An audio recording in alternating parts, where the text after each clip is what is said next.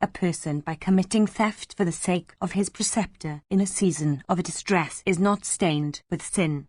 One, however, that takes to thieving for procuring enjoyments for himself becomes stained.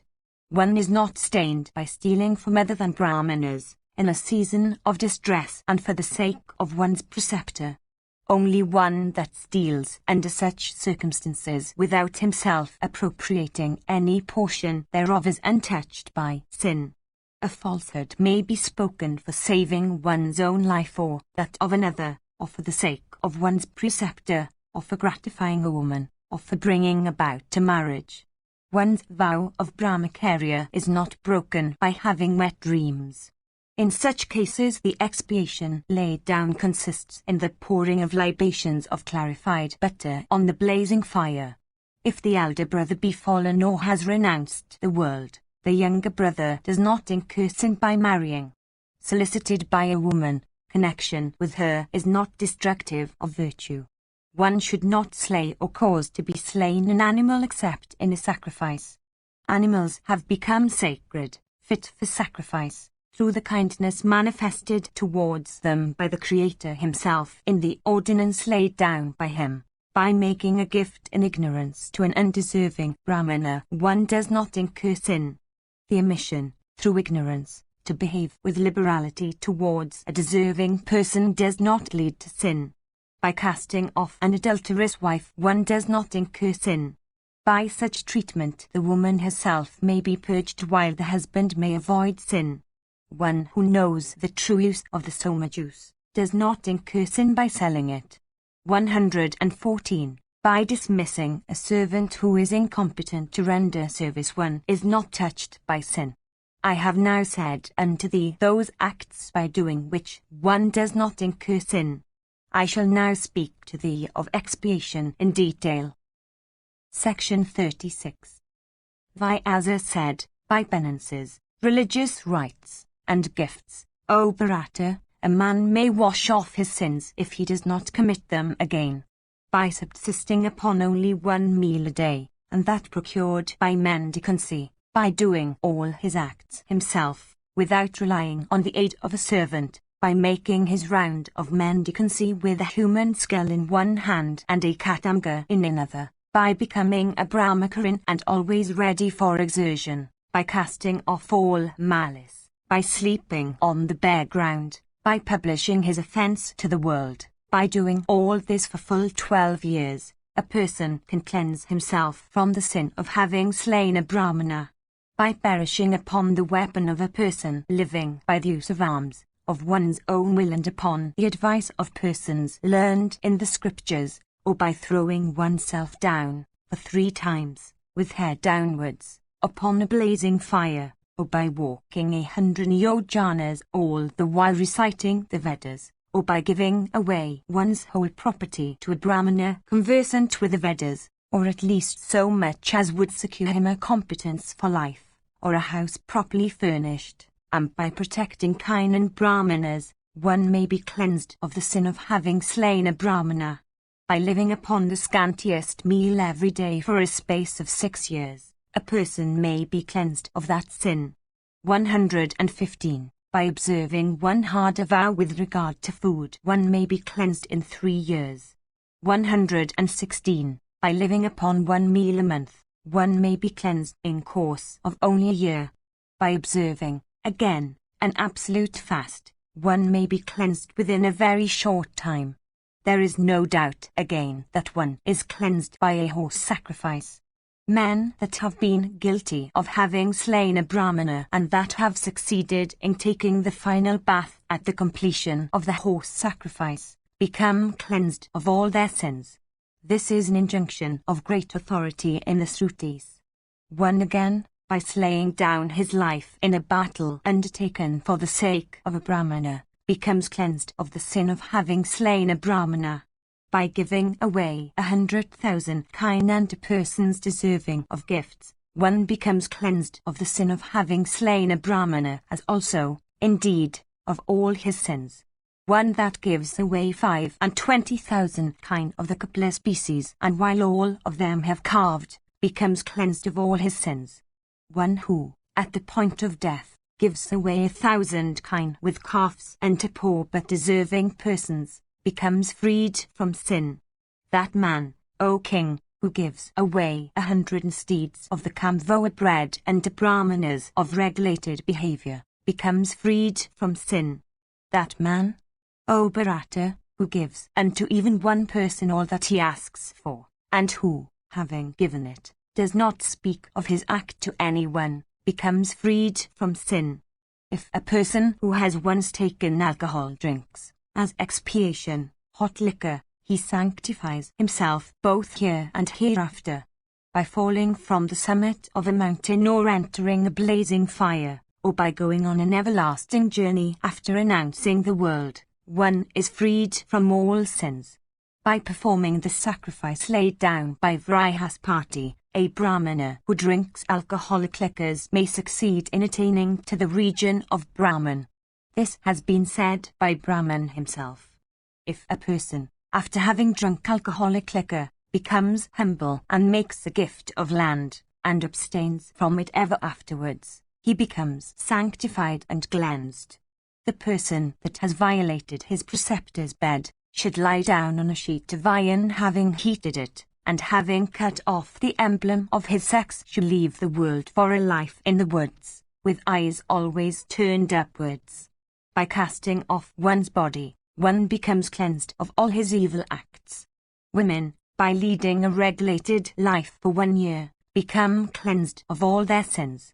The person who observes a very rigid vow, or gives away the whole of his wealth, or perishes in a battle fought for the sake of his preceptor, becomes cleansed of all his sins.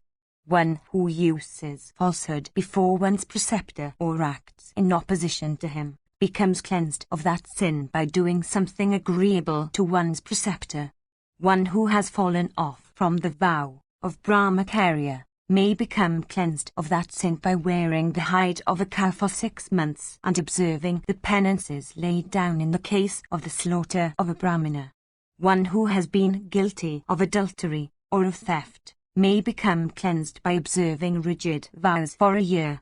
When one steals another's property, one should, by every means in his power, return to that other property of the value of what has been stolen. One may then be cleansed of the sin of theft. The younger brother who has married before the marriage of the elder brother, as also the elder brother whose younger brother has married before him, becomes cleansed by observing a rigid vow, with collected soul, for 12 nights. The younger brother, however, should wed again for rescuing his deceased ancestors. Upon such second wedding, the first wife becomes cleansed and her husband himself would not incur sin by taking her. Men conversant with the scriptures declare that women may be cleansed of even the greatest sins by observing the vow of Chaturmasya, all the while living upon scanty and cleansing food. Persons conversant with the scriptures do not take into account the sins that women may commit at heart. Whatever their sins, of this description, they are cleansed by their menstrual course like a metallic plate that is scoured with ashes. Plates, made of the alloy of brass and copper, stained by a Sudra eating off it, or a vessel of the same metal that has been smelt by a cow, or stained by a Brahmana's Ganjusho, may be cleansed by means of the 10 purifying substances. 117. It has been laid down that a Brahmana should acquire and practice the full measure of virtue. For a person at the kingly order it has been laid down that he should acquire and practice a measure of virtue less by a 4th part. So, a Vaisya should acquire a measure less than a Kshatriya's, by a 4th, and a Sudra less than a Vaisya's, by a 4th. The heaviness or lightness of sins, for purposes of expiation, of each of the 4 orders, should be determined upon this principle. Having slain a bird or an animal, or cut down living trees, a person should publish his sin and fast for 3 nights. By having intercourse with one with whom intercourse is prohibited, the expiation for one is wandering in wet clothes and sleeping on a bed of ashes. These, O king, are the expiations for sinful acts. according to precedent and reason and scriptures and the ordinances.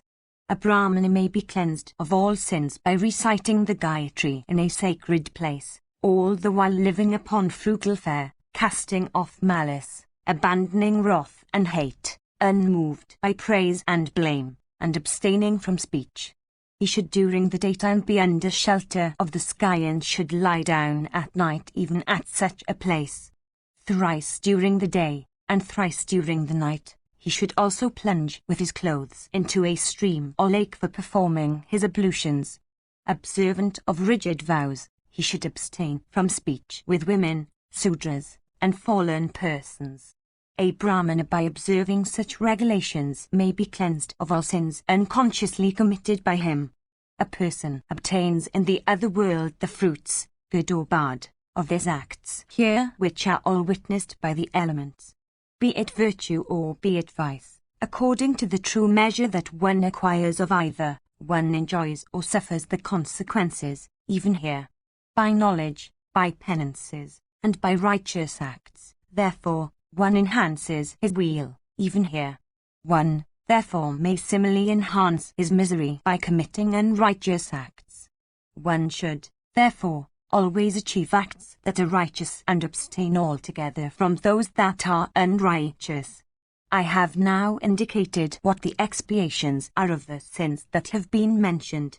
There is expiation for every sin except those that are called Mahapatakas, highly heinous sins. As regards sins in respect of unclean food and the like, and improper speeches, etc., they are of two classes, viz., those committed consciously and those that are committed unconsciously. All sins that are committed consciously are grave, while those that are committed unconsciously are trivial or light. There is expiation for both. Indeed, sin is capable of being washed away by observance of the ordinances spoken of. Those ordinances, however, have been laid down only for believers in God, and those that have faith. They are not for atheists or those that have no faith, or those in whom pride and malice predominate. A person, O tiger among men, that is desirous of weal both here and hereafter, should, O foremost of virtuous men, have recourse to righteous behavior, to the counsels of men that are righteous, and to the duties that have been ordained for him. Therefore, for the reasons already advanced by me, thou, O king, shalt be cleansed of all thy sins, for thou hast slain thy foes in the discharge of thy duties as a king and for the protection of thy life breath and thy inheritance. Or, if notwithstanding this, thou still regardest thyself to be sinful, perform expiation. Do not cast away thy life in consequence of such grief that is not becoming a wise man. Vaisampayana continued, thus addressed by the holy Rishi, King Yudhishthira the Just, having reflected for a short while, said these words unto the sage. Section 37. Yudhishthira said, Tell me, O grandfather, what food is clean and what unclean, what gift is praiseworthy, and who should be considered deserving and who undeserving of gifts. Vyasa said, in this connection is cited the old account of a discourse between the ascetics and that Lord of creation, viz., Manu. In the Krita age, an assembly of rishis, of rigid vows, having approached the great and puissant Lord of creation, Manu, while seated at his ease, solicited him to discourse on duties, saying, what food should be taken, who is to be regarded a deserving person, for gifts, what gifts should be made, how should a person study, and what penances should one perform and how, and what acts should be done and what acts should not be done. O Lord of creation, tell us everything about all this. Thus addressed by them, the divine and self-born Manu said unto them, Listen to me as I expound the duties in brief and in detail. In regions which have not been interdicted, silent recitation of sacred mantras, Homa, fasts, knowledge of self, sacred rivers, regions inhabited by men devoted to this pious acts, these have been laid down as acts and objects that are cleansing. Certain mountains also are cleansing, as also the eating of gold and bathing in waters into which have been dipped gems and precious stones. Sojourn to holy places, and eating of sanctified butter, these also, without doubt, speedily cleanse a man. No man would ever be called wise if he is indulged in pride. If he wishes to be long-lived, he should for 3 nights drink hot water, as an expiation for having indulged in pride. Refusal to appropriate what is not given, gift, study of scriptures, penance, abstention from injury, truth, freedom from wrath, and worship of the gods in sacrifices, these are the characteristics of virtue. That again which is virtue may, according to time and place, be sin. Thus appropriation of what belongs to others, untruth, and injury and killing, may, under special circumstances, become virtue. With respect to persons capable of judging, acts are of 2 kinds, viz., virtuous and sinful. From the worldly and the Vedic points of view again, virtue and sin are good or bad, according to their consequences. From the Vedic point of view, virtue and sin, that is, everything a man may do or not do, would be classed under action and inaction. Inaction, that is, abstention from Vedic rites and adoption of a life of contemplation, leads to emancipation from rebirth, while the consequences of action, that is, practice of Vedic rites, are repeated death and rebirth. From the worldly point of view, acts that are evil lead to evil, and those that are good to consequences that are good. From the worldly point of view, therefore, virtue and sin are to be distinguished by the good and the evil character of their consequences. 118. Acts that are, apparently, evil, when undertaken from considerations connected with the gods, the scriptures, life itself, and the means by which life is sustained, produce consequences that are good. When an act is undertaken from the expectation, however doubtful, that it will produce mischief to someone in the future, or when an act is done whose consequence is visibly mischievous, expiation had been laid down. When an act is done from wrath or clouded judgment, then expiation should be performed by giving pain to the body, guided by precedent, by scriptures, and by reason. When anything, again, is done for pleasing or displeasing the mind, the sin arising therefrom may be cleansed by sanctified food and recitation of mantras. The king who lays aside, in a particular case, the rod of chastisement, should fast for 1 night. The priest who, in a particular case, abstains from advising the king to inflict punishment, should fast for 3 nights as an expiation. The person who, from grief, attempts to commit suicide by means of weapons, should fast for 3 nights. There is no expiation for them that cast off the duties and practices of their order and class, country, and family, and that abandon their very greed.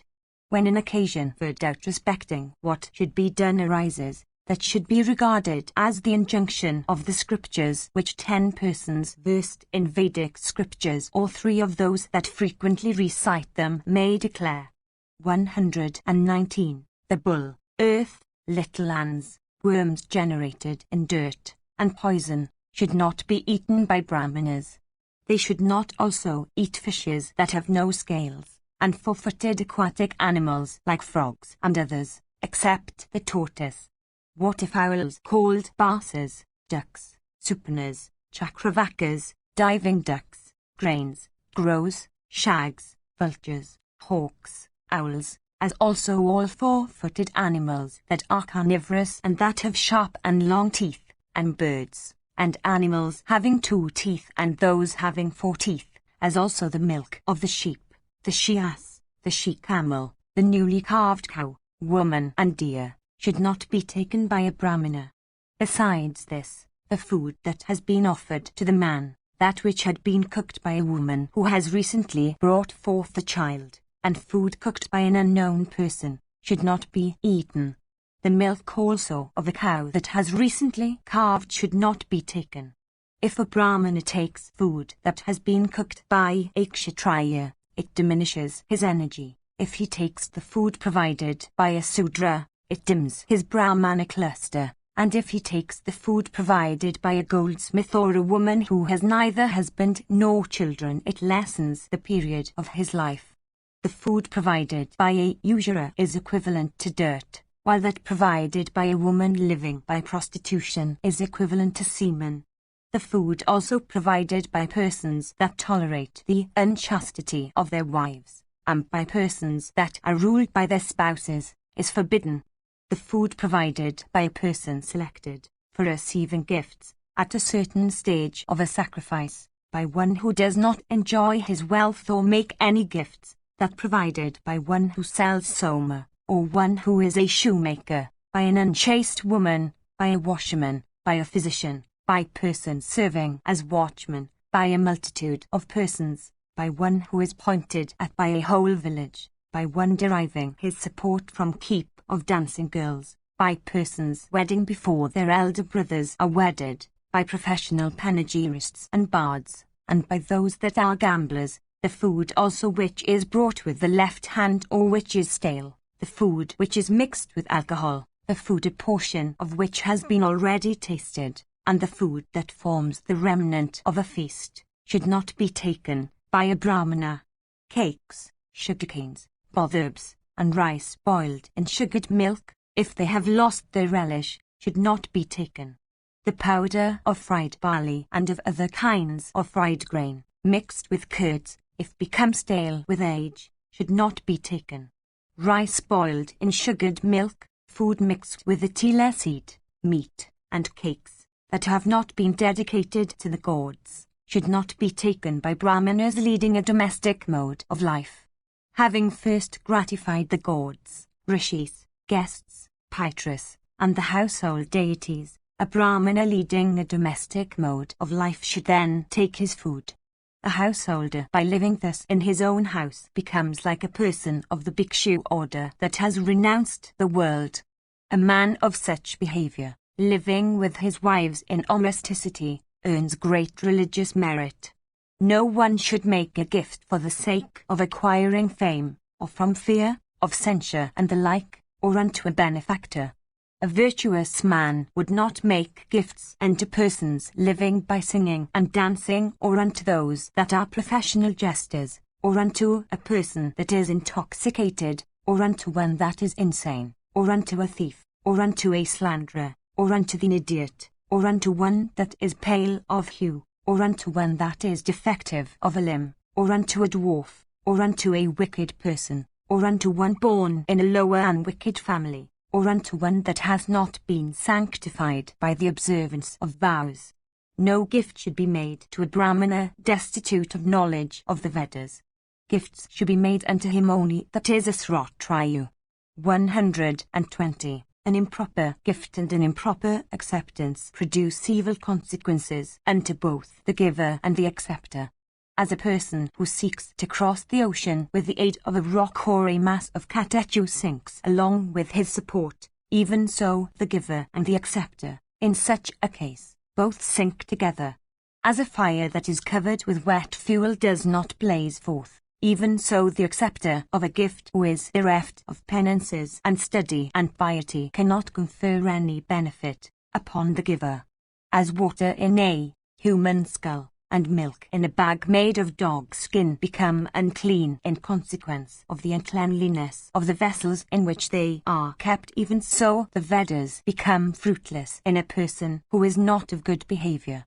One may give from compassion unto a low Brahmana who is without mantras and vows, who is ignorant of the scriptures and who harbours envy. One may, from compassion, give unto a person that is poor or afflicted or ill. But he should not give unto such a person in the belief that he would derive any spiritual benefit from it or that he would earn any religious merit by it. There is no doubt that a gift made to Brahmana bereft of the Vedas becomes perfectly fruitless in consequence of the fault of the recipient. As an elephant made of wood or an antelope made of leather, even so is a Brahmana that has not studied the Vedas. All the three have nothing but names. 121. As a eunuch is unproductive with women, as a cow is unproductive with a cow, as a bird lives in vain that is featherless, even so is a Brahmana that is without mantras. As grain without kernel, as a well without water, as libations poured on ashes, even so is a gift to a Brahmana void of learning. An unlearned Brahmana is an enemy to all, and is the destroyer of the food that is presented to the gods and Pitris. A gift made to such a person goes for nothing.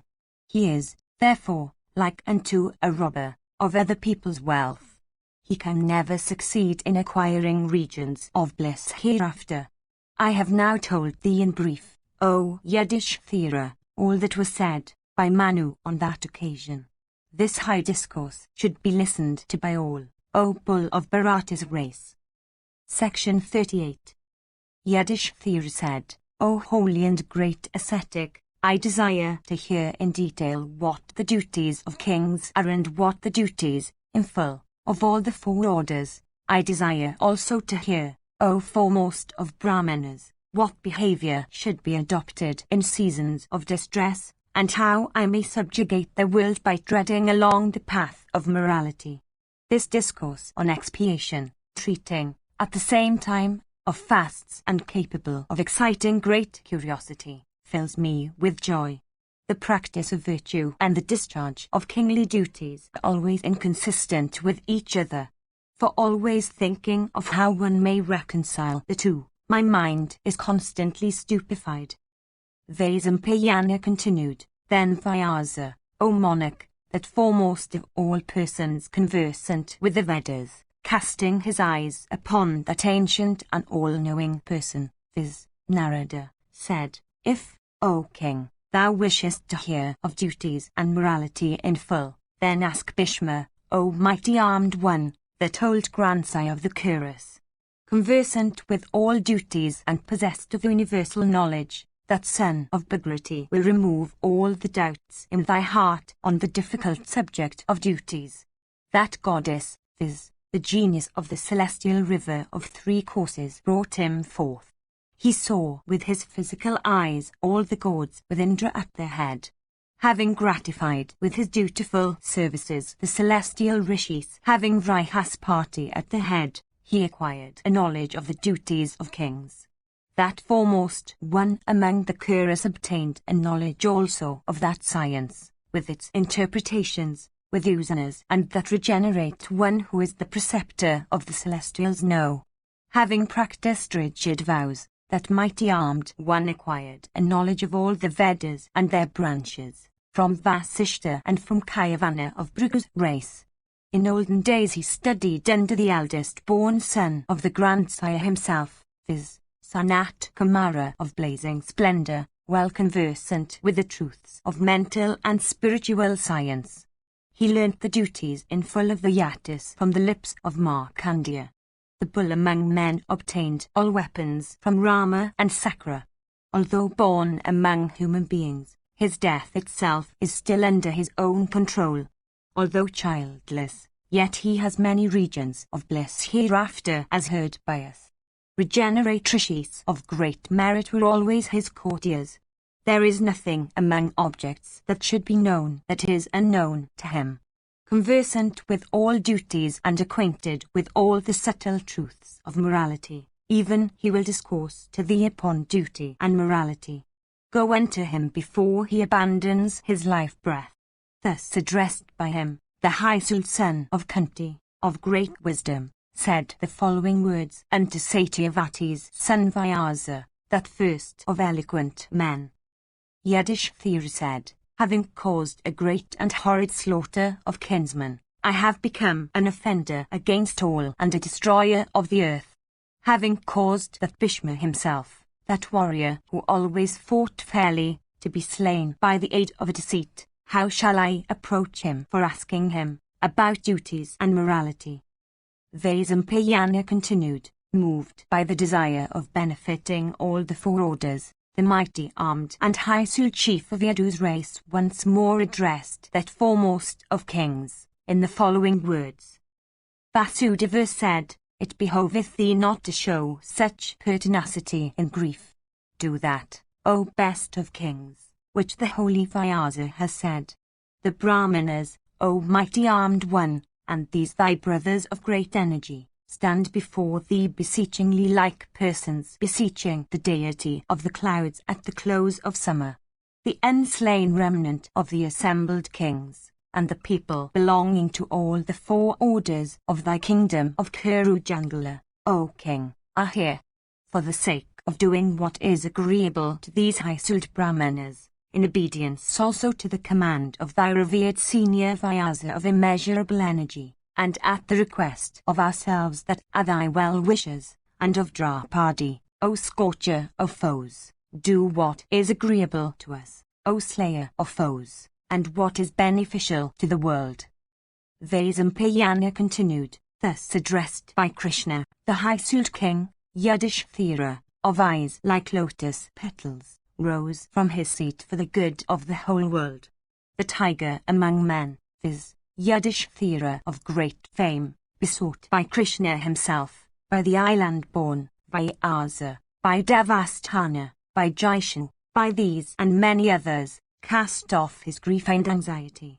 Fully conversant with the declarations of the Srutis, with the science that treats of the interpretation of those declarations, and with all that men usually hear and all that deserve to be heard, the son of Bandhu obtained peace of mind and resolved upon that he should next do. Surrounded by all of them like the moon by the stars, the king, placing Dhritarashtra at the head of the train, set out for entering the city. Desirous of entering the city, Kunti's son Yudhishthira, conversant with every duty, offered worship unto the gods and thousands of Brahmanas. He then ascended a new and white car covered with blankets and deerskins, and unto which were yoked 16 white bullocks possessed of auspicious marks, and which had been sanctified with Vedic mantras. Adored by panegyrists and bards, the king mounted upon that car like Soma riding upon his own ambrosial vehicle. His brother Bhima of terrible prowess took the reins. Arjuna held over his head a white umbrella of great effulgence. That white umbrella held upon the car looked beautiful like a star-decked white cloud in the firmament. The two heroic sons of Madri, viz., Nakula and Sahadeva, shook up two yak-tails white as the rays of the moon and adorned with gems for fanning the king. The 5 brothers decked with ornaments, having ascended the car, O king, looked like the 5 elements that enter into the composition of everybody. Riding upon another white car unto which were yoked steeds fleet as thought, Yuetsu, O king, followed the eldest son of Bandhu behind. Upon his own brilliant car of gold unto which were yoked Saviour and Sugriva, Krishna, with Satyaki, followed the Kurus. The eldest uncle of Pritha's son, O Bharata, accompanied by Gandhari, proceeded at the head of the train, upon a vehicle borne on the shoulders of men. The other ladies of the Kuru household, as also Kunti and Krishna, all proceeded on excellent vehicles, headed by Vidura. Behind followed a large number of cars and elephants decked with ornaments, and foot soldiers and steeds. His praises chanted by sweet-voiced panegyrists and bards, the king proceeded towards the city called after the elephant. The progress, O mighty armed one, of King Yudhishthira, became so beautiful that its like had never been on earth. Teeming with healthy and cheerful men, the busy hum of innumerable voices was heard there.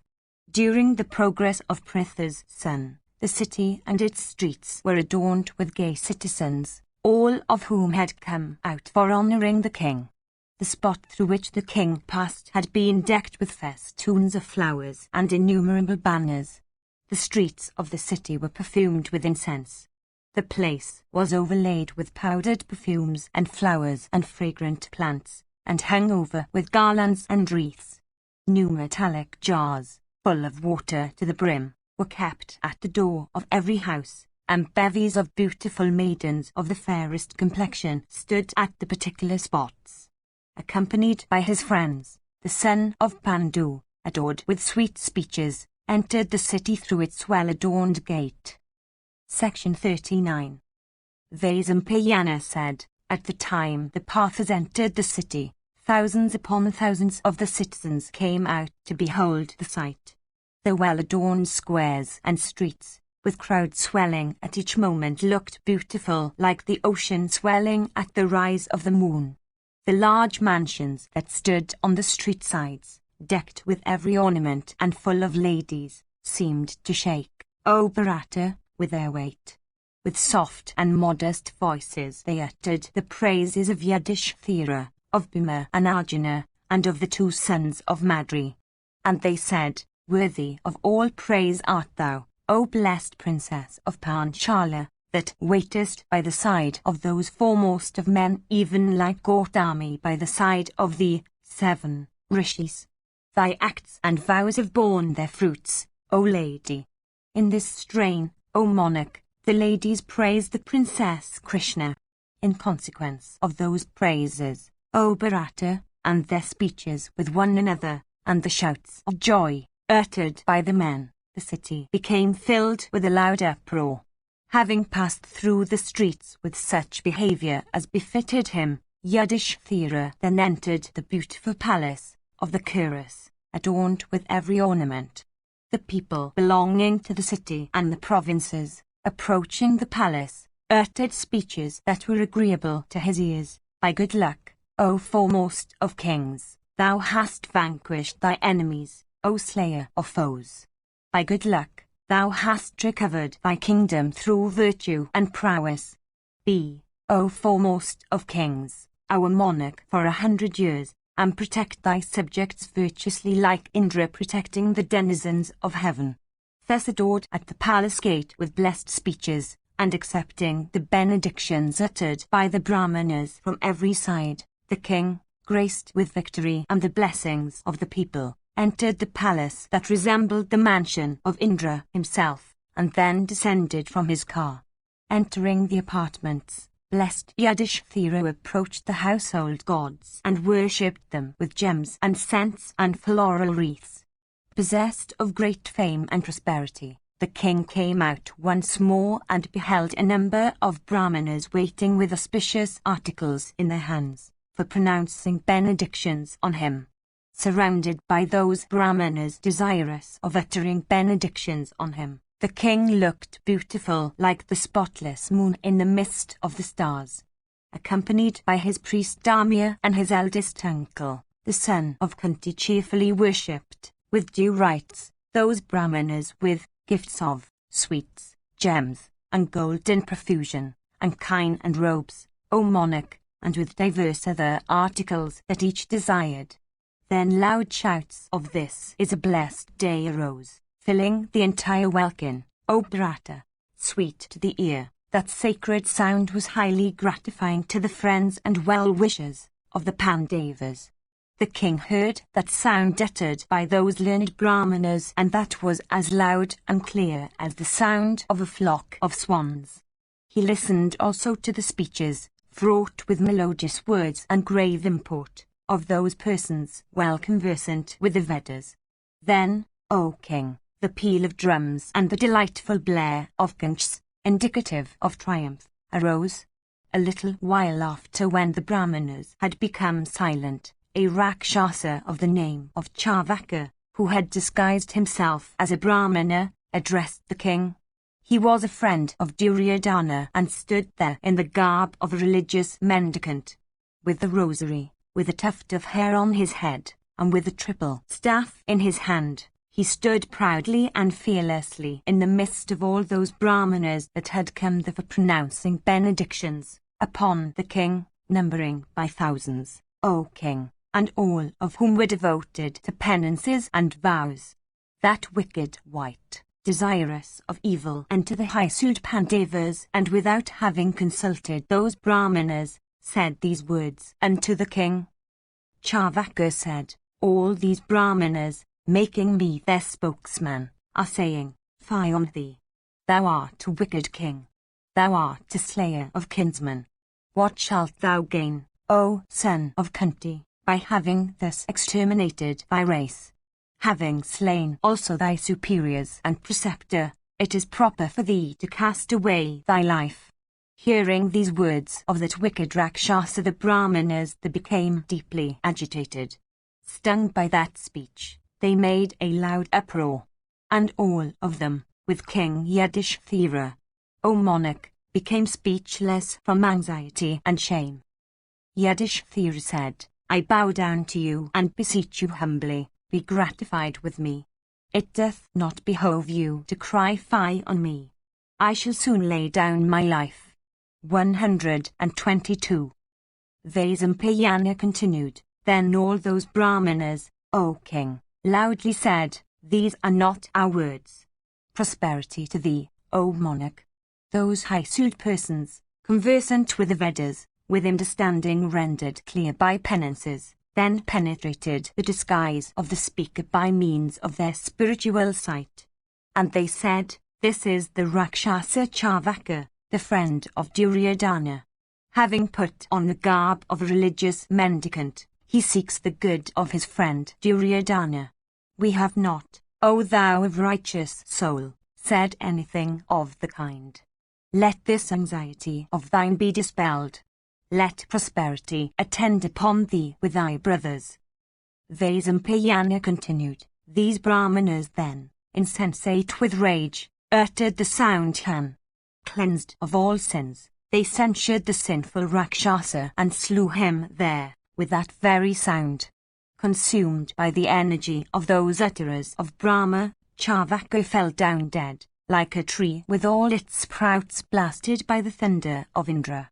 Duly worshipped, the Brahmanas went away, having gladdened the king with their benedictions. The royal son of Bandu also, with all his friends, felt great happiness. Section XL.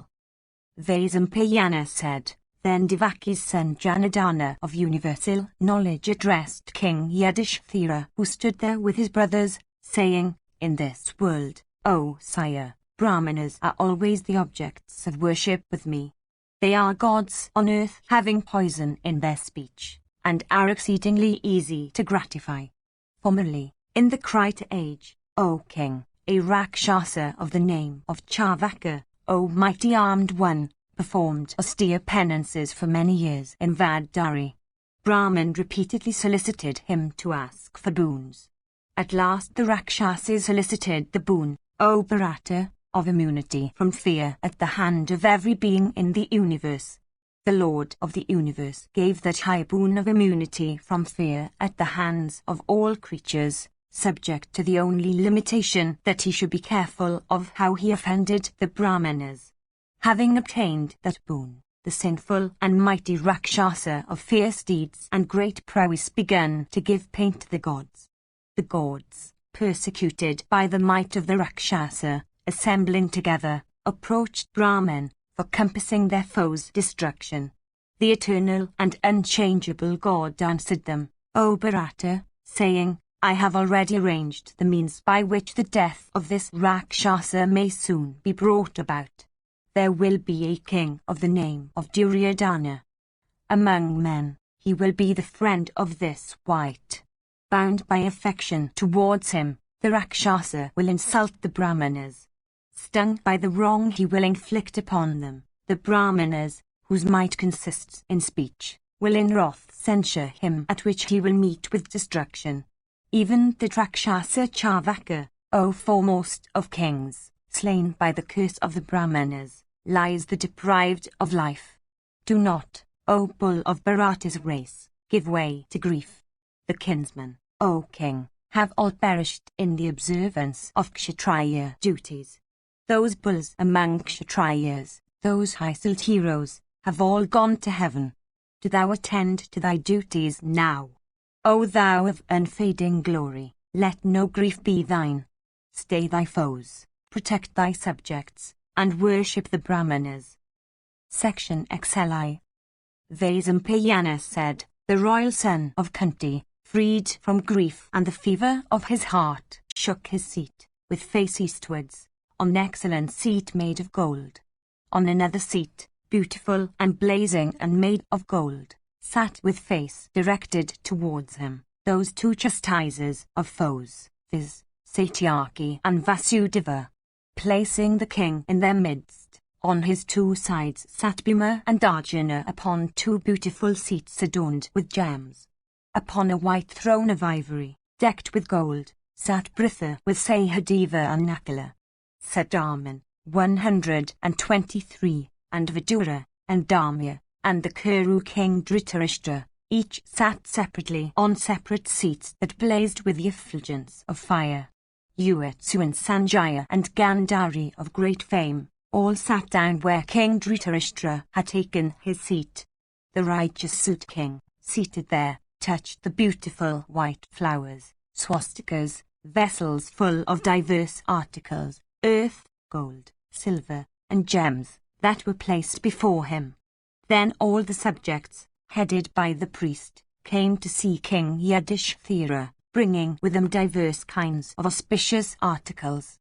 Then earth, and gold, and many kinds of gems, and all the things in profusion that were necessary for the performance of the coronation rite, were brought there. There were golden jars full to the brim, with water, and those made of copper and silver and earth, and flowers, and fried badi, and kusa grass, and cow's milk, and sacrificial fuel consisting of the wood of sami, pipala, and palasa, and honey, and clarified butter, and sacrificial ladles made of udamvara, and conches adorned with gold.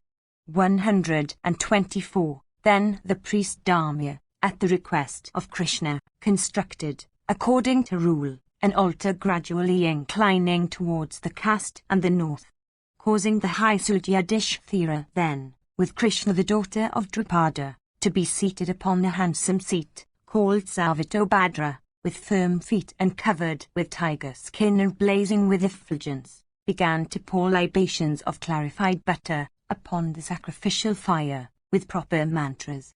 Then he of Dasaratha's race, raising from his seat, shook up the sanctified conch, poured the water it contained upon the head of that lord of earth, viz., Yudhishthira, the son of Kunti. The royal sage Dhritarashtra and all the subjects also did the same at the request of Krishna. The son of Pandu then, with his brothers, thus bathed with the sanctified water of the conch, looked exceedingly beautiful. Then panavas and anakas and drums were beaten. King Yudhishthira the just duly accepted the gifts made unto him by the subjects, always giving away presents in profusion in all his sacrifices. The king honoured his subjects in return. He gave 1,000 nishkas unto the brahmanas that uttered especial benedictions on him. All of them had studied the Vedas and were endued with wisdom and good behaviour. Gratified with gifts, the brahmanas, O king, wished him prosperity and victory, and with voices melodious like that of swans, uttered his praises, saying, O Yudhishthira of mighty arms, by good luck, O son of Pandu, victory has been thine. By good luck, O thou of great splendour, thou hast recovered thy position through prowess. By good luck, the wielder of Gandhiva, and Bhimasena, and thyself, O king, and the 2 sons of Madri, are all well, having slain your foes and escaped with life from the battle, so destructive of heroes. Do thou, O Bharata, attend without delay to those acts that should next be done. Thus adored by those pious men, King Yudhishthira the Just, with his friends, became installed on the throne of a large kingdom, O Bharata. Section Xli. Vaisampayana said, having heard those words, suitable to time and place, of his subjects, King Yudhishthira answered them in the following words, Great must be the sons of Pandu, in sooth, whose merits, true or false, are thus recited by such foremost of Brahmanas assembled together. Without doubt, we are all objects of favour with you since you so freely describe us to be possessed of such attributes. King Dhritarashtra, however, is our father and God. If ye desire to do what is agreeable to me, always render your obedience to him and what is agreeable to him. Having slaughtered all my kinsmen, I live for him alone. My great duty is to always serve him in every respect with watchfulness. If ye, as also my friends, think that I should be an object of favor with you and them, let me then request you all to show the same behavior towards Dhritarashtra as ye used to show before. He is the Lord of the world, of yourselves, and of myself. The whole world, with the Pandavas, belongs to him. Ye should always bear these words of mine in your minds. The king then told them to go whithersoever they liked. Having dismissed the citizens and the people of the provinces, the delighter of the Kuras appointed his brother Bhimasena as Yuvara, and he cheerfully appointed Vidura of great intelligence for assisting him with his deliberations and for overlooking the sixfold requirements of the state. 125. And he appointed Sanjaya of mature years and possessed of every accomplishment, as general director and supervisor of the finances. And the king appointed Nakula for keeping the register of the forces, for giving them food and pay and for supervising other affairs of the army. And King Yudhishthira appointed Vilgana for resisting hostile forces and chastising the wicked. And he appointed Dharmya, the foremost of priests, to attend daily to the Brahmanas and all rites in honor of the gods and other acts of a religious kind. And he appointed Sahadeva to always remain by his side, for the king thought, O monarch, that he should under all circumstances be protected by that brother of his. And the king cheerfully employed others in other acts according as he deemed them fit.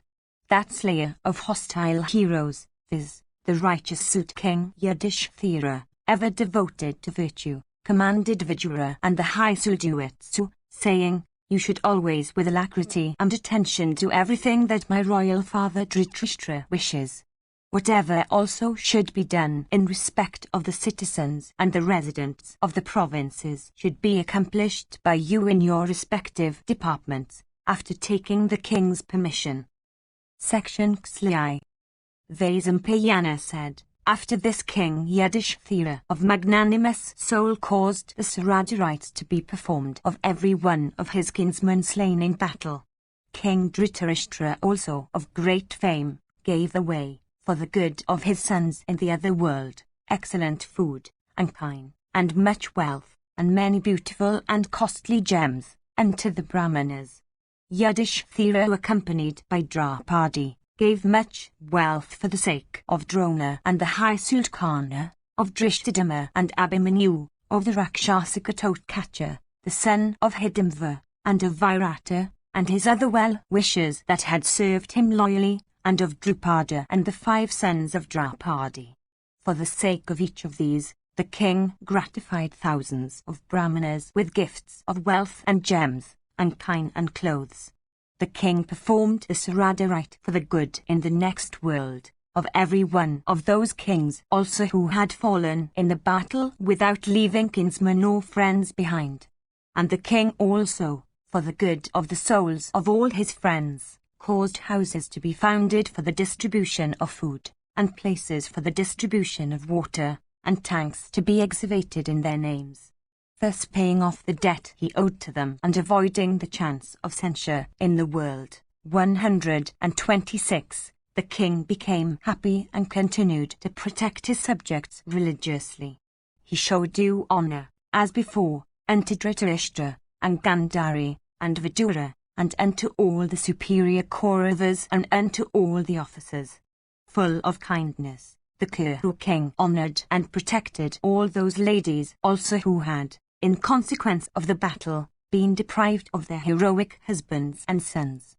The puissant king, with great compassion, extended his favors to the destitute and the blind and the helpless by giving them food, clothes and shelter. Freed from foes and having conquered the whole earth, King Yudhishthira began to enjoy great happiness. Section Xlif.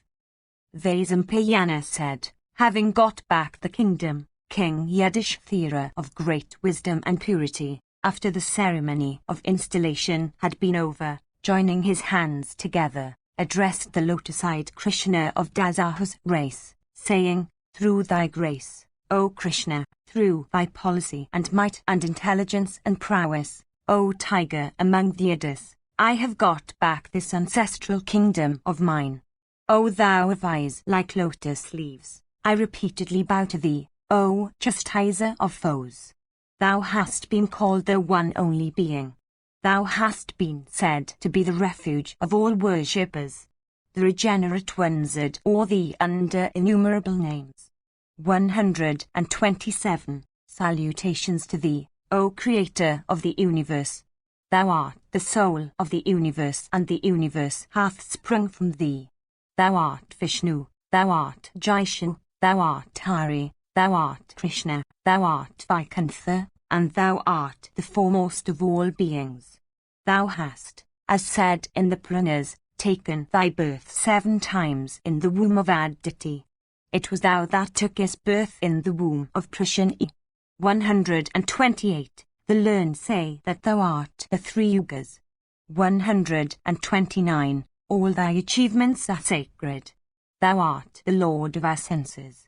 Thou art the great Lord worshipped in sacrifices. Thou art called the Great Swan. Thou art 3-eyed Sambhu. Thou art one, though known as Vibhu and Damodara. Thou art the great boar, thou art fire, thou art the sun, thou hast the bull for the device on thy banner, and thou hast Garuda also as thy device. Thou art the grinder of hostile hosts, thou art the being that pervadest every form in the universe, and thou art of irresistible prowess. Thou art the foremost of all things, thou art fierce, thou art the generalissimo in battle, thou art the truth, thou art the giver of food, and thou art Gaha, the celestial generalissimo, thyself unfading, thou causest thy foes to fade and waste. Thou art the Brahmana of pure blood, and thou art those that have sprung from intermixture. Thou art great. Thou walkest on high, thou art the mountains, and thou art called Vrishadabha and Vrishakapi. Thou art the ocean, thou art without attributes, thou hast 3 humps, thou hast 3 abodes, and thou takest human forms on earth, descending from heaven. Thou art emperor, thou art Virat, and thou art Swarat. 130. Thou art the chief of the celestials, and thou art the cause whence the universe has sprung. Thou art almighty, thou art existence in every form, thou art without form, thou art Krishna, and thou art fire.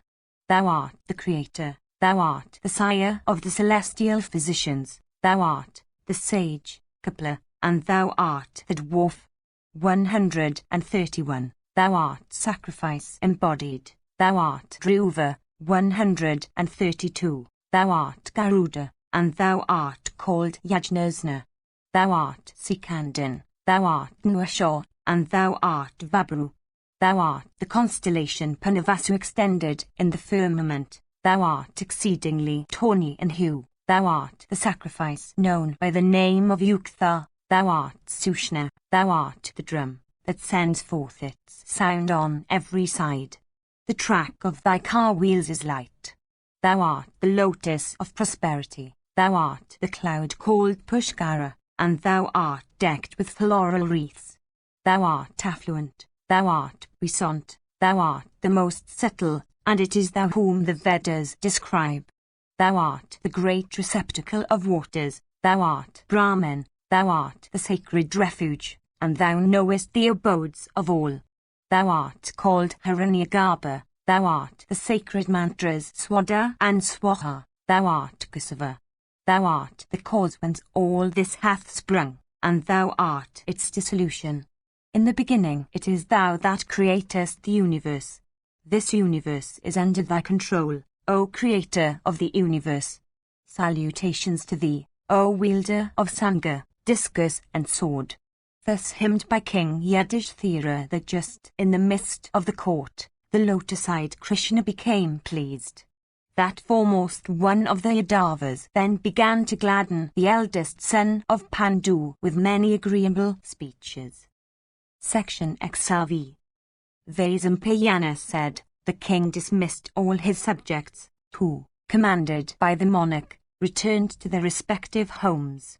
Comforting his brothers, Yudhishthira, blazing with beauty, then addressed his brothers Bhima of terrible prowess and Arjuna and that wins, saying, "Your bodies have, in the great battle, been mangled with diverse kinds of weapons by the foe.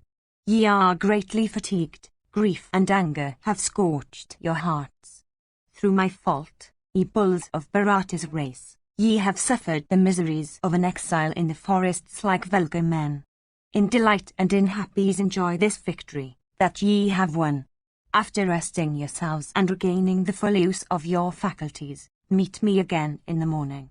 After this, the mighty armed Vrikadara, like Maghavat entering his own beautiful fane, entered the palace of Duryodhana, that was adorned with many excellent buildings and rooms, that adorned with gems of diverse kinds, that teemed with servants, male and female, and that Yudhishthira assigned to him with the approval of Dhritarashtra. The mighty armed Arjuna also, at the command of the king, obtained the palace of Dusasana, which was not inferior to Duryodhana's, and which consisted of many excellent structures and was adorned with a gateway of gold, and which abounded in wealth and was full of attendants of both sexes. The palace of Dharmashana was even superior to that of Dusasana. Looking like the mansion of the Kuvara himself, it was adorned with gold and every kind of gem. King Yudhishthira gladly gave it to Nakula, who deserved it best and who had been emaciated with the miseries of a life in the great forest.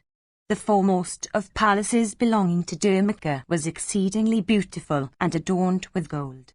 It abounded in beds and beautiful women, with eyes like lotus petals. The king gave it unto Sahadeva, who was ever employed in doing what was agreeable to him. Obtaining it, Sahadeva became delighted as the lord of treasures upon obtaining Kailasa. Uyatsu and Vidura and Sanjaya, O monarch, and Sadaman and Dharmya, proceeded to the abodes they had owned before. 133. Like a tiger entering his cave in the hills, that tiger among men, viz. Sorin, accompanied by Satyaki, entered the palace of Arjuna.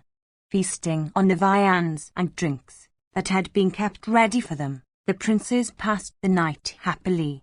Awaking in the morning with well-pleased hearts, they presented themselves before King Yudhishthira. Section XLVI. Janamejaya said, "It behoveth thee, O learned Brahmana, to tell me what was next done by Yudhishthira, the mighty armed son of Dharma, after he had regained his kingdom. It behoveth thee to tell me also, O Rishi, what the heroic Rishikasa, the supreme master of the three worlds, did after this." Vaisampayana said, "Listen to me, O king, as I narrate in detail, O sinless one, what the Pandavas, headed by Vasudeva, did after this. Having obtained his kingdom, O monarch, Kunti's son Yudhishthira appointed each of the 4 orders of men to their respective duties. The eldest son of Pandu gave unto 1,000 high-souled brahmanas of the Snataka order 1,000 nishkas each. He then gratified the servants that were dependent on him and the guests that came to him, including persons that were undeserving and those that held heterodox views, by fulfilling their wishes. And to his priest Dharmya he gave kine in thousands and much wealth and gold and silver and robes of diverse kinds.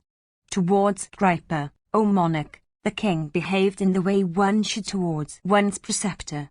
Observant of vows, the king continued to honor Vidura greatly. That foremost of charitable men gratified all persons with gifts of food and drink and robes of diverse kinds and beds and seats. Having restored peace to his kingdom, the king, O best of monarchs, possessed of great fame, paid due honor unto Uyatsu and Dhritarashtra. Placing his kingdom at the disposal of Dhritarashtra, of Gandhari, and of Vidura, King Yudhishthira continued to pass his days happily. Having gratified everybody, including the citizens, in this way, Yudhishthira, O bull of Bharata's race, then proceeded with joined hands to the presence of the high-souled Vasudeva.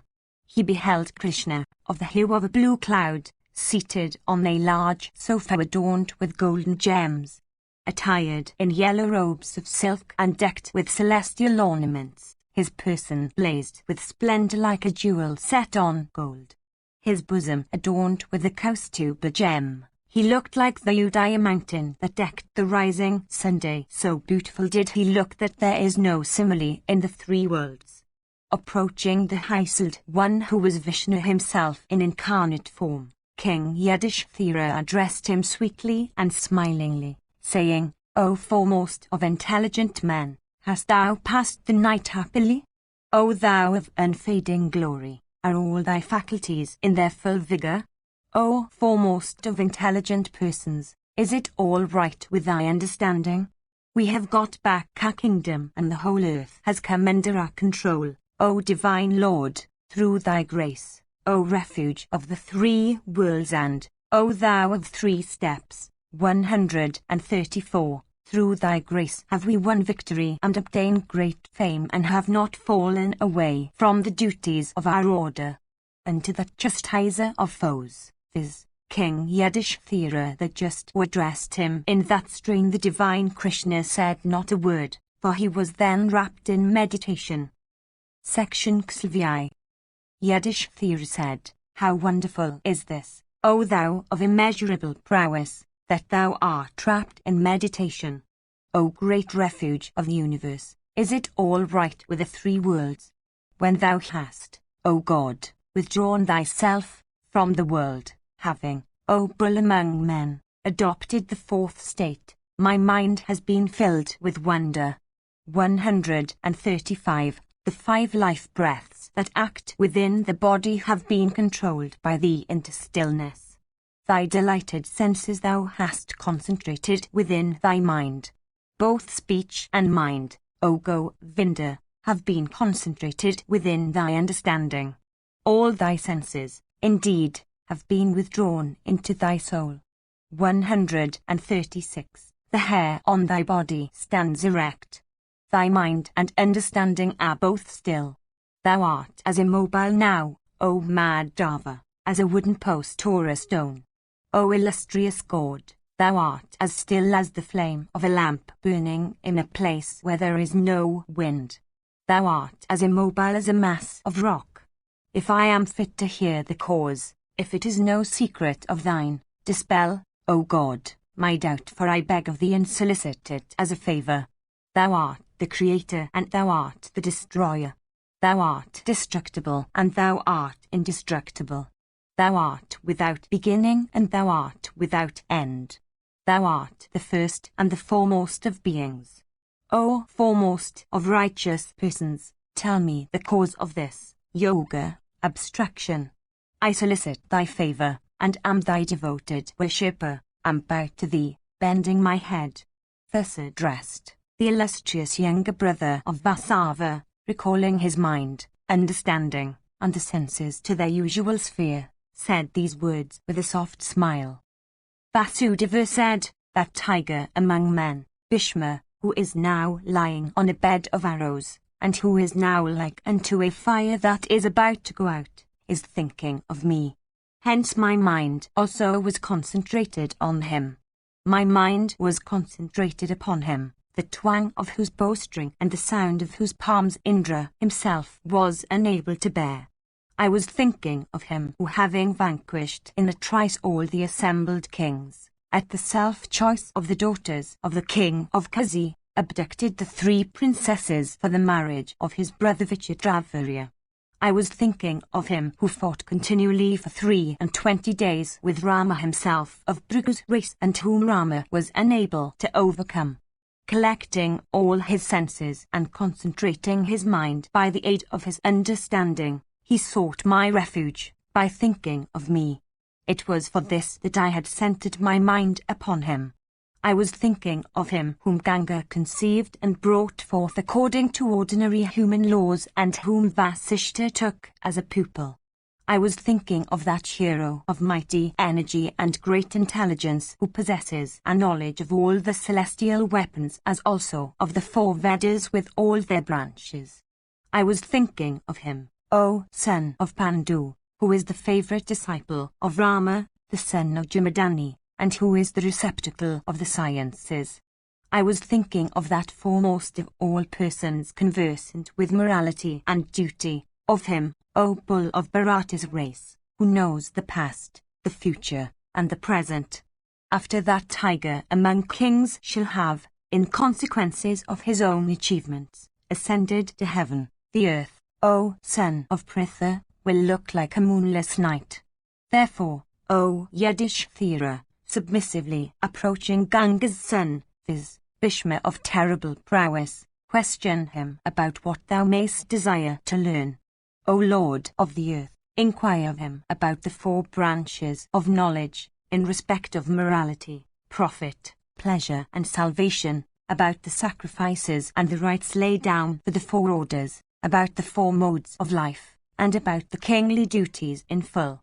When Bhishma, that foremost one of Kuru's race, will disappear from the world, every kind of knowledge will disappear with him. It is for this that I urge thee, to go to him now. Hearing these beneficial words of high import from Vasudeva, the righteous Yudhishthira, with voice choked in tears, answered Janardana, saying, What thou hast said, O Madhava, about the eminence of Bhishma, is perfectly true. I have not the slightest doubt regarding it. Indeed, I had heard of the high blessedness, as also the greatness, of the illustrious Bhishma from high-souled Brahmanas discoursing upon it.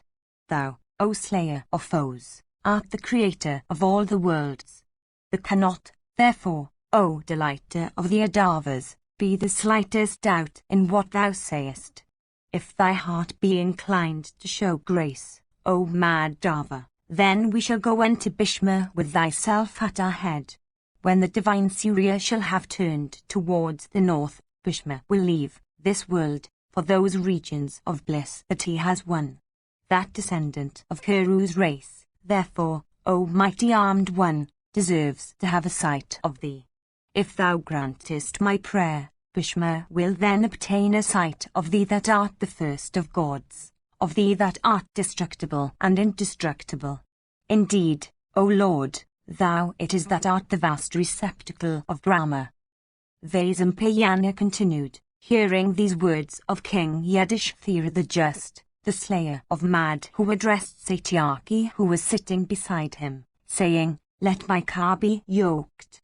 At this, Satyaki quickly left Kesava's presence and going out, commanded Daruka, saying, Let Krishna's car be made ready. Hearing the words of Satyaki, Daruka speedily yoked Krishna's car. That foremost of vehicles, adorned with gold, decked with a profusion of emeralds, and moon gems and sun gems, furnished with wheels covered with gold, possessed of effulgence, fleet as the wind, set in the middle with a diverse other kinds of jewels, beautiful as the morning sun, equipped with a beautiful standard topped by Garuda, and gay with numerous spanners, had those foremost of steeds, fleet as thought, viz., Sugriva and Saviour, and the other 2, in trappings of gold, yoked unto it. Having yoked it, O tiger, among kings, Daruka, with joined hands, informed Krishna of the fact. Section Xlvi.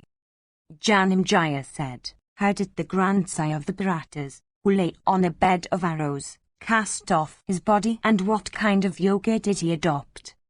Vaisampayana said, Listen, O king, with pure heart and concentrated attention, as to how, O tiger among the Kurus, the high-souled Bhishma cast off his body.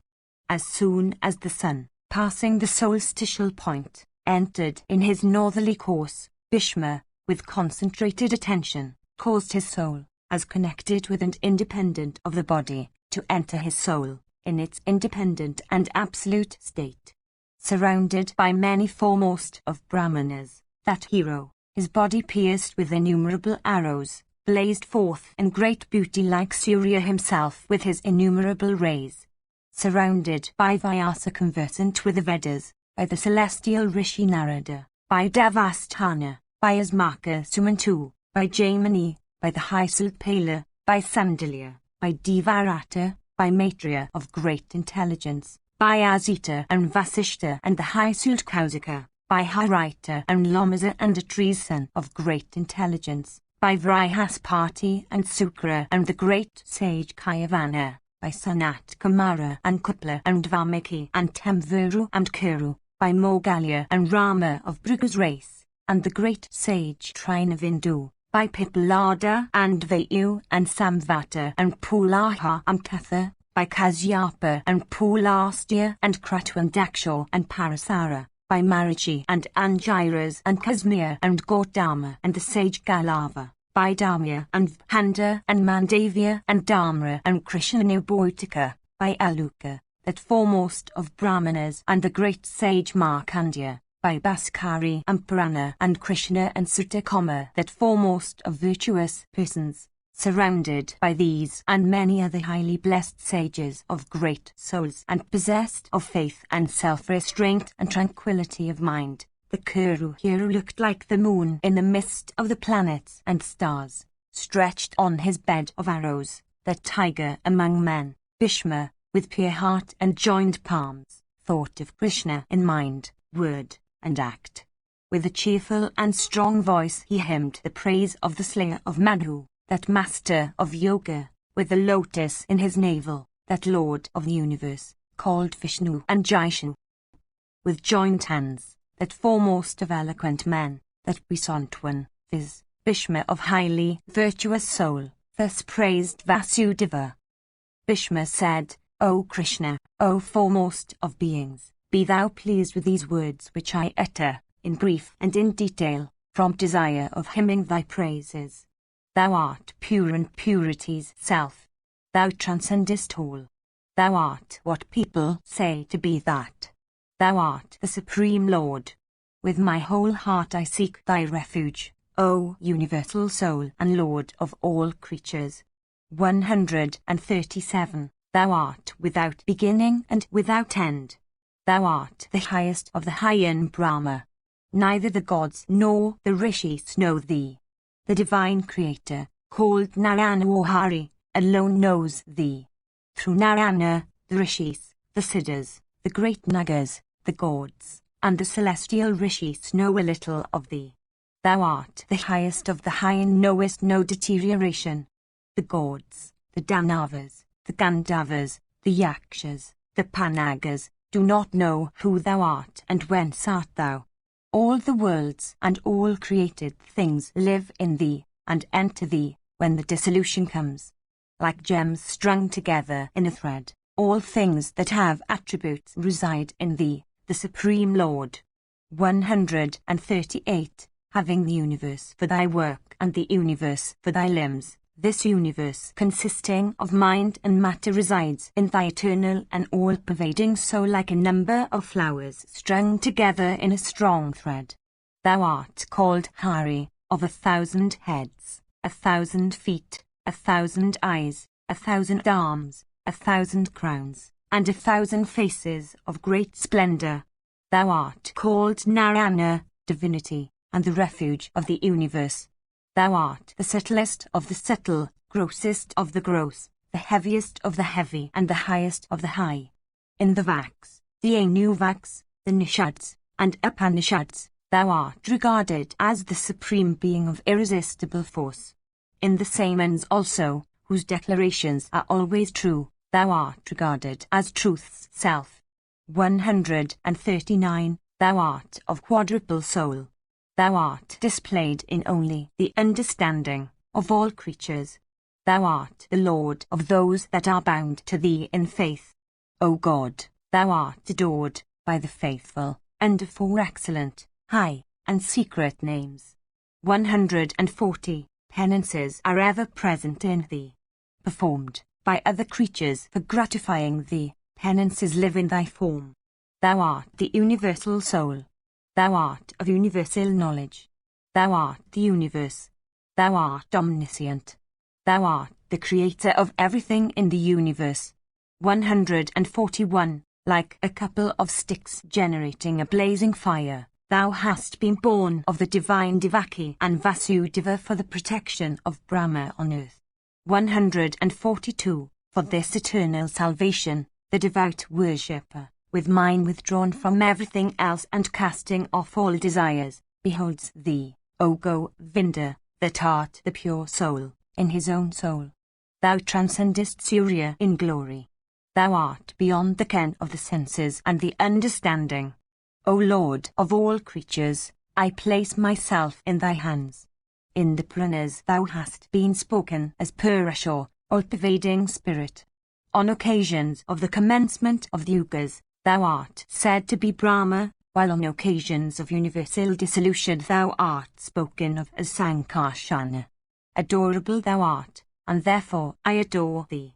Though one, thou hast yet been born in innumerable forms. Thou hast thy passions under complete control. Thy devout worshippers, faithfully performing the rites laid down in the scriptures, sacrifice to thee, O giver of every wish. Thou art called the sheath within which the universe lies. All created things live in thee. Like swans and ducks swimming on the water, all the worlds that we see float in thee. Thou art truth. Thou art one and undeteriorating. Thou art Brahma, thou art that which is beyond mind and matter. Thou art without beginning, middle, and end. Neither the gods nor the rishis know thee. The gods, the Asuras, the Gandharvas, the Siddhas, the rishis, and the great Uragas with concentrated souls, always adore thee. Thou art the great panacea for all sorrow. Thou art without birth and death. Thou art divine. Thou art self-created. Thou art eternal. Thou art invisible and beyond ken. Thou art called Hari and Narayana, O puissant one. The Vedas declare thee to be the creator of the universe and the lord of everything existing in the universe. Thou art the supreme protector of the universe. Thou knowest no deterioration, and thou art that which is called the highest. Thou art of the complexion of gold. Thou art the slayer of Asuras. Though one, Aditi brought thee forth in 12 forms. 143. Salutations to thee that art the soul of the Sunday. Salutations to thee in thy form of Soma that is spoken of as the chief of all the regenerate ones, and that gratifies with nectar the gods in the lighted fortnight and the biteress in the dark fortnight. Thou art the one being of transcendent effulgence dwelling on the other side of thick darkness. Knowing thee one ceases to have any fear of death. Salutations to thee in that form which is an object of knowledge. 144. In the Grand Yukta sacrifice, the Brahmanas adore thee as the great rich. In the great fire sacrifice, they sing thee as the chief adherent priest. Thou art the soul of the Vedas. Salutations to thee. The Riches, the Ajas, and the Samans are thy abode. Thou art the 5 kinds of sanctified libations used in sacrifices. Thou art the 7 woofs used in the Vedas. Salutations to thee in thy form of sacrifice. 145. Libations are poured on a Homa fire in accompaniment with 17 monosyllabic sounds. Thou art the soul of the Homa. Salutations to thee. Thou art that Purusha whom the Vedas sing. Thy name is Yajas. The Vedic meters are thy limbs. The sacrifices laid down in the 3 Vedas are thy 3 heads. The great sacrifice called Rathandara is thy voice expressive of gratification. Salutation to thee in thy form of sacred hymns. Thou art the Rishi that hadst appeared in the great sacrifice extending for 1,000 years performed by the creators of the universe. Thou art the great swan with wings of gold. Salutations to thee in thy form of a swan. 146. Roots with all kinds of affixes and suffixes are thy limbs. The soundless are thy joints. The consonants and the vowels are thy ornaments. The Vedas have declared thee to be the divine word. Salutations to thee in thy form as the word.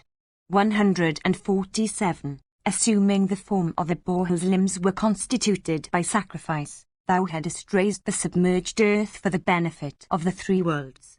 Salutations to thee in thy form of infinite prowess. Thou sleepest in yoga on thy snake-decked sofa reconstituted by the 1,000 hoods of the Naga. Salutations to thee in thy form of sleep.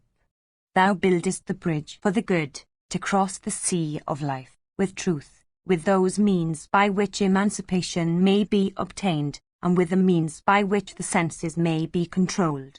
Salutations to thee in thy form of truth. Men practicing diverse creeds, actuated by desire of diverse fruits, worship thee with diverse rites. Salutations to thee in thy form of greed. From thee have all things sprung. It is thou that excitest all creatures having physical frames containing the principle of desire. Salutations to thee in thy form of excitement. The great rishis seek thy unmanifest self within the manifest. Called Kshtrajna, thou sittest in Kshura. Salutations to thee in thy form of Kshura. 148. Thou always conscious and present in self, the Sankhya's still describe thee as existing in the 3 states of wakefulness, dream, and sound sleep. They further speak of thee as possessed of 16 attributes and representing the number 17. Salutations to thy form as conceived by the Sankhya's. 149. Casting off sleep, restraining breath, withdrawn into their own selves, yojans of restrained senses behold thee as eternal light. Salutations to thee in thy yoga form. Peaceful sannyasins, freed from fear of rebirth in consequence of the destruction of all their sins and merits, obtain thee. Salutations to thee in thy form of emancipation. 150. At the end of 1,000 yugas, thou assumest the form of a fire with blazing flames and consumest all creatures. Salutations to thee in thy form of fierceness. Having consumed all creatures and making the universe one vast expanse of water, thou sleepest on the waters in the form of a child. Salutations to thee in thy form as Maya, illusion. From the navel of the self-born of eyes like lotus leaves, sprang a lotus. On that lotus is established this universe. Salutations to thee in thy form as lotus. Thou hast 1,000 heads. Thou pervadest everything. Thou art of immeasurable soul. Thou hast subjugated the 4 kinds of desire that are as vast as the 4 oceans. Salutations to thee in thy form of yoga sleep. The clouds are in the hair of thy head. The rivers are in the several joints of thy limbs. The 4 oceans are in thy stomach. Salutations to thee in thy form as water. Birth and the change represented by death spring from thee. All things, again, at the universal dissolution dissolve away in thee. Salutations to thy form as cause. Thou sleepest not in the night. Thou art occupied in daytime also. Thou observest the good and the bad actions of all. Salutations to thee in thy form of universal observer. There is no act which thou canst not do.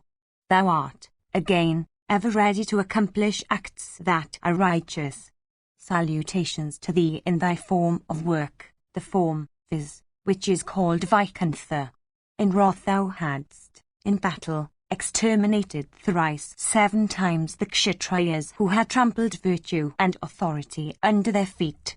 Salutations to thee in thy form of cruelty. Dividing thyself into 5 portions, thou hast become the 5 vital breaths that act within everybody and cause every living creature to move. Salutations to thee in thy form of air. Thou appearest in every yuga in the form called month and season and half year, and art the cause of both creation and dissolution. Salutations to thee in thy form of time. Brahmanas are thy mouth, Kshatriyas are thy 2 arms, Vaisyas are thy stomach and thighs, and Sudras live in thy feet. Salutations to thee in thy form of caste. Fire constitute thy mouth. The heavens are the crown of thy head. The sky is thy navel. The earth is thy feet. The sun is thy eye. The points of the compass are thy ears. Salutations to thee in thy form as the 3 worlds. Thou art superior to time. Thou art superior to sacrifice. Thou art higher than the highest. Thyself without origin, thou art the origin of the universe. Salutations to thee in thy form as universe. Men of the world, according to the attributes ascribed to thee by the Vaishika theory, regard thee as the protector of the world. Salutations to thee in thy form of protector. Assuming the forms of food, drink, and fuel, thou increasest the humours and the life breaths of creatures and upholdest their existence. Salutations to thee in thy form of life. For supporting the life breaths thou eatest the 4 kinds of food. 151. Assuming also the form of Agni within the stomach, thou digestest that food. Salutations to thee in the form of digesting heat. Assuming the form of half man and half lion, with tawny eyes and tawny manes, with teeth and claws for thy weapons, thou hadst taken the life of the chief of the Asuras. Salutations to thee in thy form of swelling might.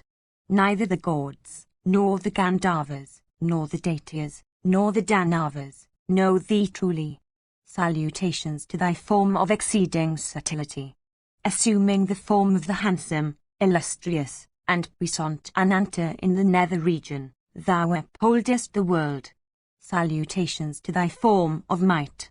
Thou stupefiest all creatures by the bonds of affection and live for the continuance of the creation. Salutations to thee in thy form of stupefaction. 152. Regarding that knowledge which is conversant with the 5 elements to be the true self-knowledge, for which yogins strive, people approach thee by knowledge. Salutations to thee in thy form of knowledge. Thy body is immeasurable. Thy understanding and eyes are devoted to everything. Thou art infinite, being beyond all measures. Salutations to thee in thy form of vastness. Thou hadst assumed the form of a recluse with matted locks on head, staff in hand, a long stomach, and having thy begging bowl for thy quiver.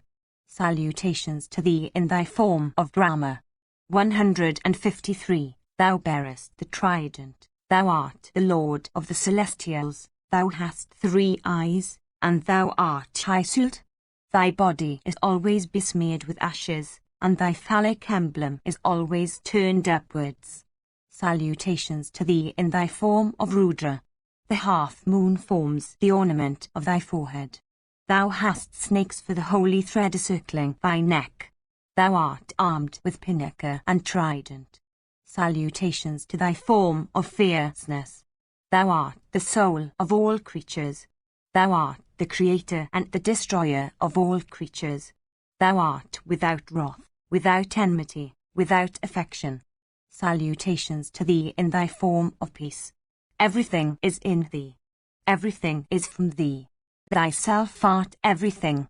Everywhere art thou. Thou art always the all. Salutations to thee in thy form as everything. Salutations to thee whose work is the universe, to thee that art the soul of the universe, to thee from whom hath sprung the universe, to thee that art the dissolution of all things, to thee that are beyond the 5 elements that constitute all things. Salutations to thee that art the 3 worlds, to thee that art above the 3 worlds. Salutations to thee that art all the directions. Thou art all and thou art the one receptacle of all. Salutations to thee, O Divine Lord, O Vishnu, and O eternal origin of all the worlds. Thou, O Hrishikesa, art the creator, thou art the destroyer, and thou art invincible. I cannot behold that heavenly form in which thou art displayed in the past, present, and the future. I can, however, behold truly thy eternal form, as manifest in thy works.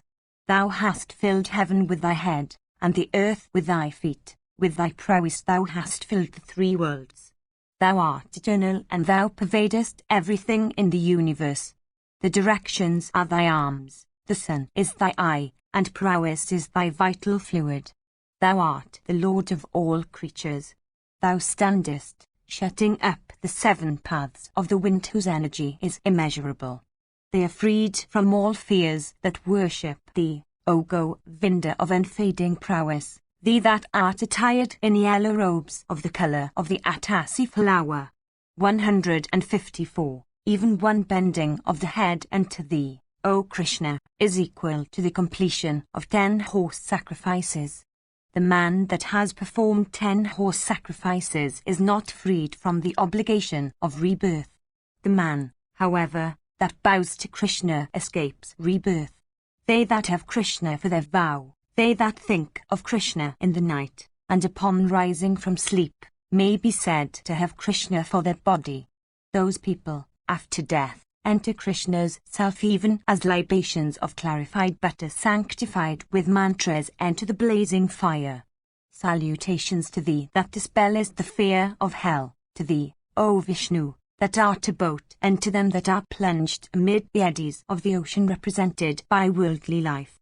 Salutations to thee, O God, that art the Brahmana's self, to thee that art the benefactor of Brahmanas and kine, to thee that art the benefactor of the universe, to thee that art Krishna and Govinda. The 2 syllables Hari constitute the pecuniary stock of those that sojourn through the wilderness of life and the medicine that effectually cause all worldly predilections, besides being the means that alleviate sorrow and grief. 155. As truth is full of Vishnu, as the universe is full of Vishnu, as everything is full of Vishnu, so let my soul be full of Vishnu and my sins be destroyed. I seek thy protection and am devoted to thee, desirous of obtaining a happy end. O thou of eyes like lotus petals, O best of gods, do thou think of what will be for my good. Thyself without origin, O Vishnu, thou art the origin of knowledge and penances. Thus art thou praised. O Janardana, thus worshipped by me in the sacrifice constituted by speech alone, be, O God, gratified with me. The Vedas are devoted to Narayana. Penances are devoted to Narayana. The gods are devoted to Narayana. Everything is always Narayana. Vaisampayana continued, having uttered these words, Bhishma, with mind concentrated upon Krishna, said, Salutations to Krishna, and bowed unto him. Learning by his yoga prowess of the devotion of Bhishma, Madhava, otherwise called Hari, entering his body, bestowed upon him heavenly knowledge compassing the past, the present, and the future, and went away. When Bhishma became silent, those utterers of Brahma that sat around him, with voices choked in tears, adored that high-souled chief of the Kuras in excellent words. Those foremost of Brahmanas uttered the praises of Krishna also, that first of beings, and then continued in soft voices to commend Bhishma repeatedly. Learning, by his yoga powers, of the devotion of Bhishma towards him, that foremost of beings, viz. Madhava, suddenly rose from his seat and descended on his car. Kesava and Satyaki proceeded on one car. On another proceeded those 2 illustrious princes, viz. Yudhishthira and Ananjaya. Bhimasena and the twins rode on a third, while those bulls among men, Kripa and Duitsu, and that scorcher of the foes, Sanjaya of the Sutta caste, proceeded on their respective cars, each of which looked like a town. And all of them proceeded, causing the earth to tremble with the rattle of their chariot wheels. That foremost of men, as he proceeded, cheerfully listened to the speeches, brought with his praise, that were uttered by the Brahmanas. The slayer of Kasi, with gladdened heart, saluted the people that waited along the streets, with joined hands and bent heads. Section 6. Vaisampayana said, Then Hrishikesa and King Yudhishthira, and all those persons headed by Kripa, and the 4 Pandavas, riding on those cars looking like fortified cities and decked with standards and banners, speedily proceeded to Kurukshetra with the aid of their fleet steeds. They descended on that field which was covered with hair and marrow and bones, and where millions of high-souled Kshatriyas had cast away their bodies. It abounded also with many a hill formed of the bodies and bones of elephants and steeds, and human heads and skulls lay stretched over it like conch shells. Variegated with thousands of funeral pyres and teeming with heaps of armor and weapons, the vast plain looked like the drinking garden of the destroyer himself, used and abandoned recently. The mighty car warriors quickly proceeded, viewing the field of battle haunted by crowds of spirits and thronged with Rakshasas. While proceeding, the mighty armed Kasava, that delighter of all the Yadavas, spoke unto Yudhishthira about the prowess of Jamadani's son. Yonder, at a distance, O Patha, are seen the 5 lakes of Rama. There Rama offered oblations of Kshatriya blood unto the manes of his ancestors. It was hither that the puissant Rama, having freed the earth of Kshatriya for thrice 7 times, gave up his task. Yudhishthira said, I have great doubts in what thou sayest about Rama's having thrice 7 times exterminated the Kshatriyas in days of old. When the very Kshatriya seed was burnt by Rama, O bull among the Eddas, how was the Kshatriya order revived, O thou of immeasurable prowess? How, O bull of the Eddas, was the Kshatriya order exterminated by the illustrious and high-souled Rama, and how did it again grow? In frightful car encounters millions of Kshatriyas were slain. The earth, O foremost of eloquent men, was strewn with the corpses of Kshatriyas. For what reason was the Kshatriya order thus exterminated in days of yore by Rama, the high-souled descendant of Bhrigu? O tiger among the Eddas, O thou of Vrishani's race, remove this doubt of mine, O bird-bannered hero. O Krishna, O younger brother of Baladeva, the highest knowledge is from thee. Vaisampayana said, the puissant elder brother of Gada then narrated unto Yudhishthira of incomparable prowess everything that happened, in full detail, as to how the earth had become filled with Kshatriyas. Section L. Vasudeva said, Listen, O son of Kunti, to the story of Rama's energy and powers and birth as heard by me from great rishis discoursing upon the subject. Listen to the story of how millions of Kshatriyas were slain by Jamadani's son, and how those that sprung again in the diverse royal races in Bharata were again slaughtered. Jadla had a son named Rajas. Rajas had a son named Valakaswa. King Valakaswa had a son named Kusika of righteous behavior. Resembling the 1,000-eyed Indra on earth, Kusika underwent the austerest of penances from desire of attaining the chief of the 3 worlds for a son. Beholding him engaged in the austerest of penances and competent to beget a son, the 1,000-eyed Purandara himself inspired the king with his force. The great lord of the 3 worlds, the chastiser of Parka, O king, then became Kusika's son, known by the name of Gadi. Gadi had a daughter, O monarch, of the name of Satyavati. The puissant Gadi gave her for wife unto Richika, a descendant of Bhrigu. Her lord of Bhrigu's race, O delighter of the Kuras, became highly gratified with her for the purity of her behavior. He cooked the sacrificial food consisting of milk and rice for giving unto Gadi, her sire, a son. Calling his wife, Richika of Bhrigu's race, said, This portion of the sanctified food should be taken by thee, and this other portion by thy mother. A son will be born of her that will blaze with energy and be a bull among Kshatriyas. Invincible by Kshatriyas on earth, he will be the slayer of the foremost of Kshatriyas. As regards thee, O blessed lady, this portion of the food will give thee a son of great wisdom, an embodiment of tranquility, endued with ascetic penances, and the foremost of Brahmanas. Having said these words unto his wife, the blessed Richika of Bhrigu's race, setting his heart on penances, proceeded to the woods. About this time, King Gadi, resolved upon a pilgrimage to the holy waters, arrived with his queen at the retreat of Richika. Satyavati, upon this, O king, taking the 2 potions of the sanctified food, cheerfully and in great haste, represented the words of her lord unto her mother. The queen mother, O son of Kunti, gave the potion intended for herself and to her daughter, and herself took from ignorance the portion intended for the latter. Upon this, Satyavati, her body blazing with lustre, conceived a child of terrible form intended to become the exterminator of the Kshatriyas. Beholding a Brahmana child lying within her womb, that tiger among the Brahmas said unto his wife of celestial beauty these words, "Thou hast been deceived by thy mother, O blessed lady, in consequence of the substitution of the sanctified morsels. Thy son will become a person of cruel deeds and vindictive heart. Thy brother again, born of thy mother, will be a Brahmana devoted to ascetic penances.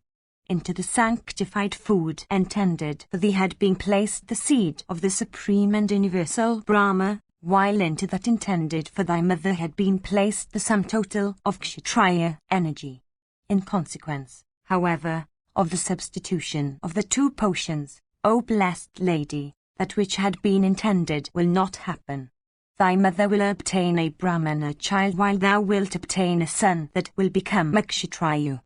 Thus addressed by her lord, the highly blessed Satyavati prostrated herself and placing her head at his feet, trembling, said, "It behoveth thee not, O Holy One, to speak such words unto me, viz., thou shalt obtain a wretch among Brahmanas for thy son." Richika said, "This was not intended by me, O blessed lady, in respect of thee.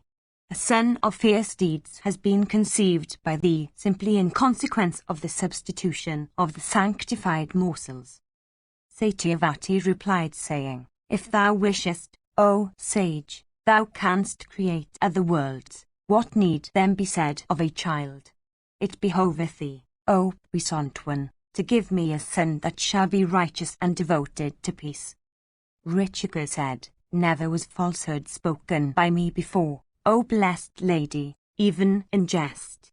What need then be said of such a solemn occasion as preparing sanctified food with the aid of Vedic formulae after igniting the fire?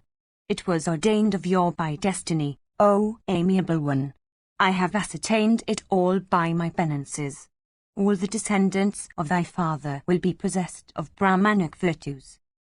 Satyavati said, "O puissant one, let our grandson be such, but, O foremost of ascetics, let me have a son of tranquil pursuits." Richika said, "O thou of the fairest complexion, there is no distinction, I conceive, between a son and a grandson. It will be, O amiable one, as thou sayest." Vasudeva continued, "Then Satyavati brought forth a son in Bhrigu's race who was devoted to penances and characterized by tranquil pursuits, viz., Jamadani of regulated vows. Kusika's son Gadi begot a son named Viswamadura, possessed of every attribute of a Brahmana. That son, though born in the Kshatriya order, was equal to a Brahmana. Richika, thus, begot Jamadani, the Toshan of penances. Jamadani begot a son of fierce deeds, the foremost of men. That son mastered the sciences, including the science of arms. Like unto a blazing fire, that son was Rama, the exterminator of the Kshatriyas. Having gratified Mahadeva on the mountains of Gandhamadana, he begged weapons of that great god, especially the axe of fierce energy in his hands. In consequence of that unrivaled axe of fiery splendor and irresistible sharpness, he became unrivaled on earth.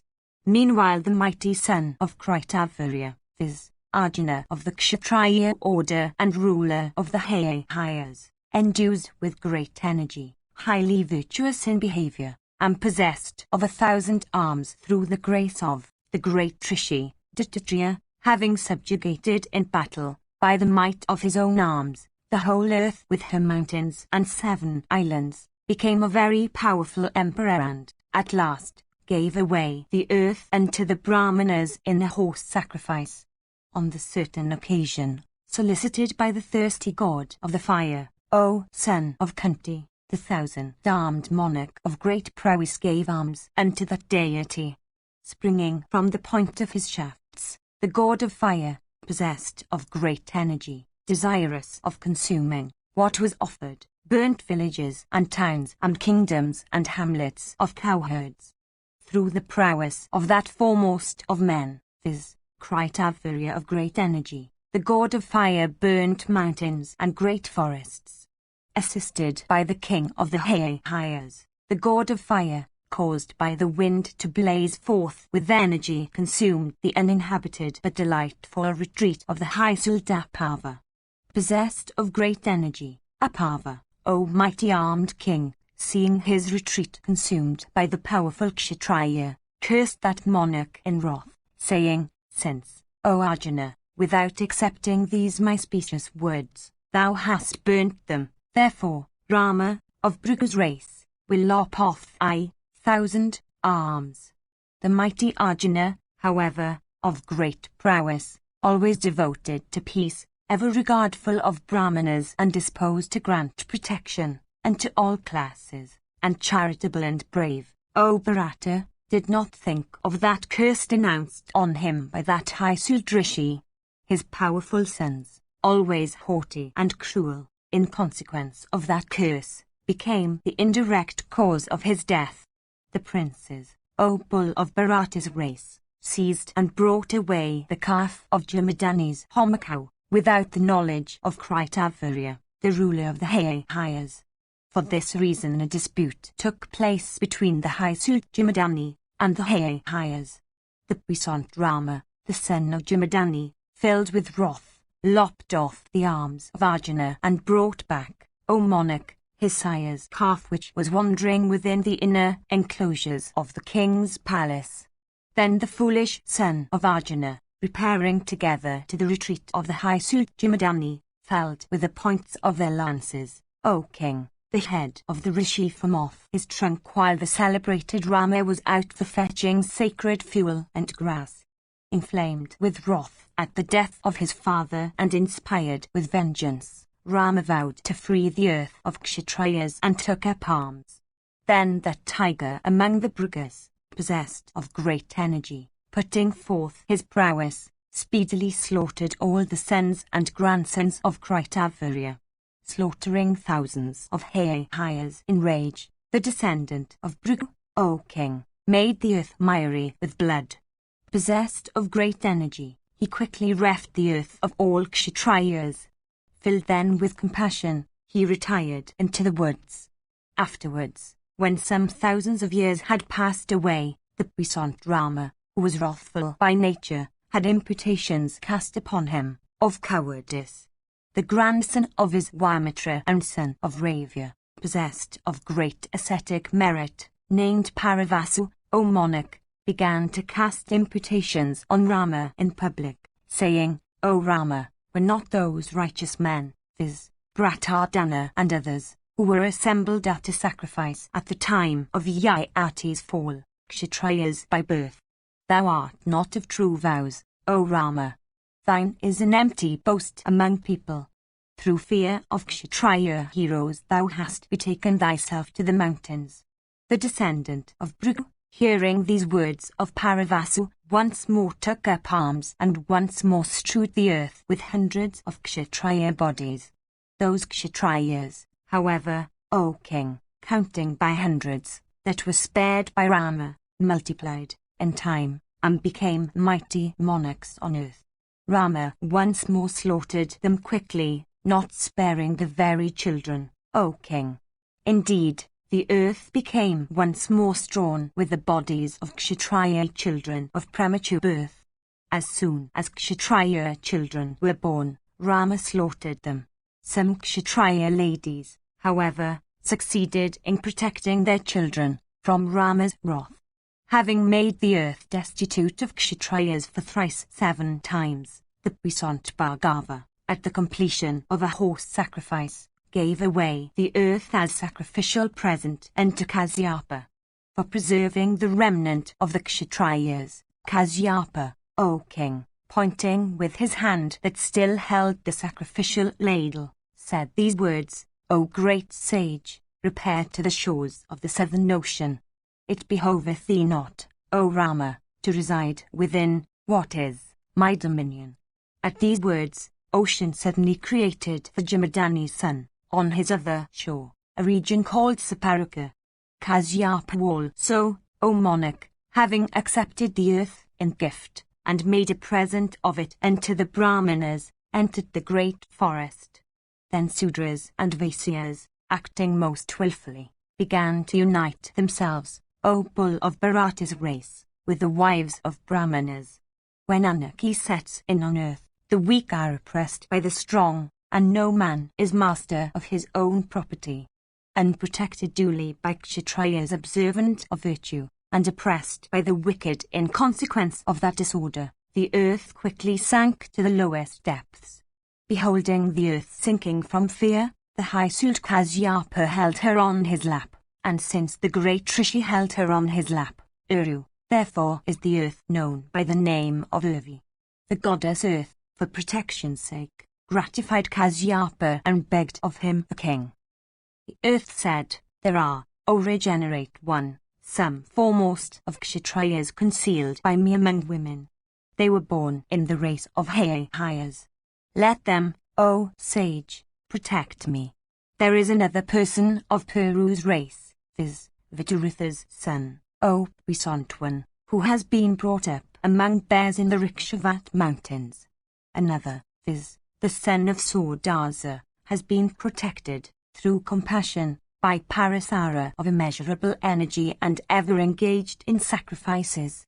Though born in one of the regenerate orders, yet like a Sudra he does everything for the Trishi and has, therefore, been named Savakarman, servant of all work.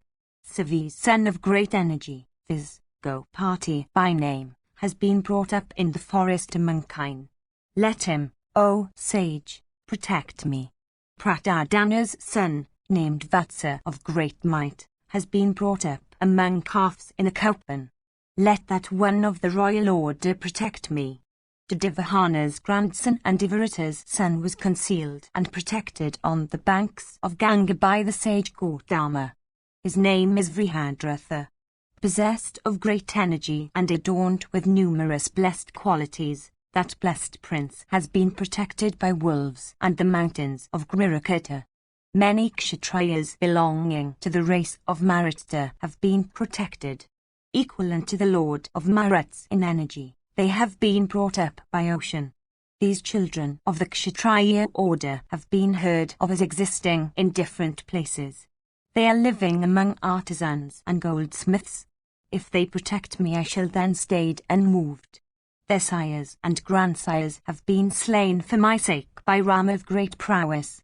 It is my duty, O great sage, to see that their funeral rites are duly performed. I do not desire that I should be protected by my present rulers. Do thou, O sage, speedily make such arrangements that I may exist, as before." Vasudeva continued, the sage Kasyapa then, seeking out those Kshatriyas of great energy whom the goddess had indicated, installed them duly as kings, for protecting her. Those Kshatriya races that are now extant are the progeny of those princes. That which thou hast questioned me, O son of Panda, happened in days of your even thus. Vaisampayana continued, conversing thus with Yudhishthira, that foremost of righteous persons, the high Suryadeva hero proceeded quickly on that car, illumining all the points of the compass like the divine Surya himself. Section Li. Vaisampayana said, King Yudhishthira, hearing of those feats of Rama, became filled with wonder and said unto Janardana, O thou of Vrishyani's race, the prowess of the high Sudrama, who in wrath had freed the earth of Kshatriyas, was like that of Sakra himself. The scions of Kshatriyas, troubled with the fear of Rama, were concealed, and brought up, by kine, ocean, leopards, bears and apes. Worthy of every praise is this world of men, and fortunate are they that reside in it, where a feat, that was again so righteous, was accomplished by a Brahmana.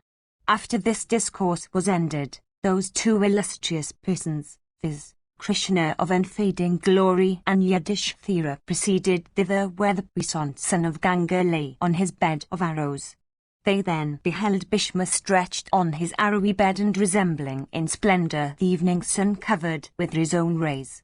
The Kuru hero was surrounded by many ascetics like he of 100 sacrifices by the deities of heaven.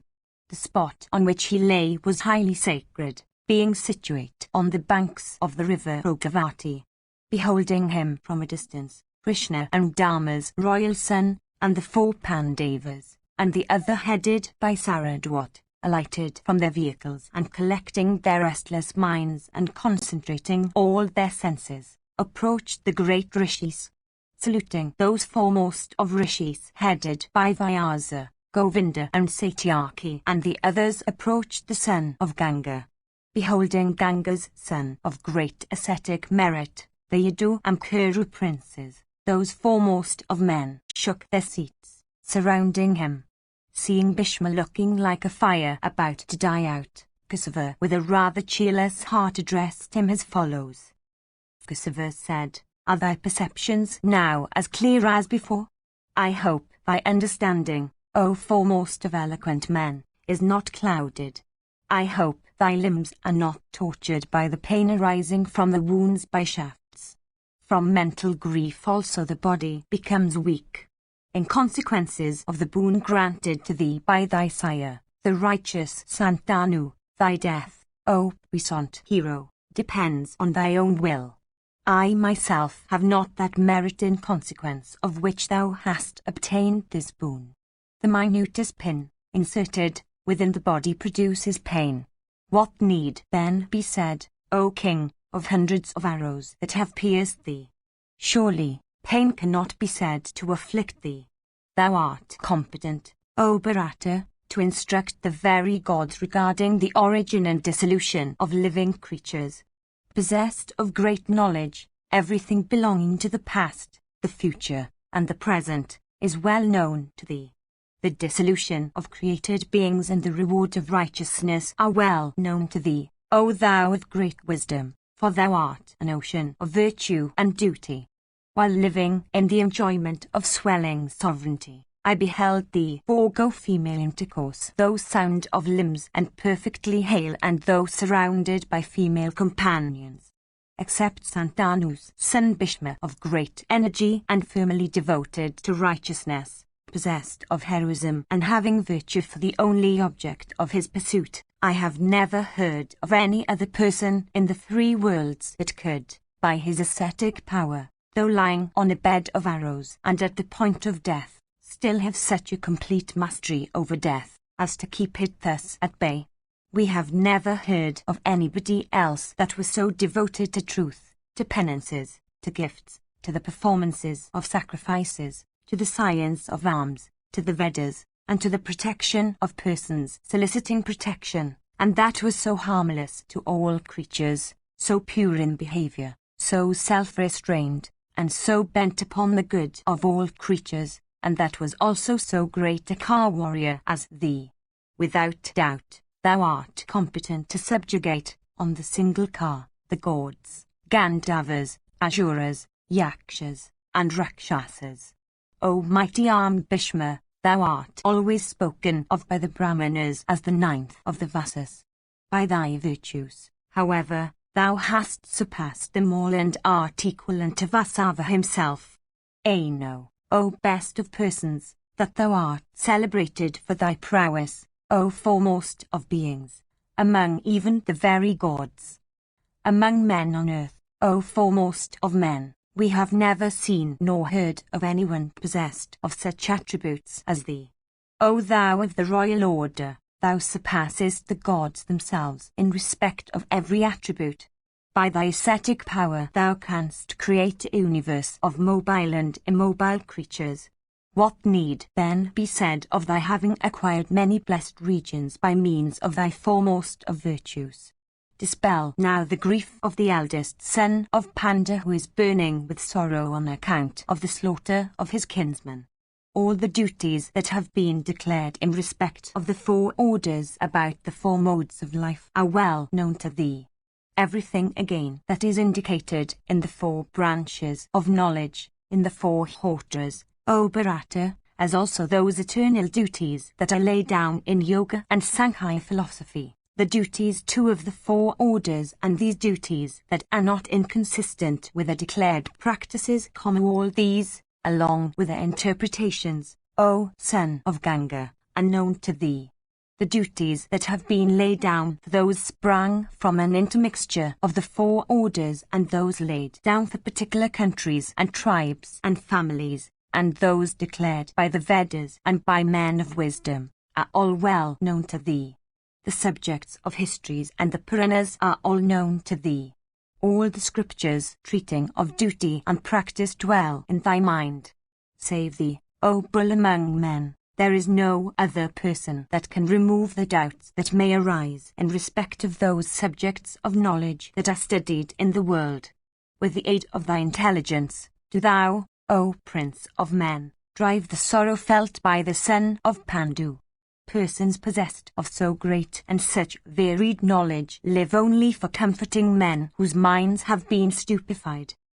Vaisampayana said, hearing those words of Vasudeva of great intelligence, Bhishma, raising his head a little, said these words with joined hands. Bhishma said, Salutations to thee, O divine Krishna. Thou art the origin and thou art the dissolution of all the worlds. Thou art the creator and thou art the destroyer. Thou, O Hrishikesa, art incapable of being vanquished by anyone. The universe is thy handiwork. Thou art the soul of the universe, and the universe hath sprung from thee. Salutations to thee. Thou art the end of all created things. Thou art above the five elements. Salutations to thee that art the three worlds, and that art again above the three worlds. O Lord of Yojans, salutations to thee that art the refuge of everything. O foremost of beings, those words which thou hast said regarding me have enabled me to behold thy divine attributes as manifest in the three worlds. In consequence of that kindness, O Govinda, I also behold thy eternal form. Thou standest shutting up the seven paths of the wind possessed of immeasurable energy. The firmament is occupied by thy head, and the earth by thy feet. The points of the compass are thy two arms, and the sun is thy eye, and Sakra constitutes thy prowess. O thou of unfading glory, thy person, attired in yellow robes that resemble the hue of the atasi flower, seem to us to be like a cloud charged with flashing of lightning. Think of that, O best of gods, which would be good, O thou of lotus eyes, for my humble self, that am devoted to thee, that seek thy protection, and that am desirous of obtaining a blissful end. Vasudeva said, Since, O bull among men, thy devotion to me is very great, for this, O Prince, I have displayed my celestial form to thee. I do not, O foremost of kings, display myself unto one that is not devoted to me, or unto a devotee that is not sincere, or unto one, O Bharata, that is not of restrained soul. Thou art devoted to me and art always observant of righteousness. Of a pure heart, thou art always self-restrained and ever observant of penances and gifts. Through thy own penances, O Bhishma, thou art competent to behold me. Those regions, O King, are ready for thee whence there is no return. 156, 650 days, O foremost one of Kuru's race, still remain for thee to live. Casting off thy body, thou shalt then, O Bhishma, obtain the blessed reward of thy acts. Behold, those deities and the Vasas, all endued with forms of fiery splendor, riding on their cars, are waiting for thee invisibly till the moment of the sun's entering on northerly course. Subject to universal time, when the divine Surya turns to his northerly course, thou, O foremost of men, shalt go to those regions whence no man of knowledge ever returns to this earth. When thou, O Bhishma, wilt leave this world for that, all knowledge, O hero, will expire with thee. It is for this, that all these persons, assembled together, have approached thee for listening to discourses on duty and morality. Do thou then speak words of truth, fraught with morality and yoga, unto Yudhishthira, who as firm in truth but whose learning has been clouded by grief on account of the slaughter of his kinsmen, and do thou, by this, quickly dispel that grief of his. Section Vaisampayana said, hearing these words of Krishna fraught with morality and profit, Santanu's Bhishma answered him in the following words. Bhishma said, O Master of all the worlds, O mighty armed one, O Shiva, O Narayana, O thou of unfading glory, hearing the words spoken by thee I have been filled with joy. But what words of instruction, O Master of speech, can I say in thy presence, when especially in all the subjects of speech have been dealt with in thy speech? 157. Whatever in either world should be done or is done, proceeds from thy intelligent self, O God. That person who is competent to discourse on the subject of heaven in the presence of the chief of the gods himself is competent to discourse on the interpretation of morality and pleasure and profit and salvation in thy presence. My mind, O slayer of Madhu, is exceedingly agitated by the pain of arrow wounds. My limbs are weak. My understanding is not clear. I am so afflicted, O Govinda, by these shafts resembling poison or fire that I have not power to utter anything. My strength is abandoning me. My life breaths are hastening to leave me. The very vitals of my body are burning. My understanding is clouded. From weakness my utterance is becoming indistinct. How then can I venture to speak? O enhancer of the glory of Dasahu's race, be gratified with me. O mighty armed one, I will not say anything. Pardon me for my unwillingness. The very master of speech, Vrihaspati, in speaking in thy presence, will be overcome by hesitation. I cannot any longer distinguish the points of the compass, nor the sky from the earth. Through thy energy, O slayer of Madhu, I am only barely alive. Do thou, therefore, thyself speak for the good of King Yudhishthira the just, for thou art the ordainer of all the ordinances. How, O Krishna, when thou, the eternal creator of the universe, art present, can one like me speak on such subjects, like a disciple in the presence of the preceptor? Vasudeva said, the words spoken by thee are worthy of thee that art the foremost one of Kuru's race. Thee that art endued with great energy, thee that art of great soul, and thee that art possessed of great patience and conversant with every subject. Regarding what thou hast said unto me about the pain of thy arrow wounds, receive, O Bhishma, this boon that I grant thee, O puissant one, from my grace. Discomfort and stupefaction and burning and pain and hunger and thirst shall not, O son of Ganga, overcome thee, O thou of unfading glory. Thy perceptions and memory, O sinless one, shall be unclouded. 158. Thy understanding shall not fail thee. Thy mind, O Bhishma, freed from the qualities of passion and darkness, will always be subject to the quality of goodness, like the moon emerged from the clouds. Thy understanding will penetrate whatever subject connected with duty, morality, or profit thou wilt think upon. O tiger among kings, obtaining celestial vision, thou wilt, O thou of immeasurable prowess, succeed in beholding the four orders of created things. Endued with the eye of knowledge, thou wilt, O Bhishma, behold, like fishes in a limpid stream, all created things that thou mayst endeavour to recollect. Vaisampayana continued, then those great rishis, with Vyasa amongst them, adored Krishna with hymns from the Riches, the Ajases, and the Samans. A celestial shower of flowers belonging to every season fell on that spot where he of Vrishani's race, with Ganga's son and the son of Bandu were.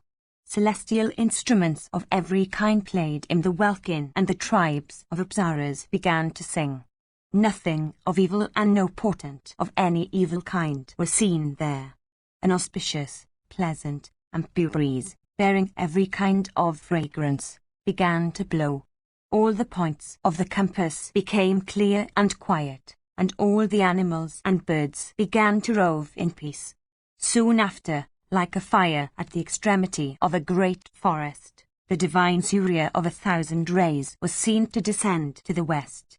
The great Rishis then, rising up, saluted Janardana and Bhishma and King Yudhishthira. Upon this, Kusava, and the sons of Pandu, and Satyaki, and Sanjaya, and Saradwata's son Kripa, bowed in reverence to those sages, devoted to the practice of righteousness. Those sages, thus worshipped by Kusava and others, speedily proceeded to their respective abodes, saying, "We will return tomorrow."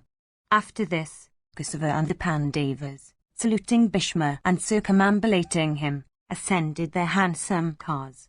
Those heroes then proceeded, accompanied by many other cars decked with golden clavaras, and infuriated elephants looking like mountains, and steeds fleet as Garudas, and foot soldiers armed with bows and weapons.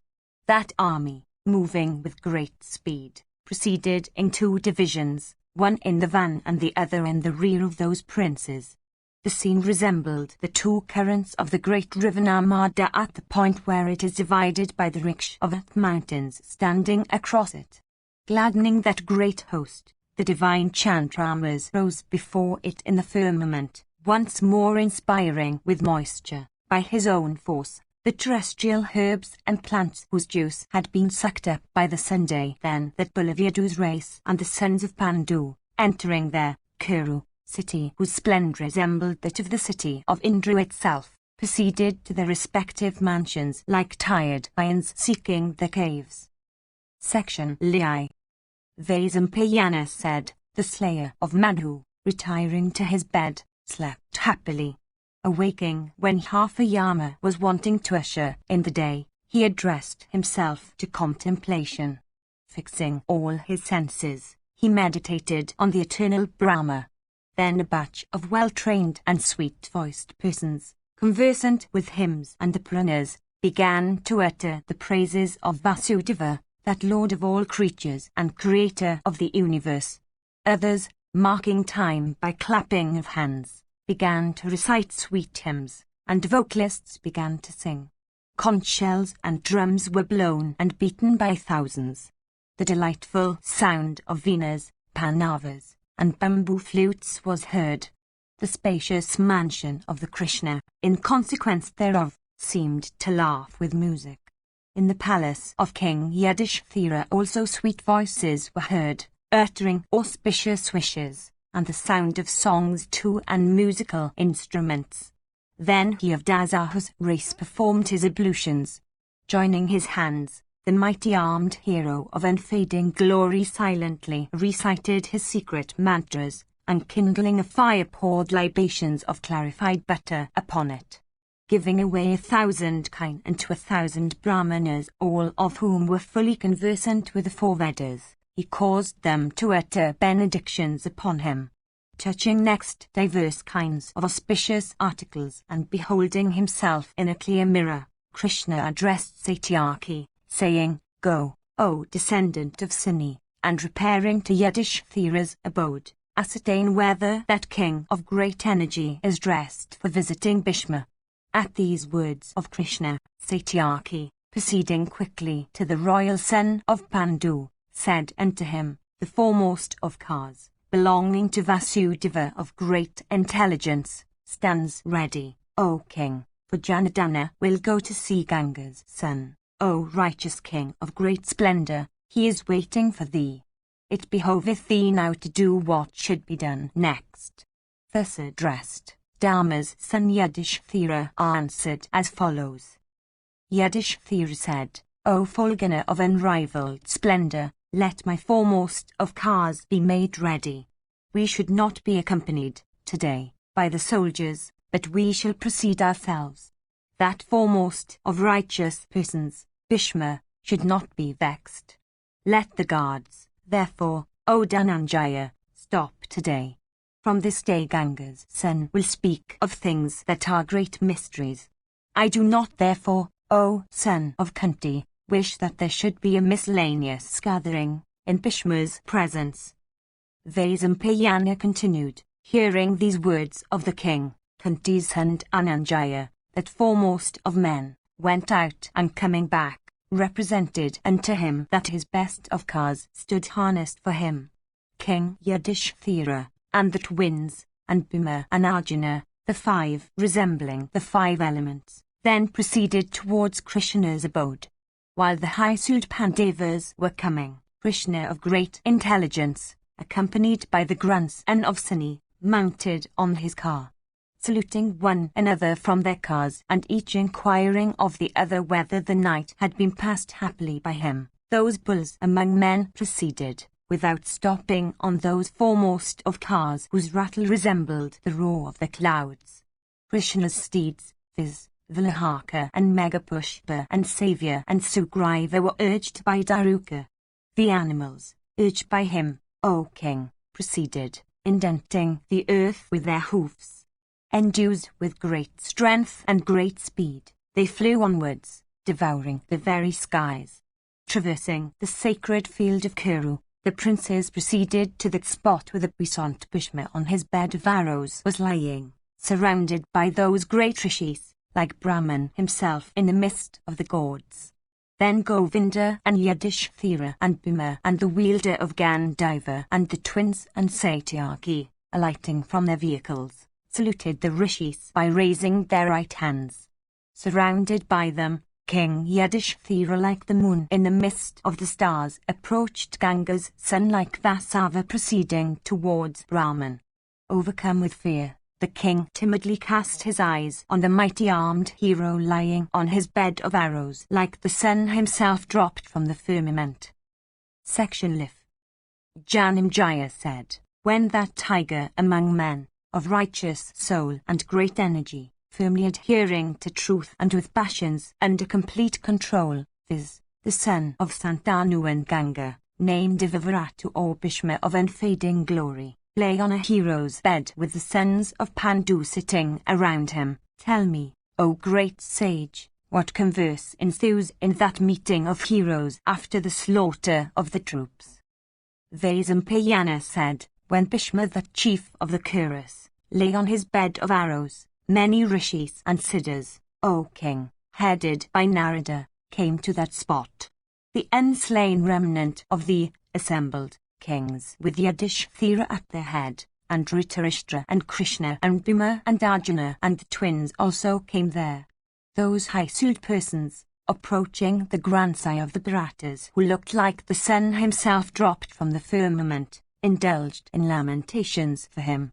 Then Narada of godlike features reflecting for a short while, addressed all the Pandavas of the unslain remnant of the kings saying, the time, I think, has come for you to question Bhishma, on subject of morality and religion, for Ganga's sun is about to expire like the sun that is on the point of setting.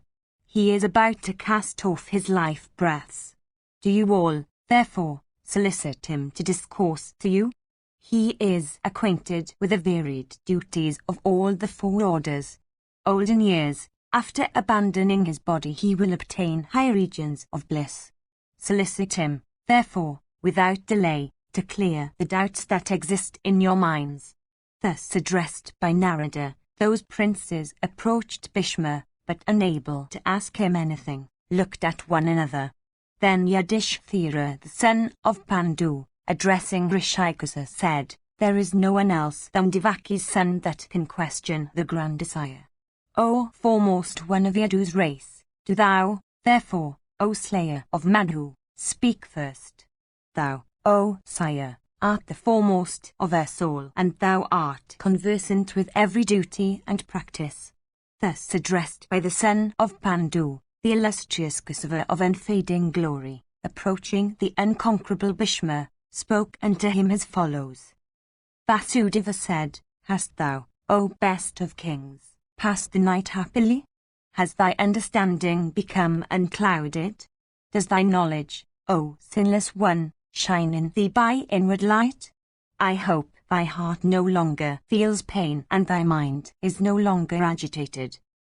Bhishma said, burning, stupefaction, fatigue, exhaustion, illness, and pain, through thy grace, O thou of Vrishani's race, have all left me in a single day.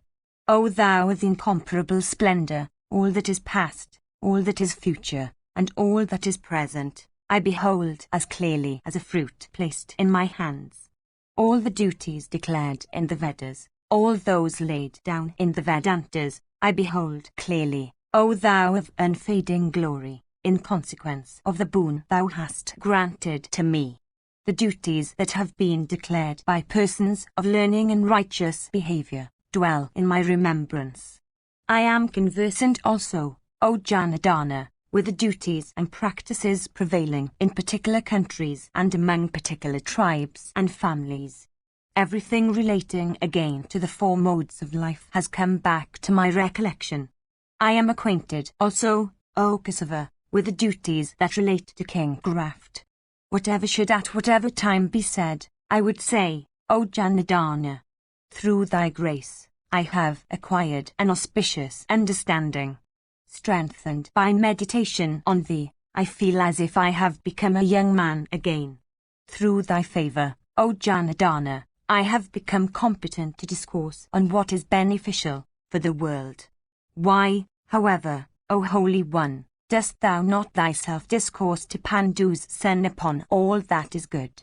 What explanation hast thou to give in respect of this? Tell me quickly, O Madhava. Vasudeva said, Know, O thou of Kuru's race, that I am the root of fame and of everything that leads to good. All things, good or bad, proceed from me. Who on earth will wonder if the moon be said to be of cool rays? Similarly, will wonder if I were described as one possessed of the full measure of fame.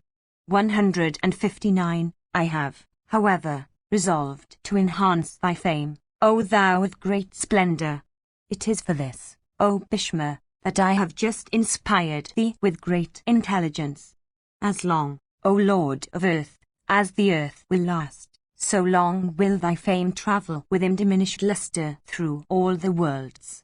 Whatever, O Bhishma, thou wilt say unto the inquiring son of Pandu, will be regarded on earth to be as authoritative as the declarations of that Vedas.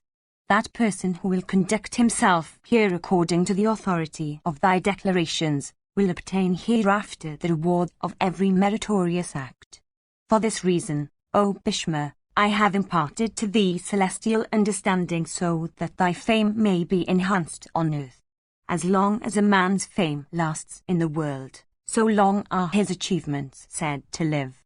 The unslain remnant of the assembled kings are sitting around thee, desirous of listening to thy discourses on morality and duty. Do thou speak unto them, O Bharata. Thou art old in years, and thy behavior is consistent with the ordinance of the Srutis. Thou art well conversant with the duties of kings and with every other science of duty. No one has ever noticed the slightest transgression in thee from thy very birth. All the kings know thee to be conversant with all the sciences of morality and duty. Like a sire unto his sons do thou, therefore, O king, discourse unto them of high morality. Thou hast always worshipped the rishis and the gods. It is obligatory on thee to discourse on these subjects in detail unto persons desirous of listening to discourse on morality and duty. A learned person, especially when solicited by the righteous, should discourse on the same. The sages have declared this to be a duty. O puissant one, if thou dost not speak on such subjects, thou wilt incur sin. Therefore, questioned by thy sons and grandsons, O learned one, about the eternal duties of men, do thou, O bull among the Bharatas, discourse upon them on the subject. Section LV. Vaisampayana said, endued with great energy, the delighter of the Kurus, viz. Bhishma, said, I shall discourse on the subject of duty. My speech and mind have become steady, through thy grace, O Govinda, since thou art the eternal soul of every being. Let the righteous Sutyadishthira question me about morality and duty. I shall then be much gratified and shall speak of all duties. Let the son of Pandu, that royal sage of virtuous and great soul, upon whose birth all the Vrishnis were filled with joy, question me. Let the son of Pandu, who has no equal among all the Kuras, among all persons of righteous behavior, and among men of great celebrity, put questions to me. Let the son of Pandu, in whom are intelligence, self-restraint, brahmacharya, forgiveness, righteousness, mental vigor and energy, put questions to me. Let the son of Pandu, who always by his good offices honors his relatives and guests and servants and others that are dependent on him, put questions to me. Let the son of Pandu, in whom are truth and charity and penances, heroism, peacefulness, cleverness, and fearlessness, put questions to me. Let the righteous son of Pandu, who would never commit a sin influenced by desire of pleasure or profit or from fear, put questions to me. Let the son of Pandu, who is ever devoted to truth, to forgiveness, to knowledge and to guests, and who always makes gifts unto the righteous, put questions to me. Let the son of Pandu, who is ever engaged in sacrifices and study of the Vedas and the practice of morality and duty, who is ever peaceful and who has heard all mysteries, put questions to me. Vasudeva said, King Yudhishthira the just, overcome with great shame and fearful of thy curse, does not venture to approach thee. That lord of earth, O monarch, having caused a great slaughter, ventures not to approach thee from fear of thy curse. Having pierced with shafts those that deserved his worship, those that were devoted to him, those that were his preceptors, those that were his relatives and kinsmen, and those that were worthy of his highest regard, he ventures not to approach thee. Bhishma said, as the duty of the Brahmanas consists of the practice of charity, study, and penances, so the duty of Kshatriyas is to cast away their bodies, O Krishna, in battle. A Kshatriya should slay sires and grandsires and brothers and preceptors and relatives and kinsmen that may engage with him in unjust battle. This is their declared duty. That Kshatriya, O Kesava, is said to be acquainted with his duty who slays in battle his very preceptors if they happen to be sinful and covetous and disregardful of restraints and vows. That Kshatriya is said to be acquainted with his duty who slays in battle the person that from covetousness disregards the eternal barriers of virtue. 160. That Kshatriya is said to be acquainted with duty who in battle makes the earth a lake of blood, having the hair of slain warriors for the grass and straw floating on it, and having elephants for its rocks, and standards for the trees on its banks. A Kshatriya, when challenged, should always fight in battle, since Manu has said that a righteous battle, in the case of a Kshatriya, leads to both heaven and fame on earth. Vaisampayana continued, after Bhishma had spoken thus, Dharma's son Yudhishthira, with great humility, approached the Kuru hero and stood in his sight. He seized the feet of Bhishma, who in return gladdened him with affectionate words. Smelling his head, Bhishma asked Yudhishthira to take his seat. Then Ganga's son, that foremost of bowmen, addressed Yudhishthira, saying, Do not fear, O best of the Kuras. Ask me, O child, without any anxiety. Section LVI. Vaisampayana said, having bowed unto Rishikasa, and saluted Bhishma, and taken the permission of all the seniors assembled there, Yudhishthira began to put questions unto Bhishma. Yudhishthira said, Persons conversant with duty and morality say that kingly duties constitute the highest science of duty. I also think that the burden of those duties is exceedingly onerous. Do thou, therefore, O king, discourse on those duties. O grandsire, do thou speak in detail on the duties of kings. The science of kingly duties is the refuge of the whole world of life. O thou of Kuru's race, morality, profit, and pleasure are dependent on kingly duties. It is also clear that the practices that lead to emancipation are equally dependent on them. As the reins are in respect of the steed or the iron hook in respect of the elephant, even so the science of kingly duties constitutes the reins for checking the world. If one becomes stupefied in respect of the duties observed by royal sages, disorder would set in on the earth and everything will become confused. As the sun, rising, dispels inauspicious darkness, so this science destroys every kind of evil consequence in respect of the world. Therefore, O grandsire, do thou, for my sake, discourse on kingly duties in the first instance, for thou, O chief of the Bharatas, art the foremost of all persons conversant with duties. O scorcher of foes, Vasudeva regards thee as the first of all intelligent persons. Therefore, all of us expect the highest knowledge from thee. Bhishma said, bowing unto Dharma who is supreme, unto Krishna who is Brahma in full, and unto the Brahmanas, I shall discourse on the eternal duties of men.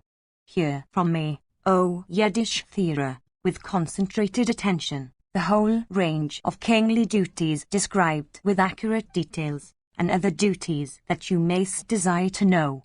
In the first place, O foremost one of Kuru's race, the king should, from desire of pleasing his subjects, wait with humility upon the gods and the Brahmanas, always bearing himself agreeably to the ordinance. By worshipping the deities and the Brahmanas, O perpetuator of Kuru's race, the king pays off his debt to duty and morality, and receives the respect of his subjects. O son, thou shouldst always exert with promptitude, O Yudhishthira, for without promptitude of exertion mere destiny never accomplishes the objects cherished by kings. These two, viz., exertion and destiny, are equal in their operation. Of them, I regard exertion to be superior, for destiny is ascertained from the results of what is begun with exertion. Do not indulge in grief if what is commenced ends disastrously, for thou shouldst then exert thyself in the same act with redoubled attention. This is the high duty of kings. There is nothing which contributes so much to the success of kings as truth. The king who is devoted to truth finds happiness both here and hereafter. As regards rishis also, O king, truth is their great wealth. Similarly, as regards kings, there is nothing that so much inspires confidence in them as truth. The king that is possessed of every accomplishment and good behavior, that is self-restrained, humble, and righteous, that has his passions under control, that is of handsome features and not too inquiring, 161, never loses prosperity. By administering justice, by attending to these three, viz., concealment of his own weaknesses, ascertainment of the weaknesses of foes, and keeping his own counsels, as also by the observance of conduct that is straightforward, the king, O delighter of the Kurus, obtains prosperity. If the king becomes mild, everybody disregards him. On the other hand, if he becomes fierce, his subjects then become troubled. Therefore, do thou observe both kinds of behavior. O foremost of liberal men, the Brahmanas should never be punished by thee, for the Brahmana, O son of Pandu, is the foremost of beings on the earth. The high-souled Manu, O king of kings, that sung 2 slokas, in respect of thy duties, O thou of Kuru's race, thou shouldst always bear them in mind. Fire hath sprung from water, the Kshatriya from the Brahmana, and iron from stone. The three, viz., fire, Kshatriya and iron, can exert their force on every other thing, but coming into contact with their respective progenitors, their force becomes neutralized. When iron strikes stone, or fire battles with water, or Kshatriya cherishes enmity towards Brahmana, these three soon become weak. When this is so, O monarch, you will see that the Brahmanas are worthy of worship. They that are foremost among the Brahmanas are gods on earth. Duly worshipped, they uphold the Vedas and the sacrifices. But they, O tiger among kings, that desire to have such honour, however much they may be impediments to the three worlds, should ever be repressed by the might of thy arms. The great Rishi Usanas, O son, sang two slokas in days of old. Listen to them, O king, with concentrated attention. The righteous Kshatriya, mindful of his duties, should chastise a Brahmana that may be a very master of the Vedas if he rushes to battle with an uplifted weapon. The Kshatriya, conversant with duties, that upholds righteousness when it is trespassed against, does not, by that act, become a sinner, for the wrath of the assailant justifies the wrath of the chastiser. Subject to these restrictions, O tiger among kings, the Brahmanas should be protected. If they become offenders, they should then be exiled beyond thy dominions. Even when deserving of punishment, thou shouldst, O kings, show them compassion. If a Brahmana becomes guilty of Brahmanicide, or of violating the bed of his preceptor or other revered senior, or of causing miscarriage, or of treason against the king, his punishment should be banishment from thy dominions. No corporal chastisement is laid down for them. Those persons that show respect towards the Brahmanas should be favoured by thee, with offices in the state. There is no treasure more valuable to kings than that which consists in the selection and assemblage of servants. Among the 6 kinds of citadels indicated in the scriptures, indeed among every kind of citadel, that which consists of the ready service and the love of the subjects is the most impregnable. Therefore, the king who is possessed of wisdom should always show compassion towards the 4 orders of his subjects. The king who is of righteous soul and a truthful speech succeeds in gratifying his subjects. Thou must not, however, O son, always behave with forgiveness towards everybody, for the king that is mild is regarded as the worst of his kind, like an elephant that is reft of fierceness. In the scriptures composed by Vrihaspati, a sloka was in days of old applicable to the present matter. Hear it, O king, as I recite it. If the king happens to be always forgiving, the lowest of persons prevails over him, even as the driver who sits on the head of the elephant he guides. The king, therefore, should not always be mild, nor should he always be fierce. He should be like the vernal sun, neither cold nor so hot as to produce perspiration. By the direct evidence of the senses, by conjecture, by comparisons, and by the canons of the scriptures. O monarch, the king should study friends and foes. O thou of great liberality, thou shouldst avoid all those evil practices that are called vyasanas. It is not necessary that thou shouldst never indulge in them. What, however, is needed is that thou shouldst not be attached to them. He that is attached to those practices is prevailed over by everyone. The king who cherishes no love for his people inspires the latter with anxiety. The king should always bear himself towards his subjects as a mother towards the child of her womb. Hear, O monarch, the reason why this becomes desirable. As the mother, disregarding those objects that are most cherished by her, seeks the good of her child alone, even so, without doubt, should kings conduct themselves towards their subjects. The king that is righteous, O foremost one of Kuru's race, should always behave in such a manner as to uphold what is dear to him, for the sake of doing that which would benefit his people. Thou shouldst not ever, O son of Pandu, abandon fortitude. The king that is possessed of fortitude and who is known to inflict chastisement on wrongdoers, has no cause of fear. O foremost of speakers, thou shouldst not indulge in jests with thy servants. O tiger among kings, listen to the faults of such conduct. If the master mingles too freely with them, dependents begin to disregard him. They forget their own position and most truly transcend that of the master. Ordered to do a thing, they hesitate and divulge the master's secrets. They ask for things that should not be asked for, and take the food that is intended for the master. They go to the length of displaying their wrath and seek to outshine the master. They even seek to predominate over the king, and accepting bribes and practicing deceit, obstruct the business of the state. They cause the state to rot with abuses by falsifications and forgeries. They make love with the female guards of the palace and dress in the same style as their master. They become so shameless as to indulge in eructations and the like, and expectorate in the very presence of their master, O tiger among kings, and they do not fear to even speak of him with levity before others.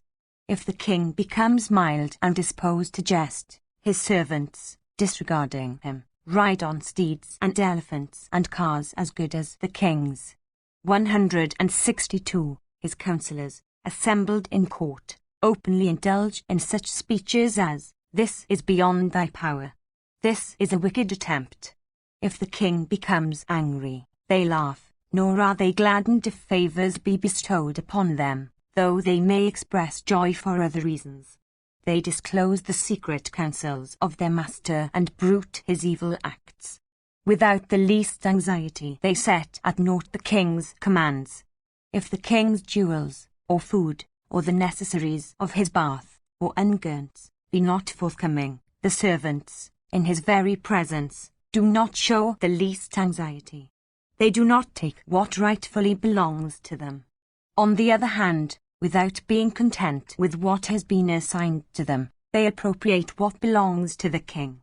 They wish to sport with the king as with a bird tied with a string, and always give the people to understand that the king is very intimate with them and loves them dearly.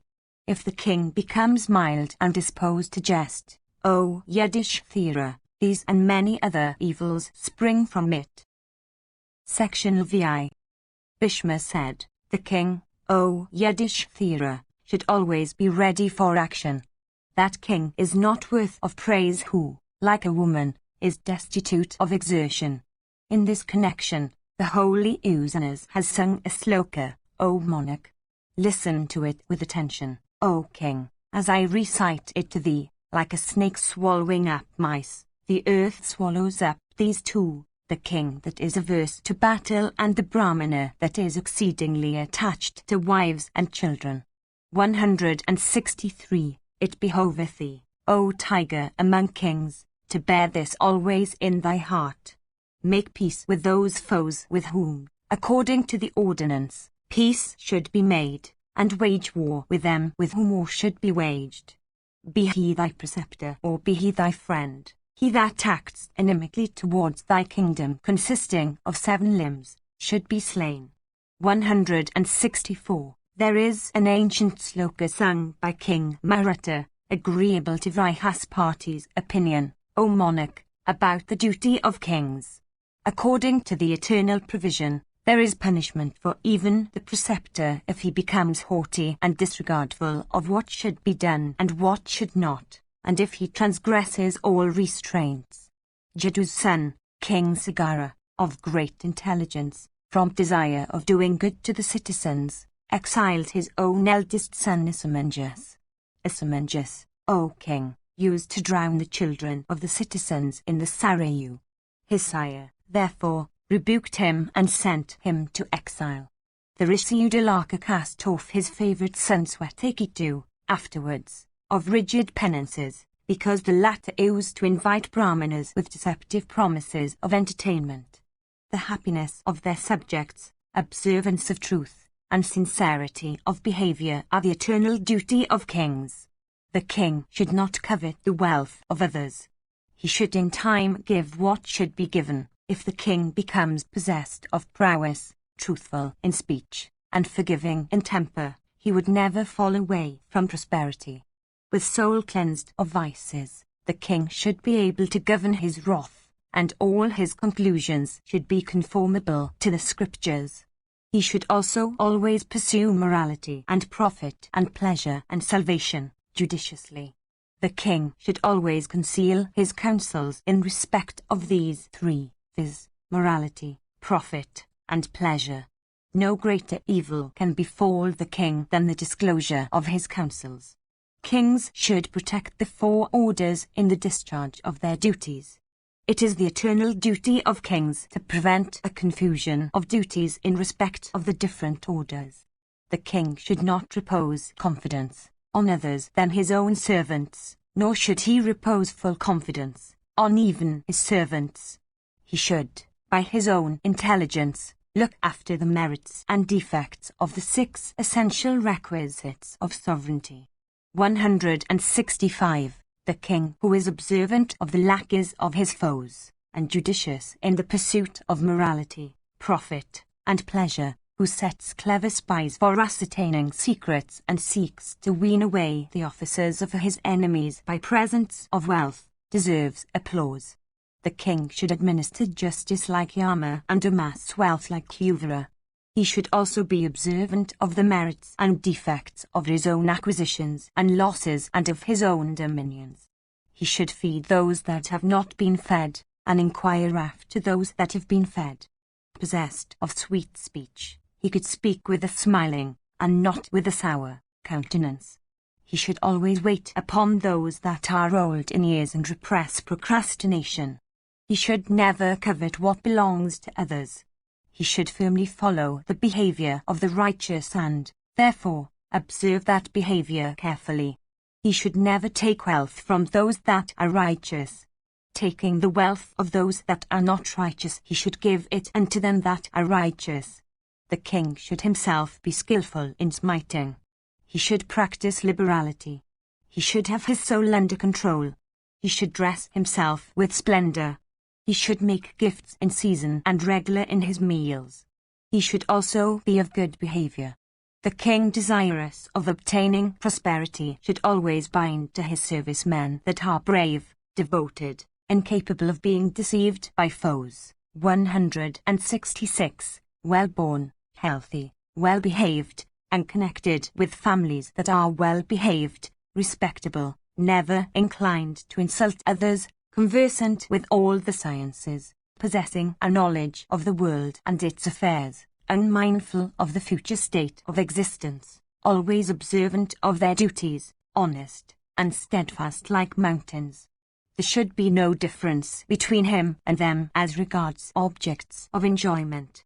The only distinction should consist in his umbrella and his power of passing orders. His conduct towards them, before or behind, should be the same.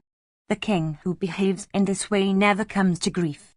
That crooked and covetous king who suspects everybody and who taxes his subjects heavily is soon deprived of life by his own servants and relatives. That king, however, who is of righteous behavior and who is ever engaged in attracting the hearts of his people, never sinks when attacked by foes. If overcome, he soon regains his position. If the king is not wrathful, if he is not addicted to evil practices and not severe in his punishments, if he succeeds in keeping his passions under control, he then becomes an object of confidence unto all like the hymn of at mountains, and to all creatures. He is the best of kings who hath wisdom, who is possessed of liberality, who is ready to take advantage of the lackeys of foes, who has agreeable features, who is conversant with what is bad for each of the 4 orders of his subjects, who is prompt in action, who has his wrath under control, who is not vindictive, who is high-minded, who is not irascible by disposition, who is equally engaged in sacrifices and other religious acts, who is not given to boasting, and who vigorously prosecutes to completion all works commenced by him. He is the best of kings in whose dominions men live fearlessly like sons in the house of their sire. He is the best of kings whose subjects have not to hide their wealth and are conversant with what is good and what is bad for them. He, indeed, is a king whose subjects are engaged in their respective duties and do not fear to cast off their bodies when duty calls for it, whose people, protected duly, are all of peaceful behavior, obedient, docile, tractable, unwilling to be engaged in disputes, and inclined to liberality. That king earns eternal merit in whose dominions there is no wickedness and dissimulation and deception and envy. That king truly deserves to rule who honors knowledge, who is devoted to the scriptures and the good of his people, who treads in the path of the righteous, and who is liberal. That king deserves to rule, whose spies and counsels and acts, accomplished and unaccomplished, remain unknown to his enemies. The following verse was sung in days of old by Usannas of Brugus race, in the narrative called Mahabharata, on the subject, O Bharata, of kingly duties. One should first select a king, in whose dominions to live. Then should he select a wife, and then earn wealth. If there be no king, what would become of his wife and acquisition? Regarding those that are desirous of kingdom, there is no other eternal duty more obligatory than the protection of subjects. The protection the king grants to his subjects upholds the world.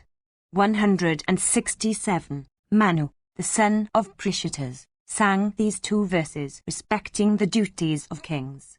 Listen to them with attention. These 6 persons should be avoided like a leaky boat on the sea, viz., a preceptor that does not speak, a priest that has not studied the scriptures, a king that does not grant protection, a wife that utters what is disagreeable, a cowherd that likes to rove within the village, and a barber that is desirous of going to the woods. 168. Section VI. Bhishma said, protection of the subject, O Yudhishthira, is the very cheese of kingly duties. The divine Brihaspati does not applaud any other duty so much as this one. The divine Kavi, Usannas, of large eyes and austere penances, the 1,000-eyed Indra, and Manu the son of Prishatas, the divine Bharadwa, and the Saga Gaurasiras, all devoted to Brahma and utterers of Brahma, have composed treatises on the duties of kings. All of them praise the duty of protection, O foremost of virtuous persons, in respect of kings. O thou of eyes like lotus leaves and of the hue of copper, listen to the means by which protection may be secured.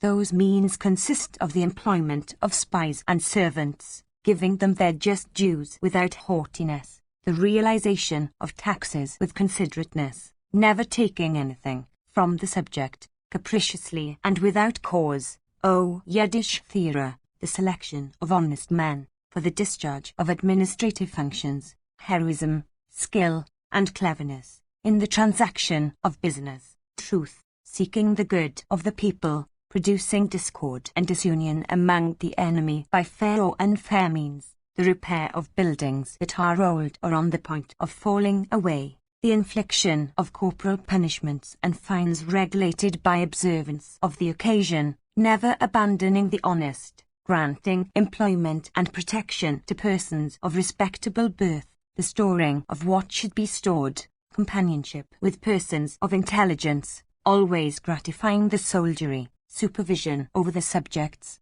steadiness in the transaction of business, filling the treasury, absence of blind confidence on the guards of the city, producing disloyalty among the citizens of a hostile town, carefully looking after the friends and allies living in the midst of the enemy's country, strictly watching the servants and officers of the state, personal observation of the city, distrust of servants, comforting the enemy with assurances, steadily observing the dictates of policy, readiness for action, never disregarding an enemy, and casting off those that are wicked.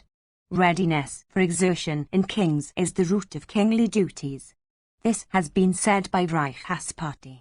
Listen to the verses sung by him. By exertion the Amrita was obtained, by exertion the Asuras were slain, by exertion Indra himself obtained sovereignty in heaven and on earth. The hero of exertion is superior to the heroes of speech. The heroes of speech gratify and worship the heroes of exertion. 169. The king that is destitute of exertion, even if possessed of intelligence, is always overcome by foes like a snake that is bereft of poison. The king, even if possessed of strength, should not disregard a foe, however weak. A spark of fire can produce a conflagration, and a particle of poison can kill. With only one kind of force, An enemy from within a fort can afflict the whole country of even a powerful and prosperous king. The secret speeches of a king, the amassing of troops for obtaining victory, the crooked purposes in his heart, similar intents for accomplishing particular objects, and the wrong acts he does or intends to do, should be concealed by putting on an appearance of candor. He should act righteously for keeping his people under subjection. Persons of crooked minds cannot bear the burden of extensive empire. A king who is mild cannot obtain superior rank, the acquisition of which depends upon labor. A kingdom, coveted by all like meat, can never be protected by candor and simplicity. A king, O Yudhishthira, should, therefore, always conduct himself with both candor and crookedness. If in protecting his subjects a king falls into danger, he earns great merit. Even such should be the conduct of kings. I have now told thee a portion only of the duties of kings. Tell me, O best of the Kurus, what more you wish to know. Vaisampayana continued, the illustrious Vyasa and Devasthana and Aswa, and Vasudeva and Kripa and Satyaki and Sanjaya, filled with joy, and with faces resembling full-blown flowers, said, Excellent, excellent, and hymned the praises of the tiger among men, viz., Bhishma, that foremost of virtuous persons. Then Yudhishthira, that chief of Kuru's race, with the cheerless heart and eyes bathed in tears, gently touched Bhishma's feet and said, O grandsire, I shall tomorrow inquire after those points about which I have my doubts, for today, the sun, having sucked the moisture of all terrestrial objects, is about to set. Then Kesava and Kripa and Yudhishthira and others, saluting the Brahmanas, assembled there, and circumambulating the son of the great river, cheerfully ascended their cars. All of them observant of excellent vows, then bathed in the current of the Drishadwati. Having offered oblations of water unto their ancestors and silently recited the sacred mantras and done other auspicious acts, and having performed the evening prayer with due rites, those scourgers of foes entered the city called after the elephant. Section Licks. Vaisampayana said, raising from their beds the next day and performing the morning rites laid down in the scriptures, the Bandavas and the Adavas set out for the spot where Bhishma lay, on their cars resembling fortified towns. Proceeding to the field of Kuru and approaching the sinless Bhishma, they inquired of that foremost of Ka warriors if he had passed the night happily. Saluting all the rishis, and blessed by them in return, the princes took their seats around Bhishma. Then King Yudhishthira, the just possessed of great energy, having worshipped Bhishma's duly, said these words with joined hands. Yudhishthira said, whence arose the word Rajan, king, that is used, O Bharata, on earth? Tell me this, O scorcher of foes.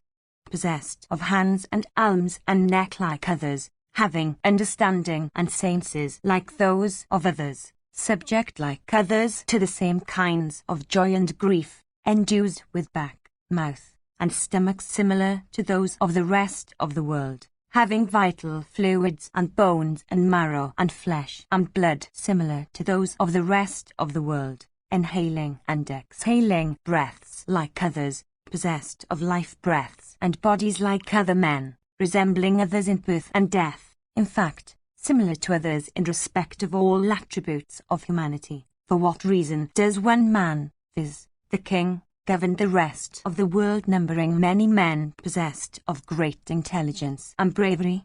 Whence is it that one man rules the wide world, teeming with brave and energetic and high-born men of good behavior?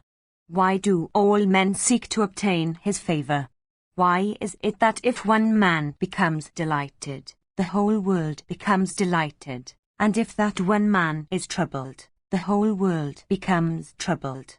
I desire to hear this in detail, O bull of Bharata's race. O foremost of speakers, discourse to me on this fully.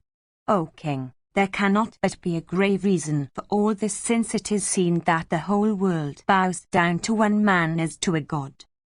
Bhishma said, with concentrated attention, "O tiger among kings, listen to it in detail as to how in the Krita age sovereignty first began. At first there was no sovereignty, no king, no chastisement, and no chastiser. All men used to protect one another righteously. As they thus lived, O Bharata, righteously protecting one another, they found the task, after some time, to be painful. Error then began to assail their hearts. Having become subject to error, the perceptions of men, O Prince, came to be clouded, and thence their virtue began to decline. When their perceptions were dimmed and when men became subject to error, all of them became covetous, O chief of the Bharatas. And because men sought to obtain objects which they did not possess, another passion called lust, of acquisition, got hold of them. When they became subject to lust, another passion, named anger, soon soiled them. Once subject to wrath, they lost all consideration of what should be done and what should not. Unrestrained sexual indulgence set in. Men began to utter what they choose. All distinctions between food that is clean and unclean and between virtue and vice disappeared. When this confusion set in amongst men, the Vedas disappeared. Upon the disappearance of the Vedas, righteousness was lost. When both the Vedas and righteousness were lost, the gods were possessed by fear. Overcome with fear, O tiger among men, they sought the protection of Brahmana. Having gratified the divine grandsire of the universe, the gods, afflicted with grief, said unto him, with joined hands, O God, the eternal Vedas have been afflicted in the world of men by covetousness and error. For this, we have been struck with fear. Through loss of the Vedas, O Supreme Lord, righteousness also has been lost. For this, O Lord of the three worlds, we are about to descend to the level of human beings. Men used to pour libations upwards, while we used to pour rain downwards. 170. In consequence, however, of the cessation of all pious rites among men, great distress will be our lot. Do thou then, O grandsire, think of that which would benefit us, so that the universe, created by thy power, may not meet with destruction. Thus addressed, the self-born and divine Lord said unto them, I shall think of what will do good to all. Ye foremost of gods, let your fears be dispelled. The grandsire then composed by his own intelligence a treatise consisting of 100,000 chapters. In it were treated the subject of virtue, profit, and pleasure, which the self-born designated as the triple aggregate. He treated of a fourth subject called emancipation with opposite meaning and attributes. The triple aggregate in respect of emancipation, viz., to the attributes of goodness, passion, and darkness, and another, a fourth, viz., the practice of duty without hope of bliss or reward in this or the other world, were treated in it. Another triple aggregate connected with chastisement, viz., conversation, growth, and destruction, was treated in it. 171. Another aggregate of 6 consisting of the hearts of men, place, time, means, overt acts, alliances, and causes, were treated in it. The religious rites laid down in the 3 Vedas, knowledge, and the acts necessary for the support of life, viz., agriculture, trade, and sea, O bull of Bharata's race, and the very extensive branch of learning called punitive legislation, were laid down in it. The subjects also of behavior towards counselors, of spies, the indications of princes, of secret agents possessed of diverse means, of envoys and agents of other kinds, conciliation, fomenting discord, gifts, and chastisement, O king, with toleration as the 5th, were fully treated therein. Deliberation of all kinds, counsels for producing disunion, the errors of a deliberation, the results of the success or failure of counsels, treaties of 3 kinds, viz., bad, middling, and good, made through fear. Good offices, and gifts of wealth, were described in detail. The 4 kinds of time for making journeys, the details of the aggregate of 3, the 3 kinds of victory, viz., that secured righteously, that won by wealth, and that obtained by deceitful ways, were described in detail. The 3 kinds of attributes, viz., bad, middling, and good, of the aggregate of 5, viz., counsellors, kingdom, fort, army, and treasury, were also treated in it. Chastisements of 2 kinds, viz., open and secret, were indicated. The 8 kinds of open chastisement, as also the 8 kinds of secret chastisement, were dealt with in detail.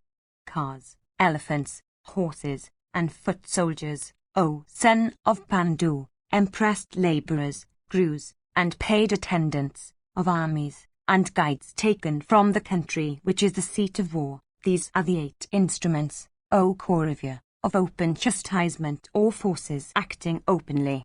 The use and administration of movable and immovable poison were also mentioned in respect of the 3 kinds of things, viz., wearing apparel, food, and incantations. Enemies, allies, and neutrals, these also were described.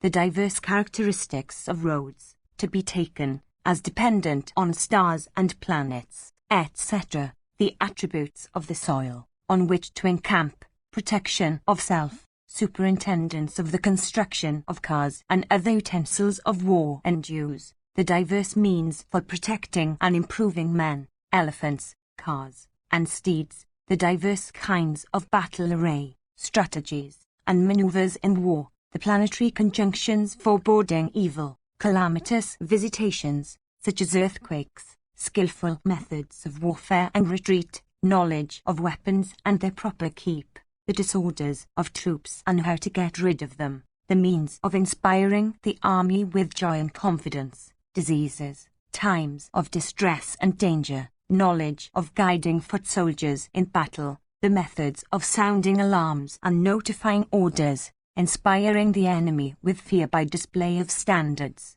the diverse methods of afflicting the enemy's kingdom by means of robbers and fierce wild tribes, and fire raisers and poisoners and forgers by producing disunion among the chief officers of the hostile armies, by cutting down crops and plants, by destroying the efficiency of the enemy's elephants, by producing alarms, by honoring those among the enemy's subjects that are well disposed towards the invader, and by inspiring the enemy with confidence, the waste, growth, and harmony of the 7 essential requisites of sovereignty, capacity for projected works, the means for accomplishing them, the methods of extending the kingdom, the means of winning over persons residing in the enemy's territory, the chastisement and destruction of those that are strong, the exact administration of justice, the extermination of the wicked, wrestling, shooting and throwing and hurling of weapons, the methods of making presents and storing requisite things, feeding the unfed and supervision over those that have been fed, gifts of wealth in season, freedom from the vices called vyasanas, the attributes of kings, the qualifications of military officers, the sources of the aggregate of 3 and its merits and faults, the diverse kinds of evil intents, the behavior of dependents, suspicion against every one, the avoidance of heedlessness, the acquisition of objects unattained, the improving of objects already acquired, gifts to deserving persons of what has thus been improved, expenditure of wealth for pious purposes, for acquiring objects of desire, and for dispelling danger and distress, were all treated in that work. The fierce vices, O chief of the Kuras, born of temper, and those born of lust, in all of 10 kinds, were mentioned in that treatise. The 4 kinds of vices which the learned say are born of lust, viz., hunting, gambling, drinking, and sexual indulgence, were mentioned by the self-born in that work. Rudeness of speech, fierceness, severity of chastisement, infliction of pain on the body, suicide, and frustrating one's own objects, These are the 6 kinds of faults born of wrath that have also been mentioned. Diverse kinds of machines and their actions have been described there.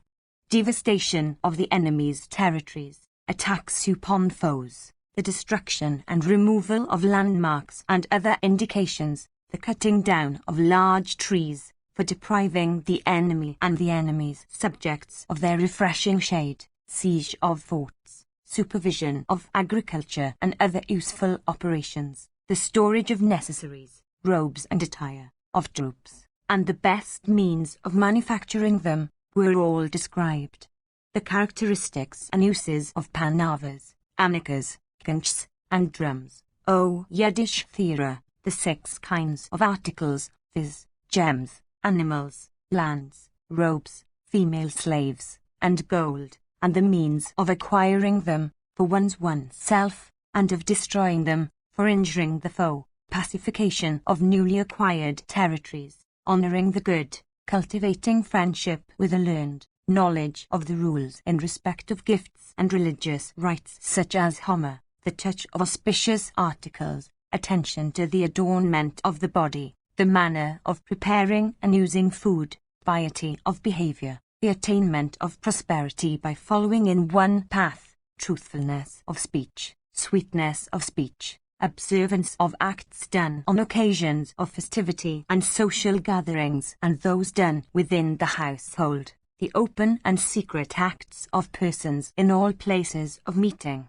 the constant supervision of the behavior of men, the immunity of brahmanas from punishment, the reasonable infliction of punishment, honors paid to dependents in consideration of the kinship and merit, the protection of subjects and the means of extending the kingdom, the counsels that a king who lives in the midst of a dozen of kings should pursue in respect of the 4 kinds of foes, the 4 kinds of allies, and the 4 kinds of neutrals, the 72 acts laid down in medical works about the protection, exercise, and improvements of the body, and the practices of particular countries, tribes, and families, were all duty treated in that work. Virtue, profit, and pleasure, and emancipation, were also described in it.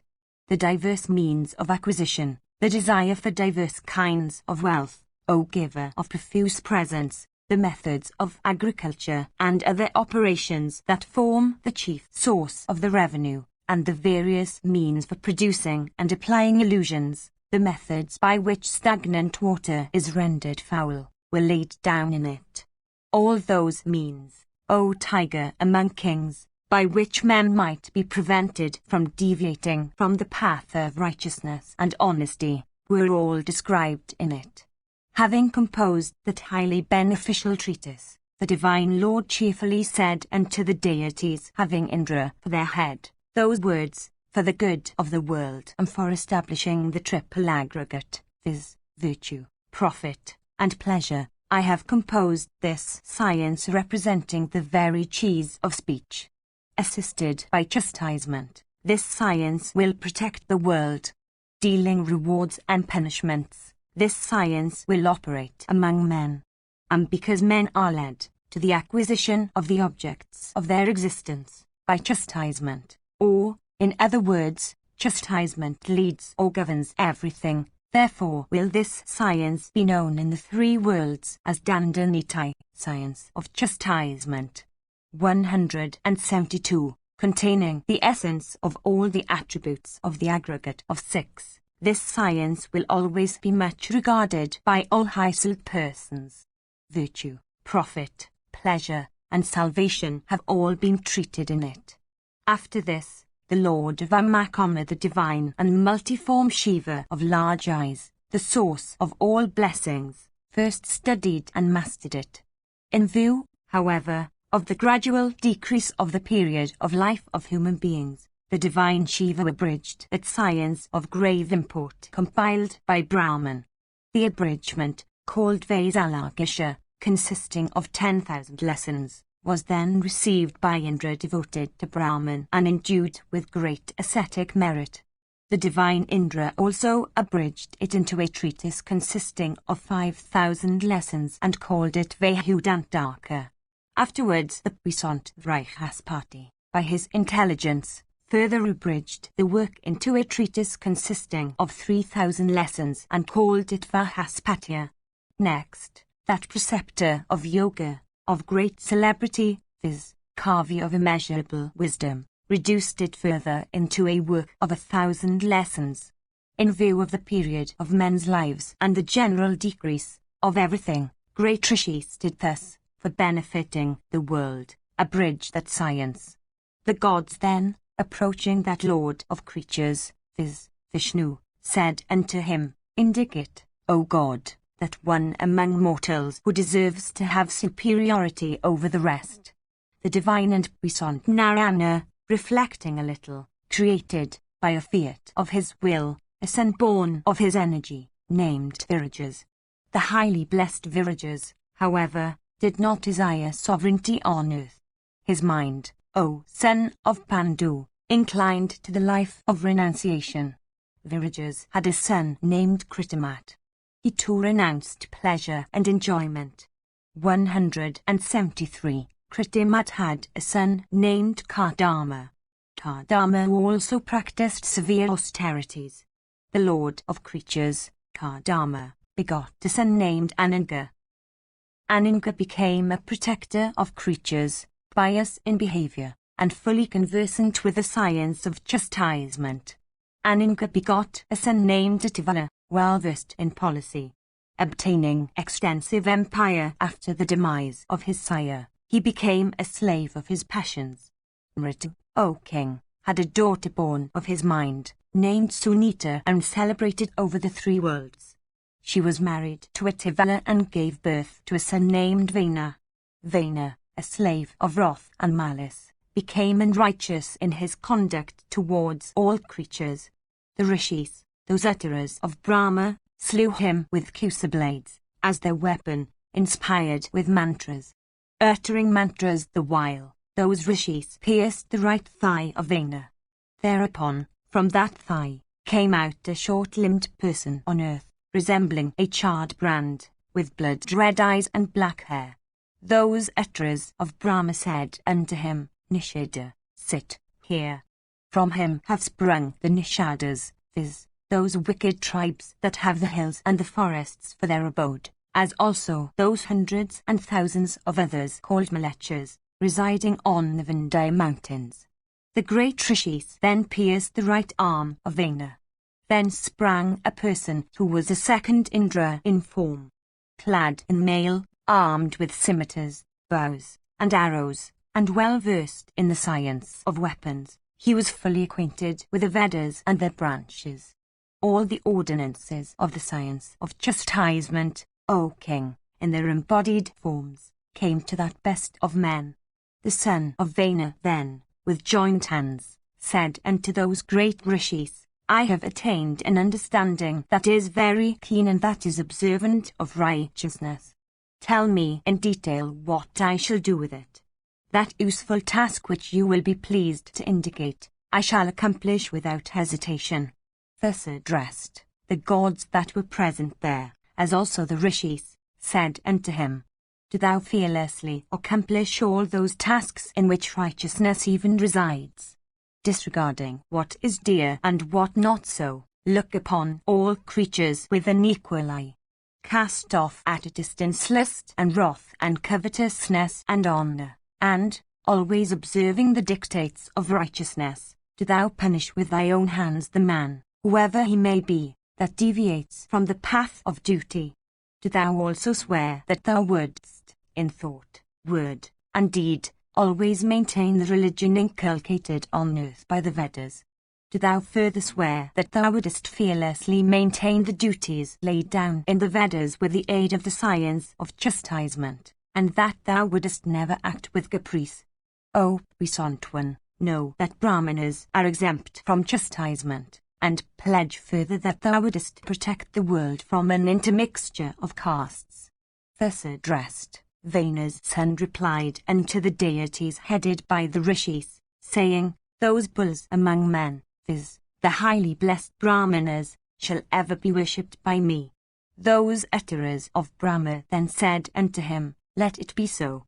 Then Sukra, that vast receptacle of Brahma, became his priest. The Valakilyas became his counsellors, and the Saraswatas his companions. The great and illustrious Rishi Garga became his astrologer. This high declaration of the Srutis is current among men that Prithu is the eighth from Vishnu. A little before, the two persons named Suta and Magadha had come into existence. They became his bards and panegyrists. Gratified, Prithu, the royal son of Vena, possessed of great prowess, gave unto Suta the land lying on the sun coast, and unto Magadha the country since known as Magadha. We have heard that the surface of the earth had before been very uneven. It was Prithu who made the terrestrial surface level. In every manvantara, the earth becomes uneven. 174. Vena's son removed the rocks and rocky masses lying all around, O monarch, with the horn of his bow. By this means the hills and mountains became enlarged. Then Vishnu, and the deities of Indra, and the rishis, and the regents of the world, and the brahmanas, assembled together for crowning Prithu as the king of the world. The earth herself, O son of Pandu, in her embodied form, came to him, with a tribute of gems and jewels. Ocean, that lord of rivers, and Himavat, the king of mountains, and Sakra, O Yudhishthira, bestowed upon him inexhaustible wealth. The great Maru, that mountain of gold, gave unto him heaps of that precious metal. The divine Guvara, borne on the shoulders of human beings, that lord of Yakshas and Rakshasas, gave him wealth enough for gratifying the needs of religion, profit, and pleasure. Steeds, cars, elephants, and men, by millions, O son of Pandu, started into life as soon as Vena's son thought of them. At that time there was neither decrepitude, nor famine, nor calamity, nor disease, on earth. In consequence of the protection afforded by that king, nobody had any fear from reptiles and thieves or from any other source. When he proceeded to the sea, the waters used to be solidified. The mountains gave him way, and his standard was never obstructed anywhere. He drew from the earth, as a milker from a cow, 7 and 10 kinds of crops for the food of Yakshas, and Rakshasas, and Nagas, and other creatures. That high-souled king caused all creatures to regard righteousness as the foremost of all things, and because he gratified all the people, therefore was he called Rajan, king.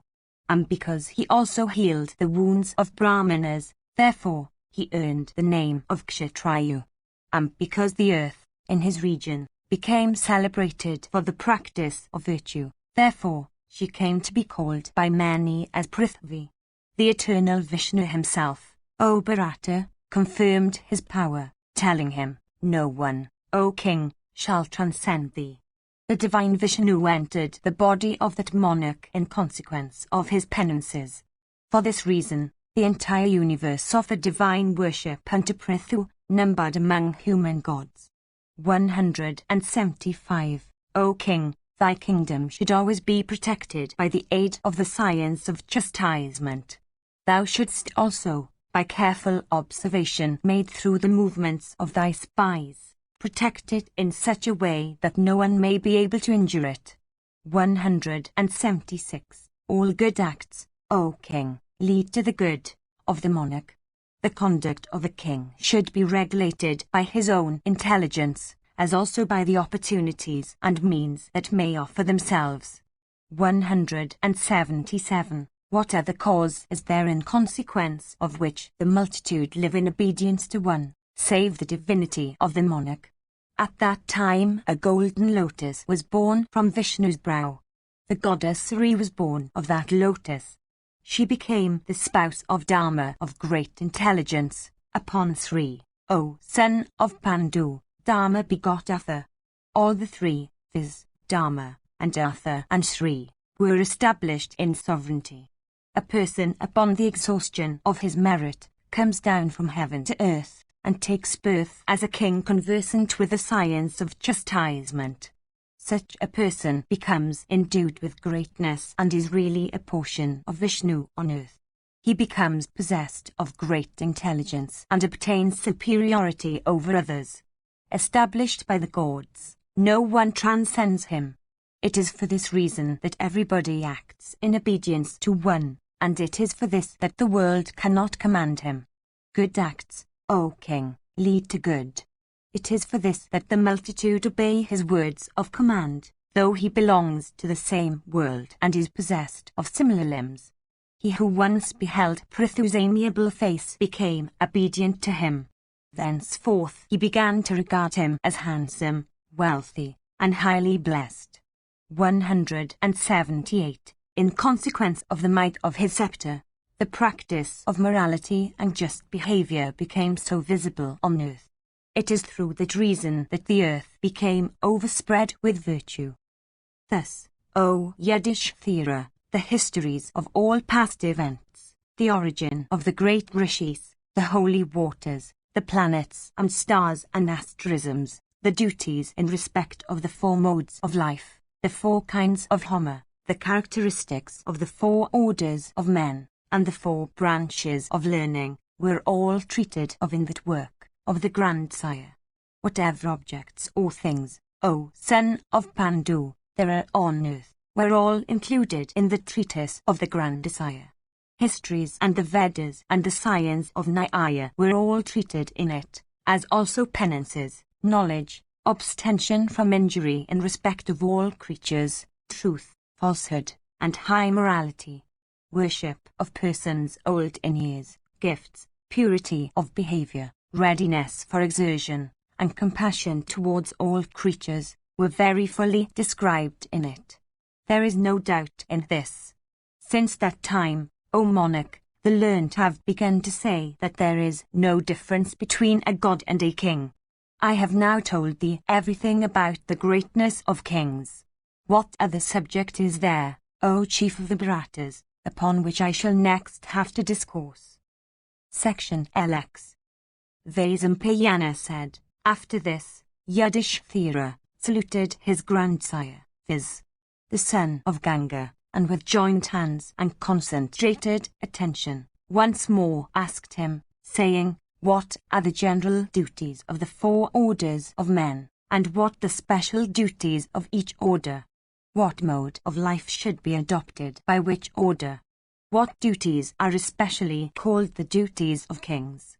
By what means does a kingdom grow, and what are those means by which the king himself grows?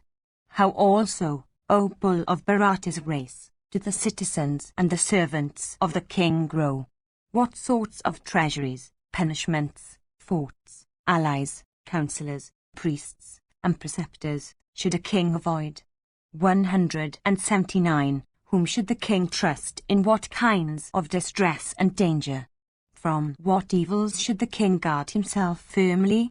Tell me all this, O grandsire. Bhishma said, I bow down to Dharma who is great, and to Krishna who is Brahma. Having bowed down also unto the Brahmanas, assembled here, I shall discourse on duties that are eternal.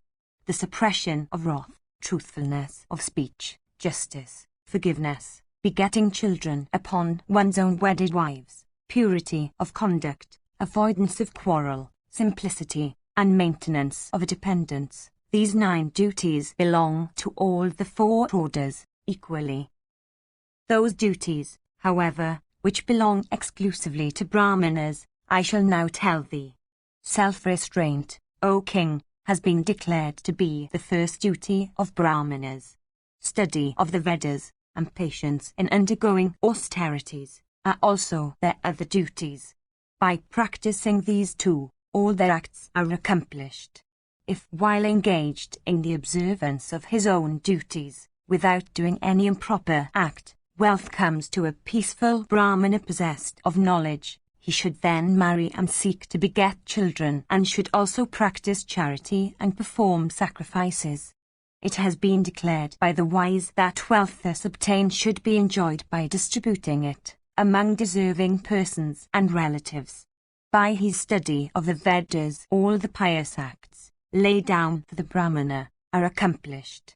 Whether he does or does not achieve anything else, If he devotes himself to the study of the Vedas, he becomes, by that, known as a Brahmana or the friend of all creatures.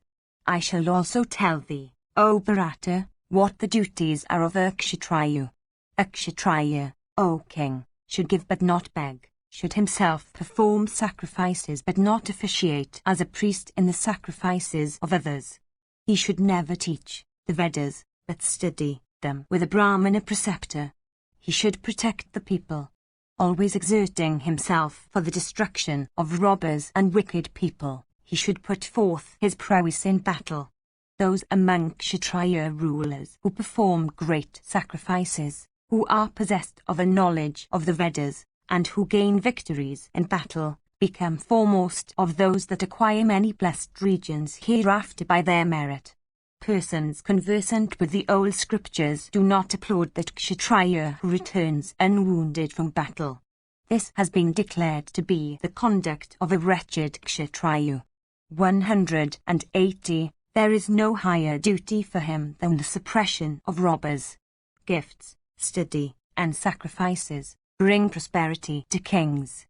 Therefore, a king who desires to acquire religious merit should engage in battle. 181. Establishing all his subjects in the observance of their respective duties, a king should cause all of them to do everything according to the dictates of righteousness. Whether he does or does not do any other act, if only he protects his subjects, he is regarded to accomplish all religious acts and is called a Kshatriya and the foremost of men. I shall now tell thee, O Yudhishthira, what the eternal duties of the Vaisya are. A Vaisya should make gifts, study the Vedas, perform sacrifices, and acquire wealth by fair means. With proper attention he should also protect and rear all domestic animals as a sire protecting his sons. Anything else that he will do will be regarded as improper for him. By protecting their domestic animals, he would obtain great happiness. The Creator, having created the domestic animals, bestowed their care upon the Vaisya. Upon the Brahmana and the Kshatriya he conferred the care of all creatures. I shall tell thee what the Vaisya's profession is and how he is to earn the means of his sustenance. If he keeps, for others, 6 kine, he may take the milk of 1 cow as his remuneration, and if he keeps, for others, 100 kine, he may take a single pair as such fee. If he trades with others' wealth, he may take 1/7 part of the profits as his share. 1/7 also is his share in the profits arising from the trade in horns, but he should take 1/16 if the trade be in hoofs. If he engages in cultivation with seed supplied by others, he may take 1/7 part of the yield. This should be his annual remuneration. A Vaisya should never desire that he should not tend cattle. If a Vaisya desires to tend cattle, no one else should be employed in that task. I should tell thee, O Bharata, what the duties of a Sudra are. The Creator intended the Sudra to become the servant of the other 3 orders. For this, the service of the 3 other classes is the duty of Sudra. By such service of the other 3, a Sudra may obtain great happiness. He should wait upon the 3 other classes according to their order of seniority. A Sudra should never amass wealth, lest, by his wealth, he makes the members of the 3 superior classes obedient to him. By this he would incur sin.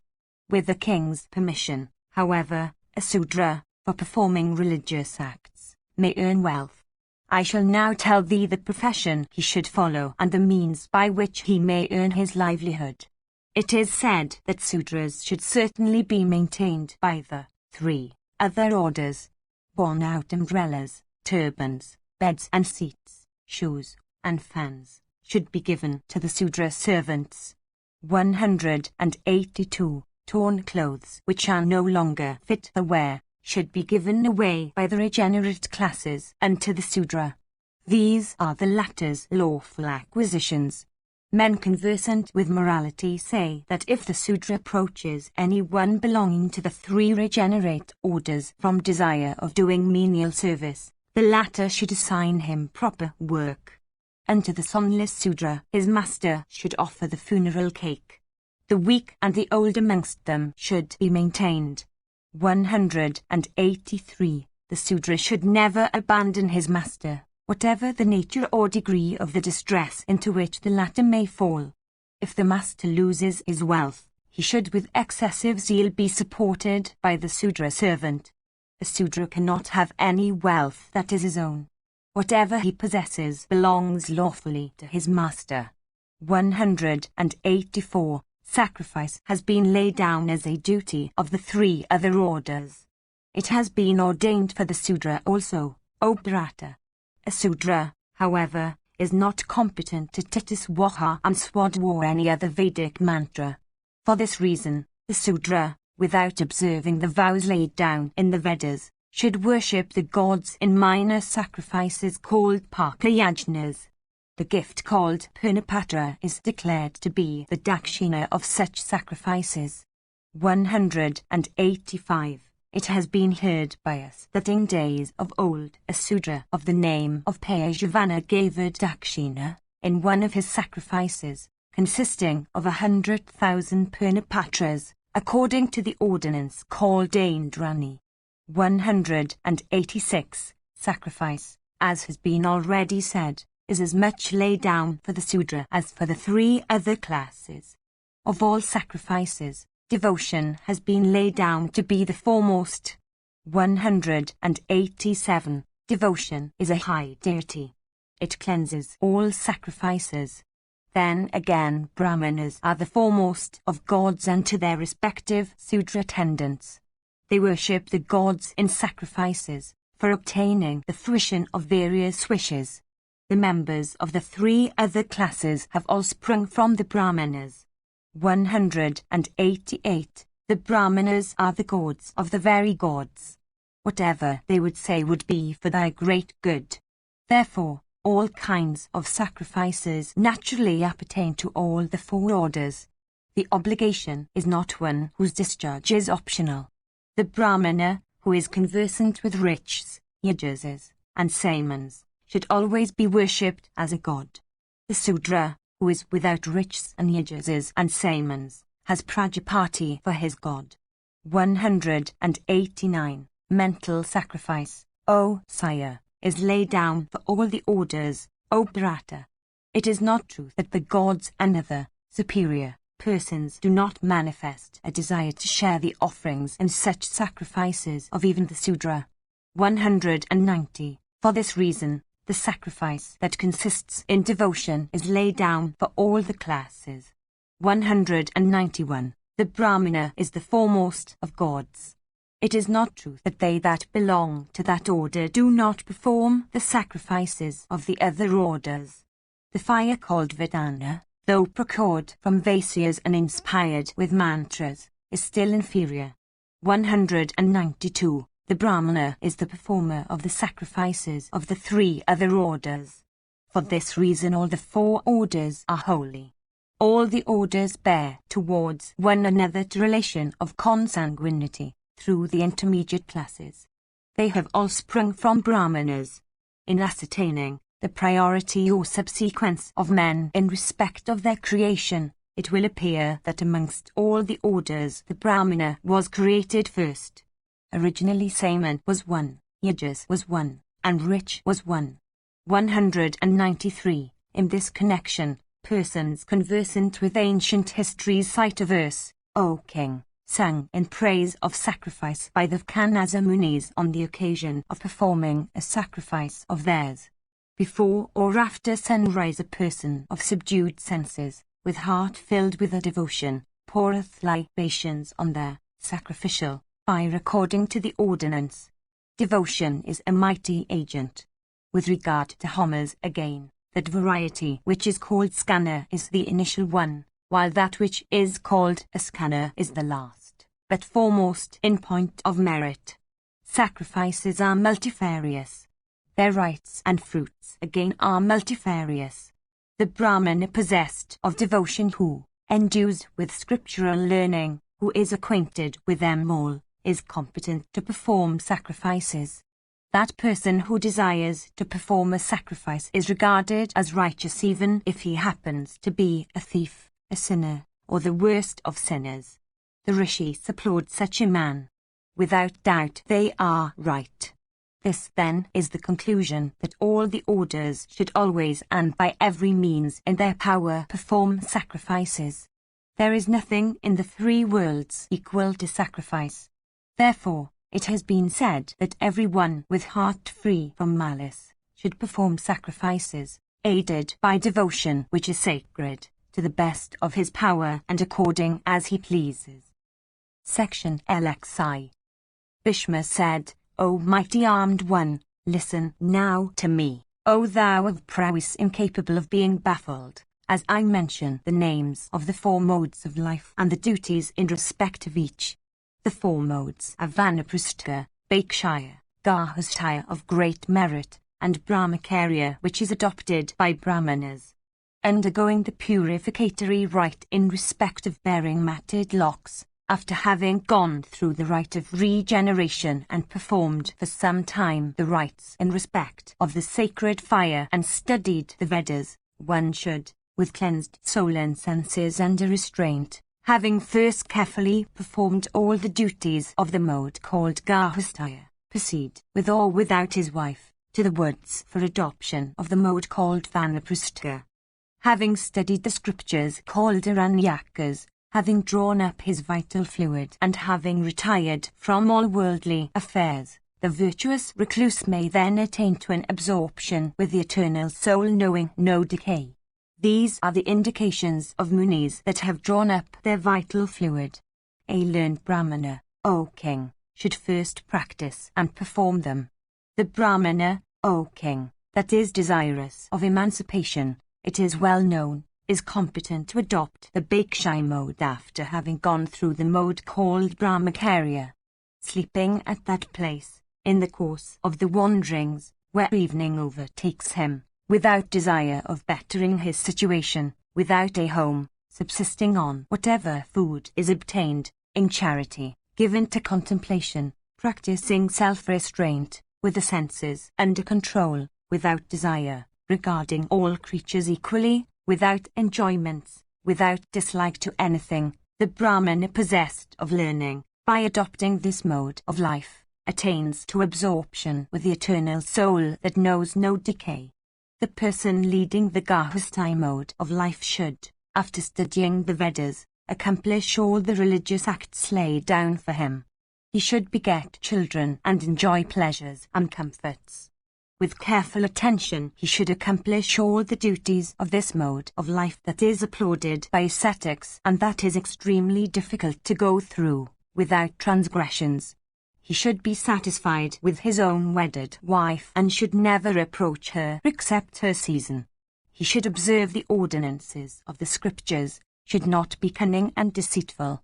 He should be abstemious in diet, devoted to the gods, grateful, mild, destitute of cruelty, and forgiving. He should be of a tranquil heart, tractable and attentive in making offerings to the gods and the Pitris. He should always be hospitable to the Brahmanas. He should be without pride, and his charity should not be confined to any one sect. He should also be always devoted to the performance of the Vedic rites.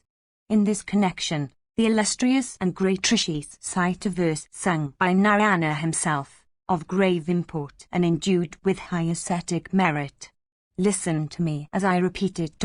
By truth, simplicity, worship of guests, acquisition of morality and profit, and enjoyment of one's own wedded wives, one should enjoy diverse kinds of happiness both here and hereafter.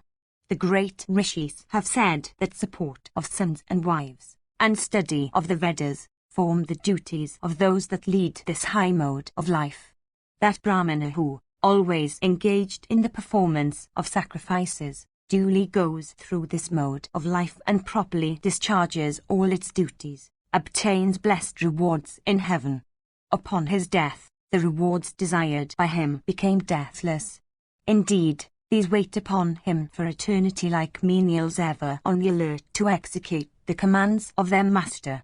194. always attending to the Vedas, silently reciting the mantras obtained from his preceptor, worshipping all the deities, O Yudhishthira, dutifully waiting upon and serving his preceptor with his own body smeared with clay and filth. The person leading the Brahmacharya mode of life should always observe rigid vows and, with senses under control, should always pay attention to the instructions he has received. Reflecting on the Vedas and discharging all the duties, in respect of contemplation and overt acts, he should live, dutifully waiting upon his preceptor and always bowing unto him. Unengaged in the 6 kinds of work, such as officiating in the sacrifices of others, and never engaged with attachment to any kind of acts, never showing favor or disfavor to any one, doing good even unto his enemies. These, O sire, are the duties laid down for a Brahmacharin. Section XCI. Yudhishthira said, tell us those duties in respect of persons like ourselves which are auspicious, productive of happiness in the future, benevolent, approved by all, pleasant, and agreeable. Bhishma said, the 4 modes of life, O puissant one, have been laid down for the Brahmana. The other 3 orders do not adopt them, O best of the Bharatas. Many acts, O king, leading to heaven and especially fit for the kingly order, have already been declared. Those, however, cannot be referred to in reply to thy present query, for all of them have been duly laid down for such Kshatriyas as are not disinclined to pitilessness. The Brahmana who is addicted to the practices of Kshatriyas and Vaisyas and Sudras, incurs censure in this world as a person of wicked soul and goes to hell in the next world. Those names which are applied among men to slaves and dogs and wolves and other beasts are applied, O son of Pandu, to the Brahmana who is engaged in pursuits that are improper for him. That Brahmana who, in all the 4 modes of life, is duly engaged in the 6-fold acts of regulating the breath, contemplation, etc., who performs all his duties, who is not restless, who has his passions under control, whose heart is pure and who is ever engaged in penances, who has no desire of bettering his prospects, and who is charitable, has inexhaustible regions of bliss in the other world. Everyone derives his own nature from the nature of his acts, in respect of their circumstances, place, and means and motives. Thou shouldst, therefore, O king, regard the study of the Vedas, which is fraught with such high merit, to be equal with the exertion of kingly power, or the pursuits of agriculture, trade, and hunting. The world is set a-going by time. Its operations are settled by the course of time. Man does all his acts, good, bad, and indifferent, entirely influenced by time. 195. Those amongst the good acts of a man's past life that exert the greatest influence on the next, are liable to be exhausted. Men, however, are always engaged in those acts to which their propensities lead. Those propensities, again, lead a living being to every direction. 196. Section XCI. Bhishma said, drawing the bowstring, destruction of foes, agriculture, trade, tending cattle, and serving others for wealth, these are improper for a Brahmana. An intelligent Brahmana, leading the domestic mode of life, should duly perform the 6 Vedic acts.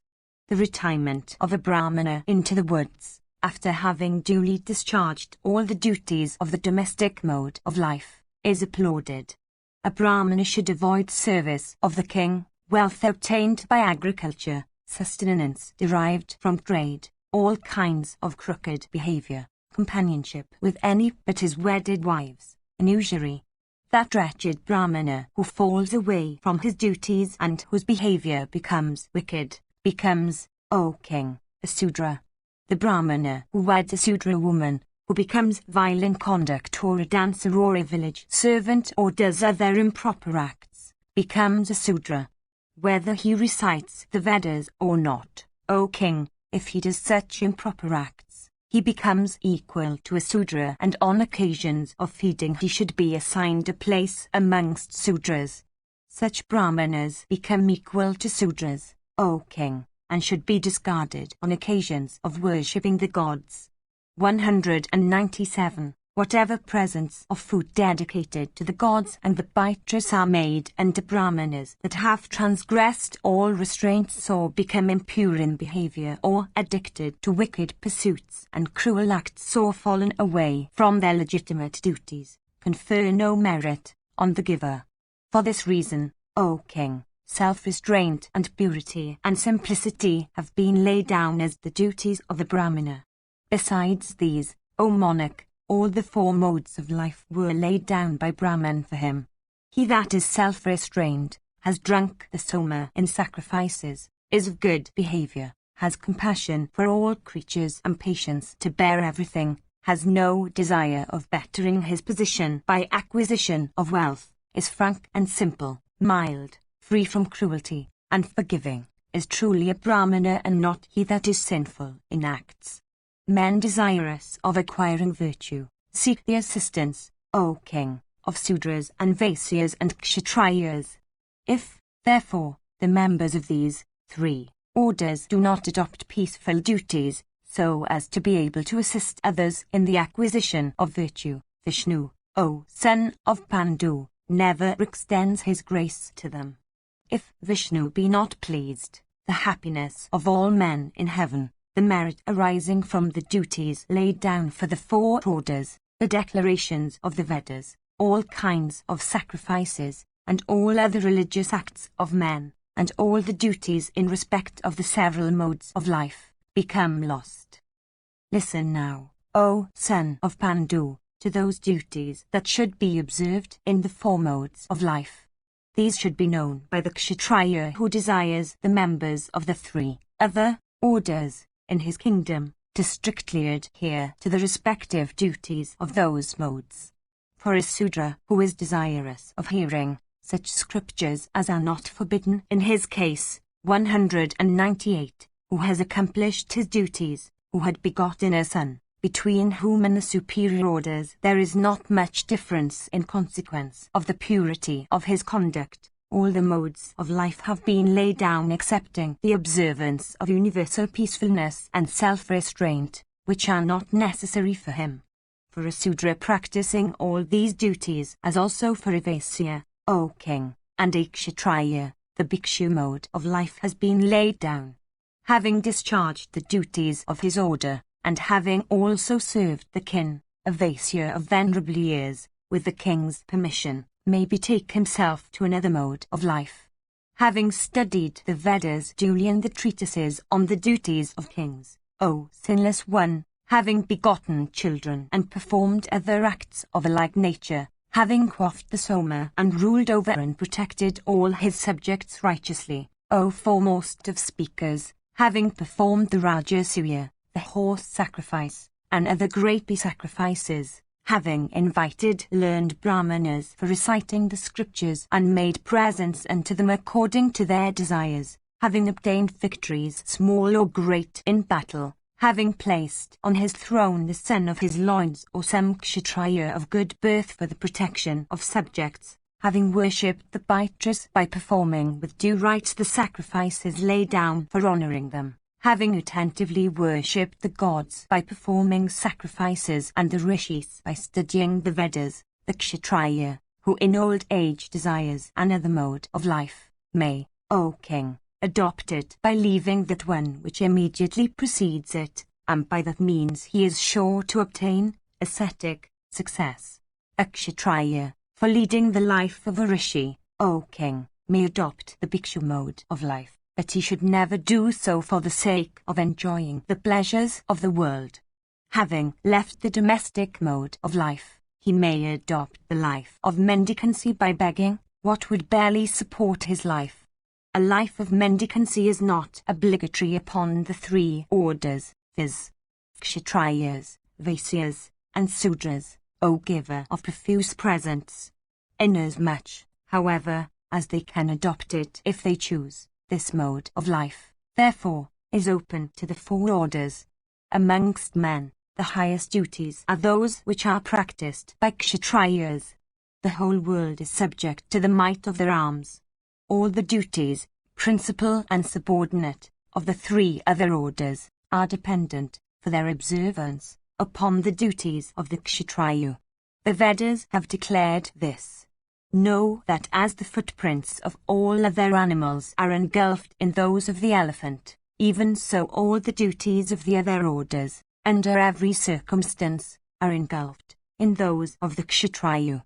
Men conversant with the scriptures say that the duties of the other three orders afford small relief or protection, and produce small rewards.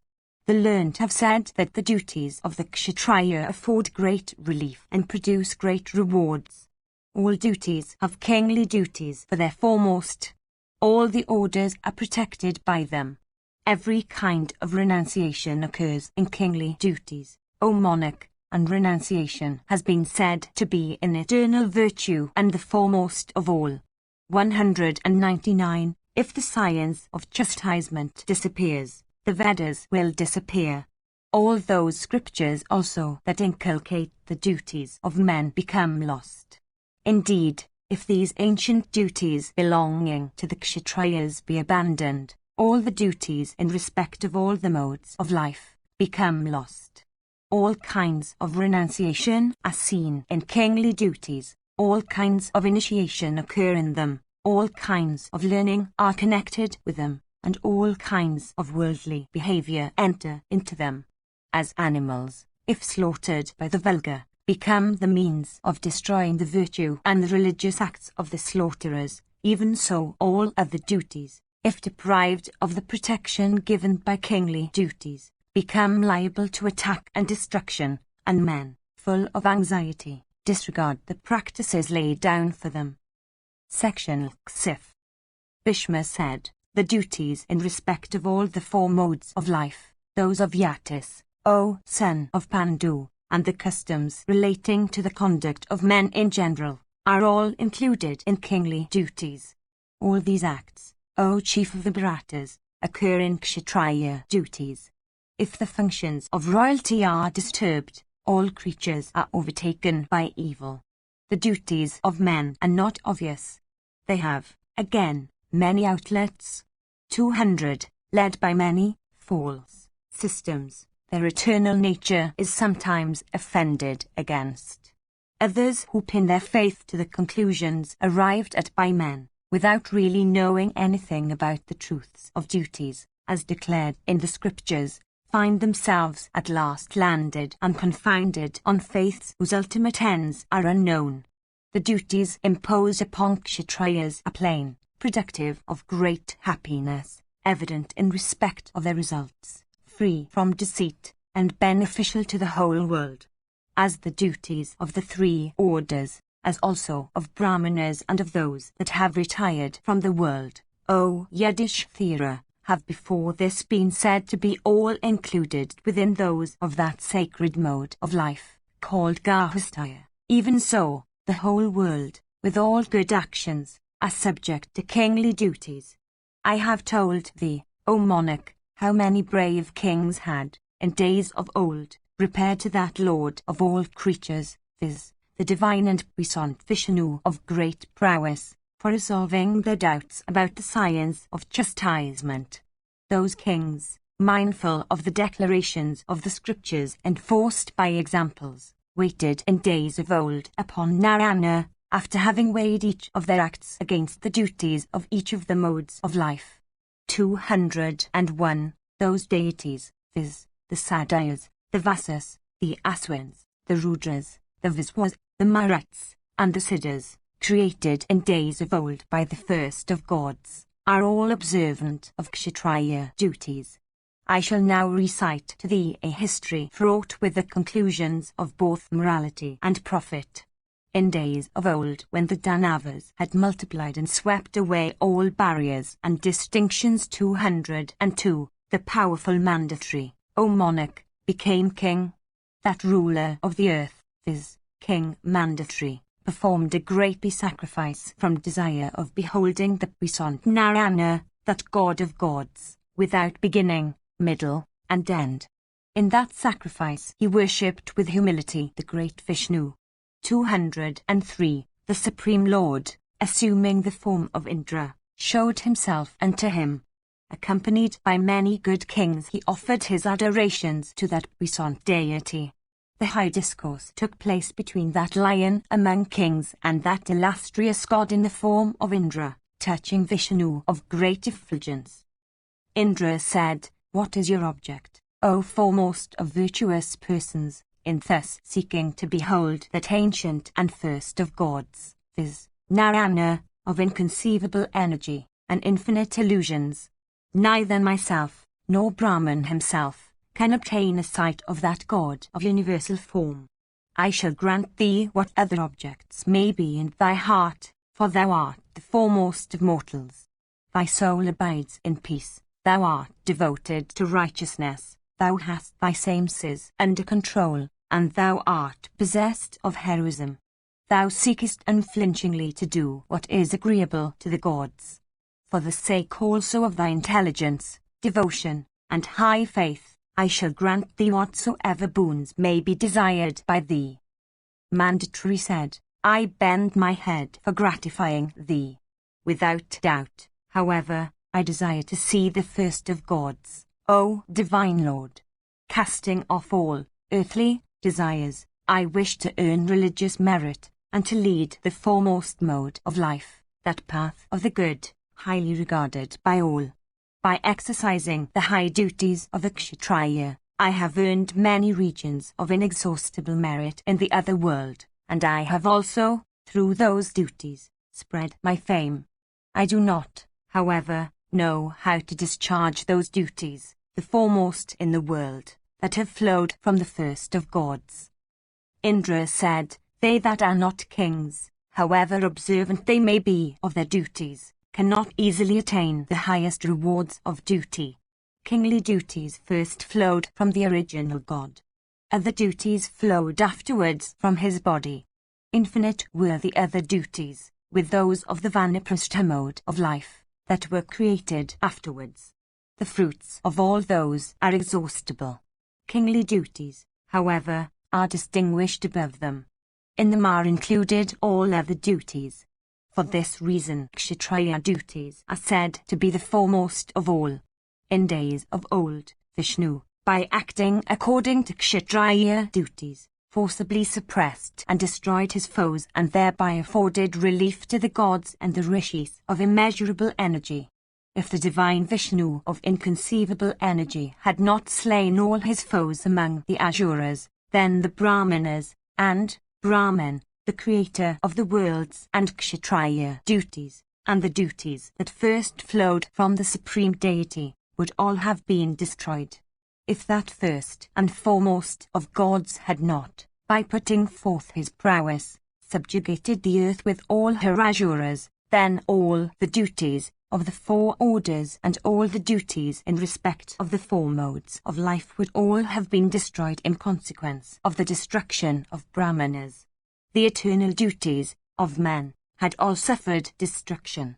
It was by the exercise of Kshatriya duties that they were revived. 204. In every yuga, the duties of Brahmanas in respect of attaining to Brahma first set in. These, however, are all protected by kingly duties. The latter, on this account, are regarded as the foremost. Casting away life in battle, compassion for all creatures, knowledge of the affairs of the world, protection of men, rescuing them from danger, relieving the distressed and the oppressed, all these occur among Kshatriya duties practiced by kings. Persons that do not regard wholesome restraints and that are governed by lust and wrath, do not commit overt acts of sin from fear of kings. Others that are docile and of righteous behavior succeed, in consequence of the same influence, in performing all their duties. For this reason Kshatriya duties are regarded to be righteous.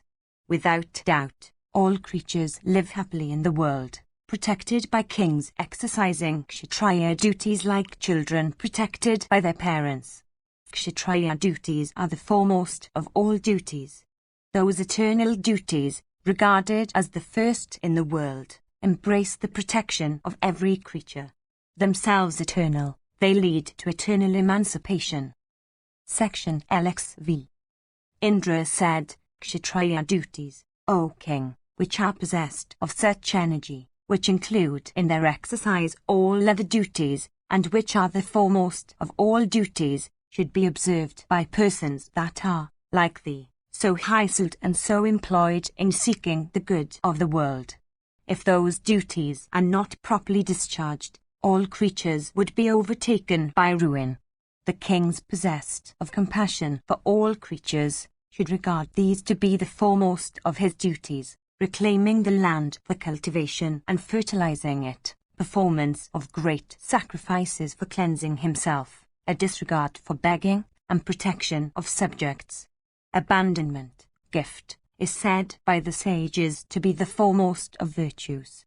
Of all kinds of abandonment, again, that of the body in battle is the foremost. Thou hast seen with thy eyes how the rulers of the earth, ever observant of Kshatriya duties, having duly waited upon their preceptors and acquired great learning, at last cast off their bodies, engaged in battle with one another.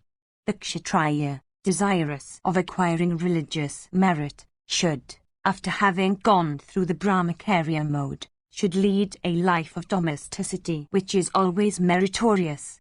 In adjudicating upon ordinary questions of right between his subjects, he should be thoroughly impartial, for causing all the orders to be observant of their respective duties, for the protection they afford to all, for the diverse contrivances and means and the prowess and exertion with which they seek the accomplishment of their objects. Kshatriya duties, which include all other duties within their scope, are said to be the foremost. The other orders are able to observe their respective duties in consequence of kingly duties. For this reason, the former are said to be dependent upon the latter in respect of the merit they produce. 205. Those men who disregard all wholesome restraints and who are too much attached to the pursuit of worldly objects are said to be of the nature of brutes. They are compelled to act with justice by the exercise of kingly duties.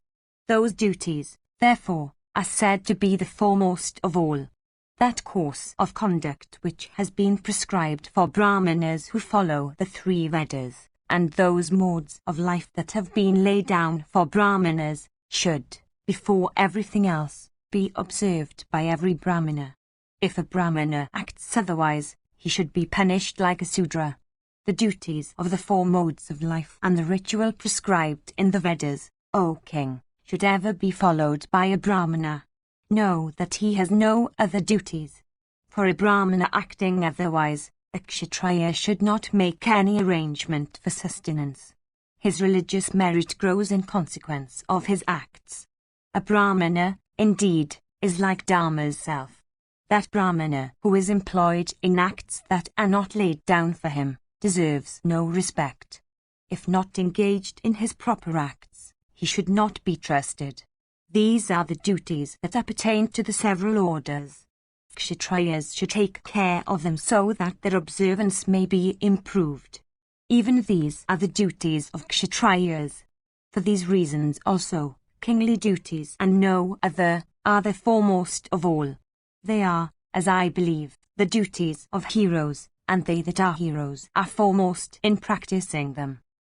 Mandatory said, what duties should be performed by the Yavanas, the Kairatas, the Gandhavas, the Chinas, the Savaras, the Barbaras, the Sakas, the Tusharas, the Kankas, the Pathavas, the Andras, the Madrakas, the Pondras, the Pulindas, the Ramathkas, the Kamvojas, the several castes that have sprung up from Brahmanas and Kshatriyas, the Vaisyas, and the Sudras, that reside in the dominions of Arya kings.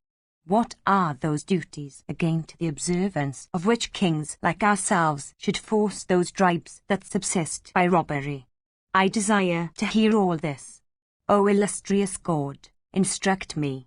O chief of all the deities, thou art the friend of us Kshatriyas. Indra said, all the robber tribes should serve their mothers and fathers, their preceptors and other seniors, and recluses living in the woods. All the robber tribes should also serve their kings. The duties and rights inculcated in the Vedas should also be followed by them. They should perform sacrifices in honor of the Pitris, dig wells, and dedicate them to universal service, give water to thirsty travelers, give away beds and make other seasonable presents unto Brahmanas. Abstention from injury, truth, suppression of wrath, supporting Brahmanas and kinsmen by giving them their dues, maintenance of wives and children, purity, peacefulness, making presents to Brahmanas at sacrifices of every kind, are duties that should be practiced by every person of this class who desire his own prosperity. Such a person should also perform all kinds of pakayajnas with costly presents of food and wealth. These and similar duties, O sinless one, were laid down in olden days for persons of this class.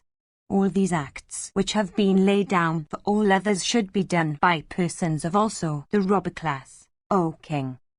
Mandatory said, in the world of men, such wicked men may be seen living in disguise among all the four orders and in all the four modes of life.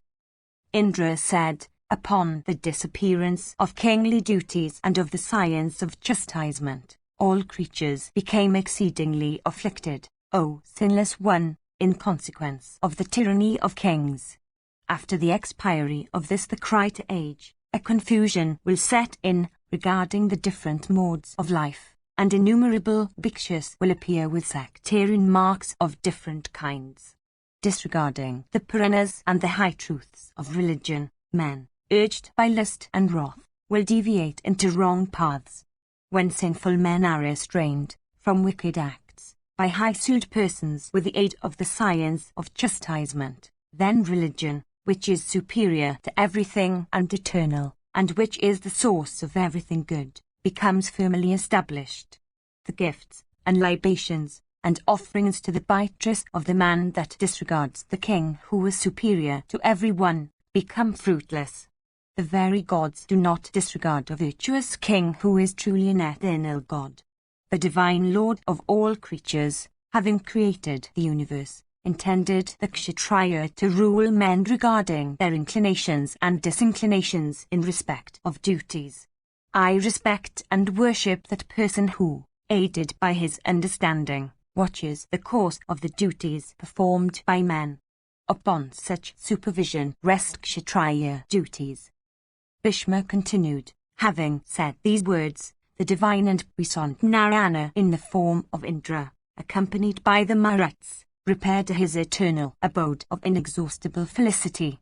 When, O sinless one, duties as practiced by the good had such a course in days of old, what man of cleansed soul and learning is there that would disregard the Kshatriya? Like blind men lost on the way, creatures acting and abstaining unrighteously meet with destruction. O tiger among men, do thou adhere to that circle of duties that was first set a-going and to which the ancients had recourse. Know, O sinless one, that thou art quite competent to do this. Section LXVI. Yudhishthira said, Thou hast spoken to me about the four modes of human life. I desire to know more of them. Do thou discourse on them in detail. Bhishma said, O Yudhishthira of mighty arms, all the duties that are practiced in this world by the righteous are known to thee as they are known to me. O foremost of virtuous persons, listen now to me about what thou askest, viz. The merit that a king acquires, in consequence of the duties practiced by others leading other modes of life. 206. All the merits, O son of Kunti, that belong to persons practicing the duties of the four modes of life, attach, O foremost of men, to righteous kings. A king who is not governed by lust and hate, who rules with the aid of the science of chastisement, and who looks equally on all creatures, O Yudhishthira, attains to the object of the Bhikshai mode of life. 207. That king who is possessed of knowledge, who makes gifts to deserving persons on proper occasions, who knows how to favor and punish, who conducts himself in all things according to the injunctions of the Scriptures, and who has tranquility of soul, attains to the object of the Gahustai mode of life. That king who always worships those that are deserving of worship by giving them their due, completely attains, O son of Kunti, to the object of the Bakshaya mode of life. That king, O Yudhishthira, who rescues from distress, to the best of his power, his kinsmen and relatives and friends, attains to the object of the Vanaprastha mode of life. That king who on every occasion honors those that are foremost among men and those that are foremost among Yatis, attains, O son of Kunti, to the object of the Vanaprastha mode of life.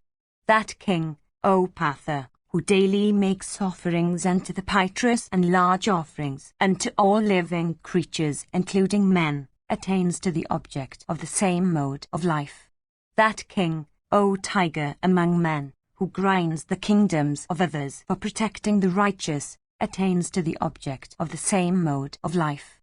In consequence of the protection of all creatures as also of the proper protection of his own kingdom, a king earns the merit of as many sacrifices as the number of creatures protected, and accordingly attains to the object of the sannyasa mode of life. Study of the Vedas every day, forgiveness, and worship of preceptors, and services rendered to one's own teacher, lead to the attainment of the object of Brahmacharya. That king who silently recites his mantras every day and who always worships the gods according to the ordinance, attains, O tiger among men, to the object of the Gahustai mode of life. That king who engages in battle with the resolve of protecting his kingdom or meeting with death, attains to the object of the Vanaprastha mode of life. That king who gives unto persons leading a Vanaprastha mode of life and unto Brahmanas versed in the 3 Vedas attains to the object of the Vanaprastha mode of life. That king who displays compassion towards all creatures and abstains entirely from cruelty, attains to the objects of all the modes of life. That king, O Yudhishthira, who shows compassion to the young and the old, O son of Kunti, under every circumstance, attains to the objects of every mode of life. That king, O perpetuator of Kuru's race, who affords relief to all oppressed people that seek his protection, attains to the object of the Gahustai mode of life. That king who protects all creatures mobile and immobile, and honors them as they deserve, attains to the object of the Gahustai mode of life. Bestowing favors and inflicting punishments upon the wives and brothers, elder and younger, and upon their sons and grandsons, are the domestic duties of a king, and these constitute his best penances.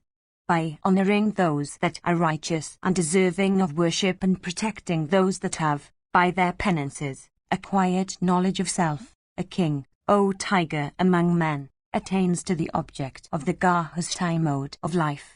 Inviting to this home, O Bharata, persons that have betaken themselves to that Vanaprastha and other modes of life, and treating them with food, constitute the domestic duties of a king. That king who duly adheres to the duties laid down by the Creator, obtains the blessed merits of all the modes of life. That king, O son of Kunti, in whom no virtue is wanting, that foremost of men, O Yudhishthira, is said by the learned to be a person in the observance of the Vanaprastha and all the other modes of life. That king who duly honors the office or rank which deserves honor, the race or family which deserves honor, and those old men that deserve honor, is said, O Yudhishthira, to live in all the modes of life. 208. A king, O son of Kunti, by observing the duties of his country and those of his family, acquires, O tiger among men, the merits of all the modes of life. That king who at proper seasons bestows upon righteous persons affluence or gifts of value, earns the merits, O king, of all the modes of life. That king, O son of Kunti, who while overcome with danger and fear still keeps his eye on the duties of all men. 209. Earns the merits of all the modes of life. The king obtains a share of the merits earned under his protection by righteous people in his dominions. On the other hand, if kings, O tiger among men, do not protect the righteous people within their dominions, they then take the sins of the latter, of omission and commission. Those men also, O Yudhishthira, who assist kings in protecting their subjects, become equally entitled, O sinless one, to a share of the merits earned by others, in consequence of that protection. The learned say that the Gahastya, which we have adopted, is superior to all the other modes of life. The conclusions in respect of it are very clear. It is certainly sacred, O tiger among men. That man who regards all creatures to be like his own self, who never does any harm and has his wrath under control, obtains great happiness both here and hereafter. 210. A king can easily cross the ocean of the world, with kingly duties as his boat passed of great speed, urged on by the breeze of gifts, having the scriptures for its tackle and intelligence for the strength of its helmsman, and kept afloat by the power of righteousness. When the principle of desire in his heart is withdrawn from every earthly object, he is then regarded as one resting on his understanding alone. In this state he soon attains to Brahma. 211. Becoming cheerful by meditation and by restraining desire and other passions of the heart, O tiger among men, a king, engaged in discharging the duty of protection, succeeds in obtaining great merit. Do thou, therefore, O Yudhishthira, exert thyself carefully in protecting Brahmanas of pious deeds and devoted to the study of the Vedas, as also all other men. By exercising the duty of protection only, O Bharata, the king earns merit that is 100 times greater than what is earned by recluses in their asylums within the wood. I have now described, O eldest son of Pandu, the diverse duties of men. Do thou adhere to kingly duties that are eternal and that have been practiced by great men since days of old. If thou employest thyself with concentrated attention to the duty of protecting thy subjects, O tiger among men, thou mayst then, O son of Pandu, obtain the merits of all the 4 modes of life and of all the 4 orders of men. Section XVI. Yudhishthira said, Thou hast said what the duties are of the 4 modes of life and the 4 orders. Tell me now, O grandsire, what are the principal duties of a kingdom? Bhishma said, The election and coronation of a king is the first duty of a kingdom. A kingdom in which anarchy prevails becomes weak and is soon afflicted by robbers. 212. In kingdoms torn by anarchy, righteousness cannot dwell. The inhabitants devour one another. An anarchy is the worst possible of states. The Srutis declare that in crowning a king, it is Indra that is crowned, in the person of the king. A person who is desirous of prosperity should worship the king as he should worship Indra himself. No one should dwell in kingdoms torn by anarchy. Agni does not convey to the gods the libations that are poured upon him in kingdoms where anarchy prevails. If a powerful king approaches kingdoms weakened by anarchy, from desire of annexing them to his dominions, the people should go forward and receive the invader with respect. Some conduct would be consistent with wise counsels. There is no evil greater than anarchy. If the powerful invader be inclined to equity, everything will be right. If, on the other hand, he be engaged, he may exterminate all. That cow which cannot be easily milked has to suffer much torture.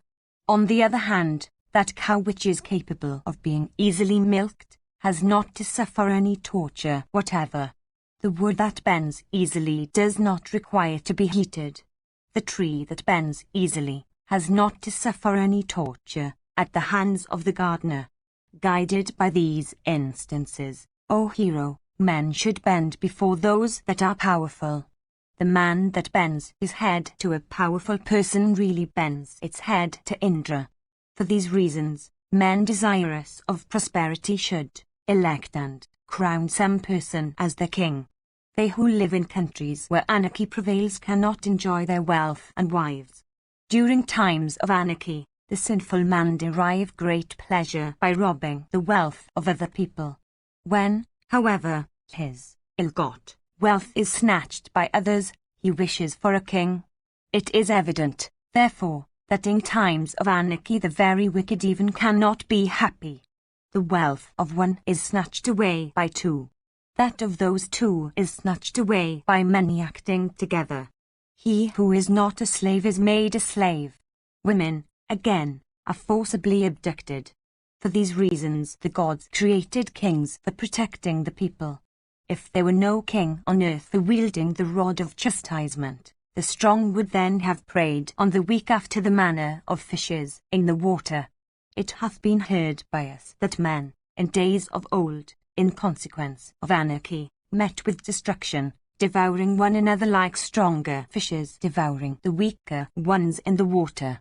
It hath been heard by us that a few amongst them then, assembling together, made certain compacts, saying, He who becomes harsh in speech, or violent in temper, he who seduces or abducts other people's wives or robs the wealth that belongs to others, should be cast off by us.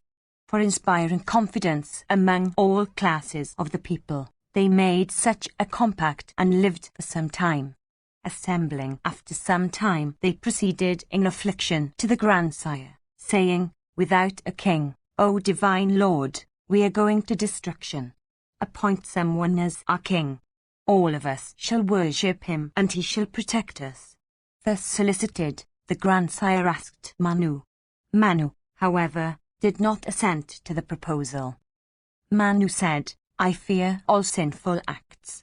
To govern a kingdom is exceedingly difficult, especially among men who are always false and deceitful in their behavior.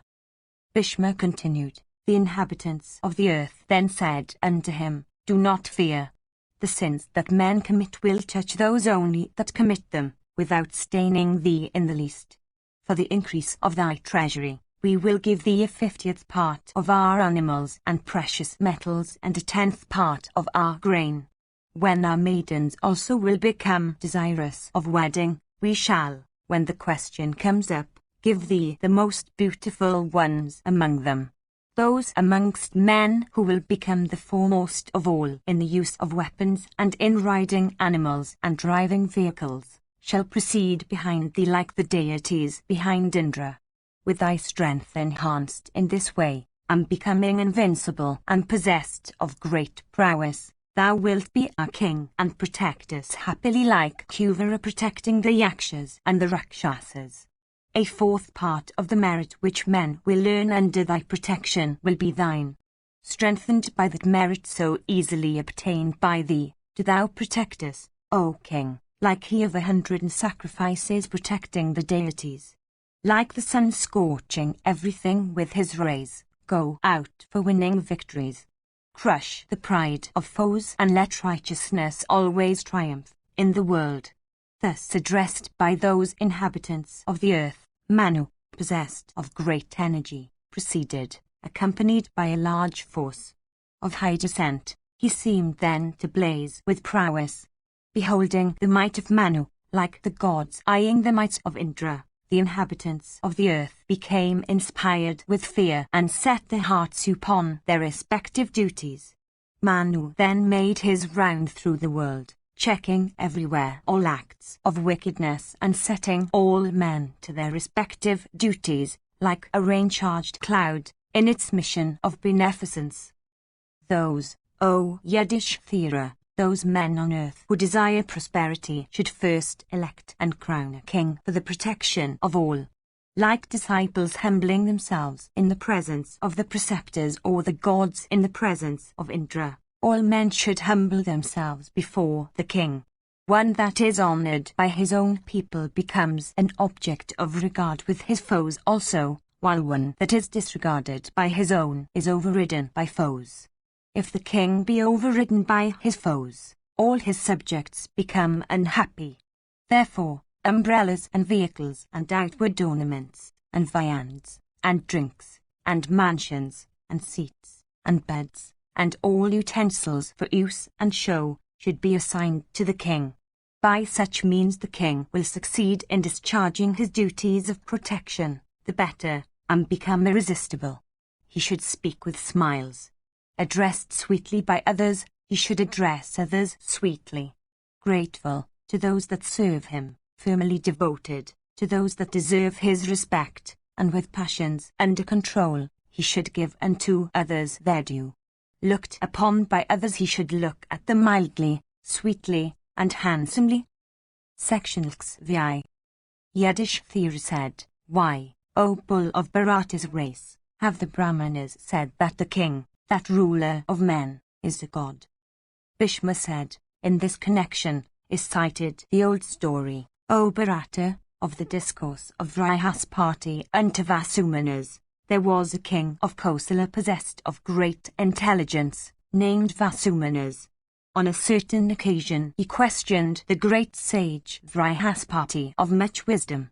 Conversant with the requirements of humility, King Vasumanas, ever devoted to the welfare of all, having observed the proper humilities and having circumambulated the great sage and bowed unto him duly, inquired of the virtuous Vrihaspati about the ordinances in respect of a kingdom, moved by the desire of securing the happiness of men.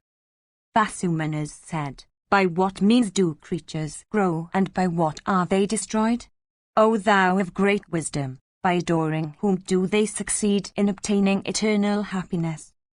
Thus questioned by the Kosala king of immeasurable energy, Vrihaspati of great wisdom discoursed unto him coolly about the respect that should be paid to kings. Vrihaspati said, "The duties of all men, O thou of great wisdom, may be seen to have their root in the king. It is through fear of the king only that men do not devour one another. It is the king that brings peace on earth, through due observance of duties, by checking all disregard for wholesome restraints and all kinds of lust. Achieving this, he shines in glory. As, O king, all creatures become unable to see one another and sink in utter darkness if the sun and the moon do not rise, as fishes in shallow water and birds in a spot safe from danger dart and rove as they please, for a time, and repeatedly attack and grind one another with force and then meet with certain destruction, even so men sink in utter darkness and meet with destruction if they have no king to protect them, like a herd of cattle without the herdsman to look after them. If the king did not exercise the duty of protection, the strong would forcibly appropriate the possessions of the weak, and if the latter refused to surrender them with ease, their very lives would be taken. Nobody then, with reference to any article in his possession, would be able to say this is mine. Wives, sons, food, and other kinds of property would not then exist. Ruin would overtake everything if the king did not exercise the duty of protection. Wicked men would forcibly appropriate the vehicles and robes and ornaments and precious stones and other kinds of property belonging to others if the king did not protect. In the absence of protection by the king, diverse kinds of weapons would fall upon those that are righteous in their practices, and unrighteousness would be adopted by all. In the absence of royal protection, men would disregard or even injure their very mothers and fathers if aged, their very preceptors and guests and seniors. If the king did not protect, all persons possessed of wealth would have to encounter death, confinement, and persecution, and the very idea of property would disappear. If the king did not protect, everything would be exterminated prematurely, and every part of the country would be overrun by robbers, and everybody would fall into terrible hell. If the king did not protect, all restrictions about marriage and intercourse, due to consanguinity and other kinds of relationship, would cease. All affairs relating to agriculture and trade would fall into confusion, morality would sink and be lost, and the three Vedas would disappear. Sacrifices, duly completed with presents according to the ordinance, would no longer be performed, no marriage would take place, society itself would cease to exist, if the king did not exercise the duty of protection. The very bulls would not cover cows, and milk jars would not be churned, and men living by rearing kine would meet with destruction, if the king did not exercise the duty of protection. In the absence of royal protection, all things, inspired with fear and anxiety and becoming senseless and uttering cries of woe, would meet with destruction in no time. No sacrifices extending for a year and completed with presents according to the ordinances would occur if the king did not exercise the duty of protection. In the absence of royal protection, Brahmanas would never study the 4 Vedas or undergo austerities or be cleansed by knowledge and rigid vows. In the absence of royal protection, the slayer of a person guilty of the slaughter of a Brahmana would not obtain any reward. On the other hand, the person guilty of Brahmanacide would enjoy perfect immunity. In the absence of royal protection, men would snatch other people's wealth from their very hands, and all wholesome barriers would be swept away, and everybody, inspired with fear, would seek safety in flight. In the absence of royal protection, all kinds of injustice would set in, an intermixture of castes would take place, and famine would ravage the kingdom. In consequence again of royal protection, men can everywhere sleep fearlessly and at their ease without shutting their houses and doors with bolts and bars. Nobody would hear the evil speeches of others, far less actual assaults, if the king did not righteously protect the earth. 213. If the king exercises the duty of protection, women decked with ornament may fearlessly wander everywhere without male relatives to attend upon them. Men become righteous and without injuring serve one another because the king exercises the duty of protection. In consequence of royal protection, the members of the 3 orders are enabled to perform high sacrifices and devote themselves to the acquisition of learning with attention. The world depends upon agriculture and trade and is protected by the Vedas. All these again are duly protected by the king exercising his principal duty. Since the king, taking a heavy load upon himself, protects his subjects with the aid of a mighty force, it is for this that the people are able to live in happiness. Who is there that will not worship him in whose existence the people exist and in whose destruction the people are destroyed? That person who does what is agreeable and beneficial to the king and who bears a share of the burden of kingly duties that strike every caste with fear, conquers both this and the other world. 214. That man who even thinks of doing an injury to the king, without doubt meets with grief here and goes to hell hereafter.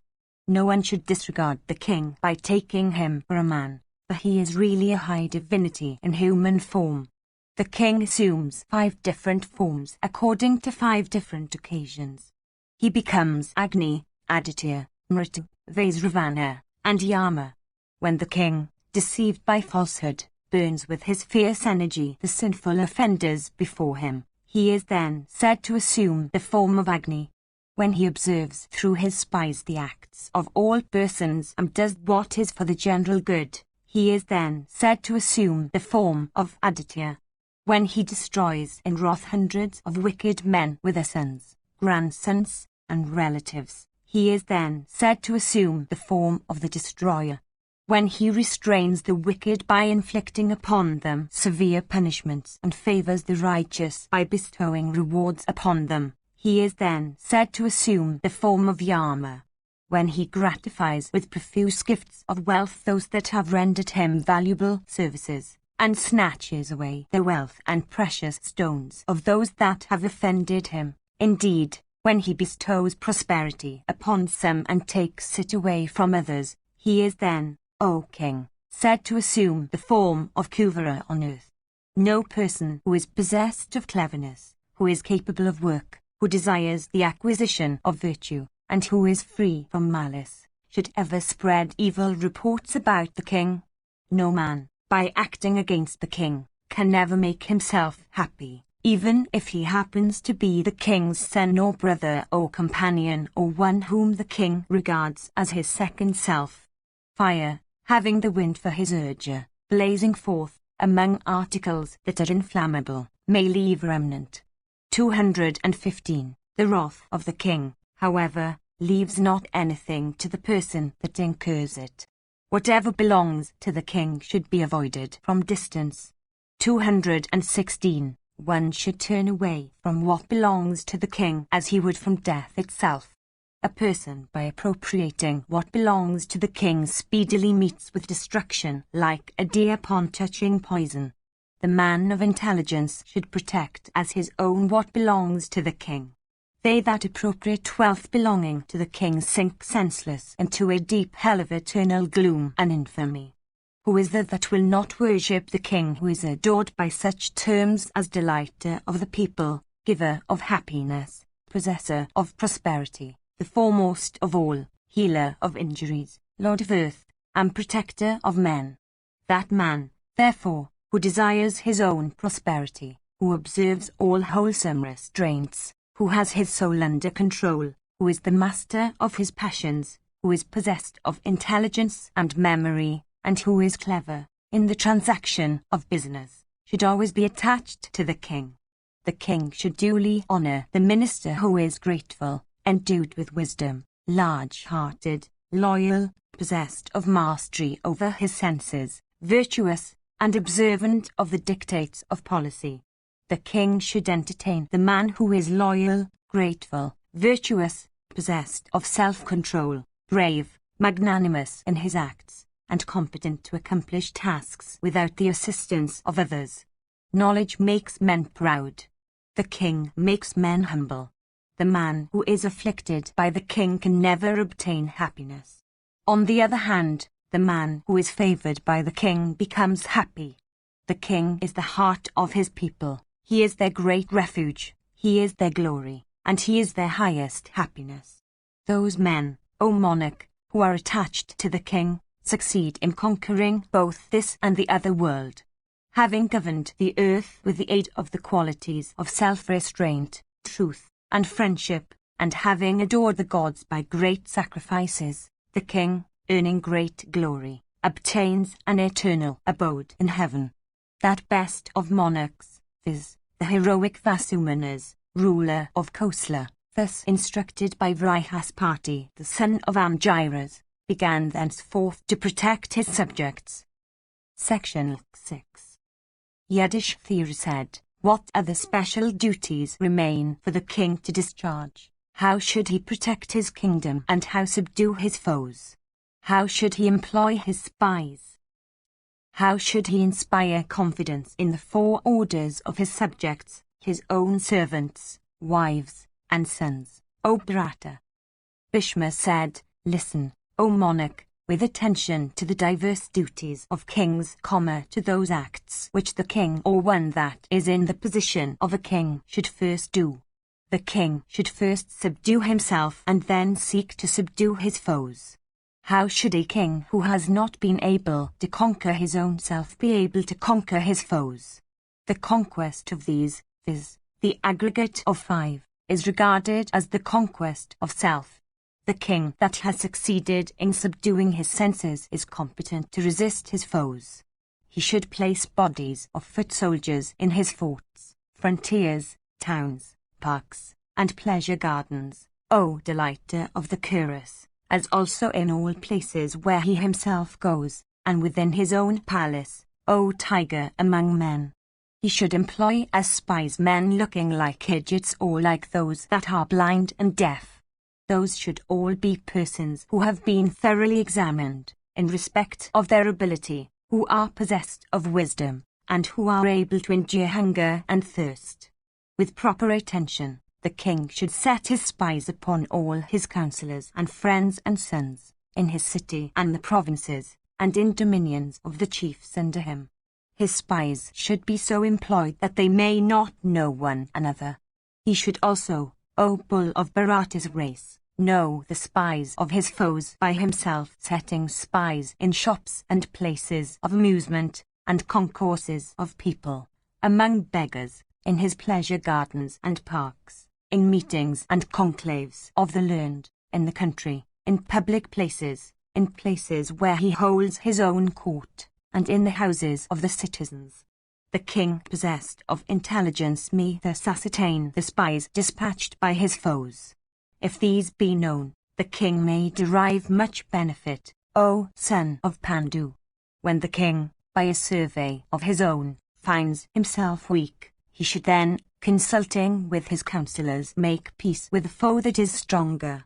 The king that is wise should speedily make peace with the foe, even when he knows that he is not weak, if any advantage is to be derived from it. Engaged in protecting his kingdom with righteousness, the king should make peace with those that are possessed of every accomplishment, capable of great exertion, virtuous and honest.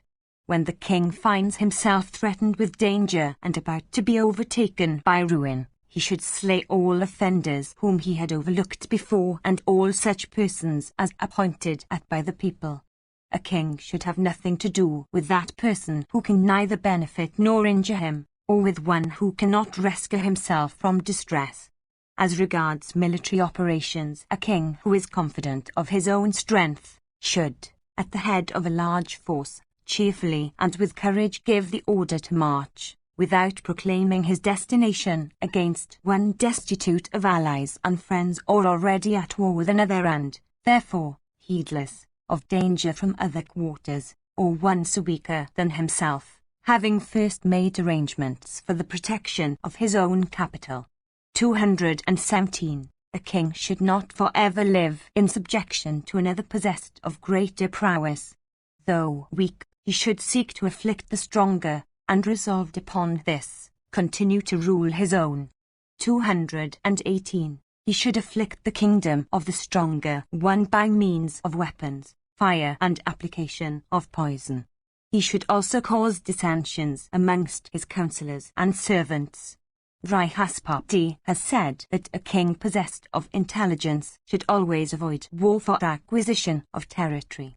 The acquisition of dominion should be made by the three well-known means of conciliation, gift, and disunion. The king that is possessed of wisdom should be gratified with those acquisitions that are made by means of conciliation, gift, and disunion. The king, O delighter of the cuirass, should take 1/6 of the incomes of his subjects as tribute for meeting the expenses of protecting them.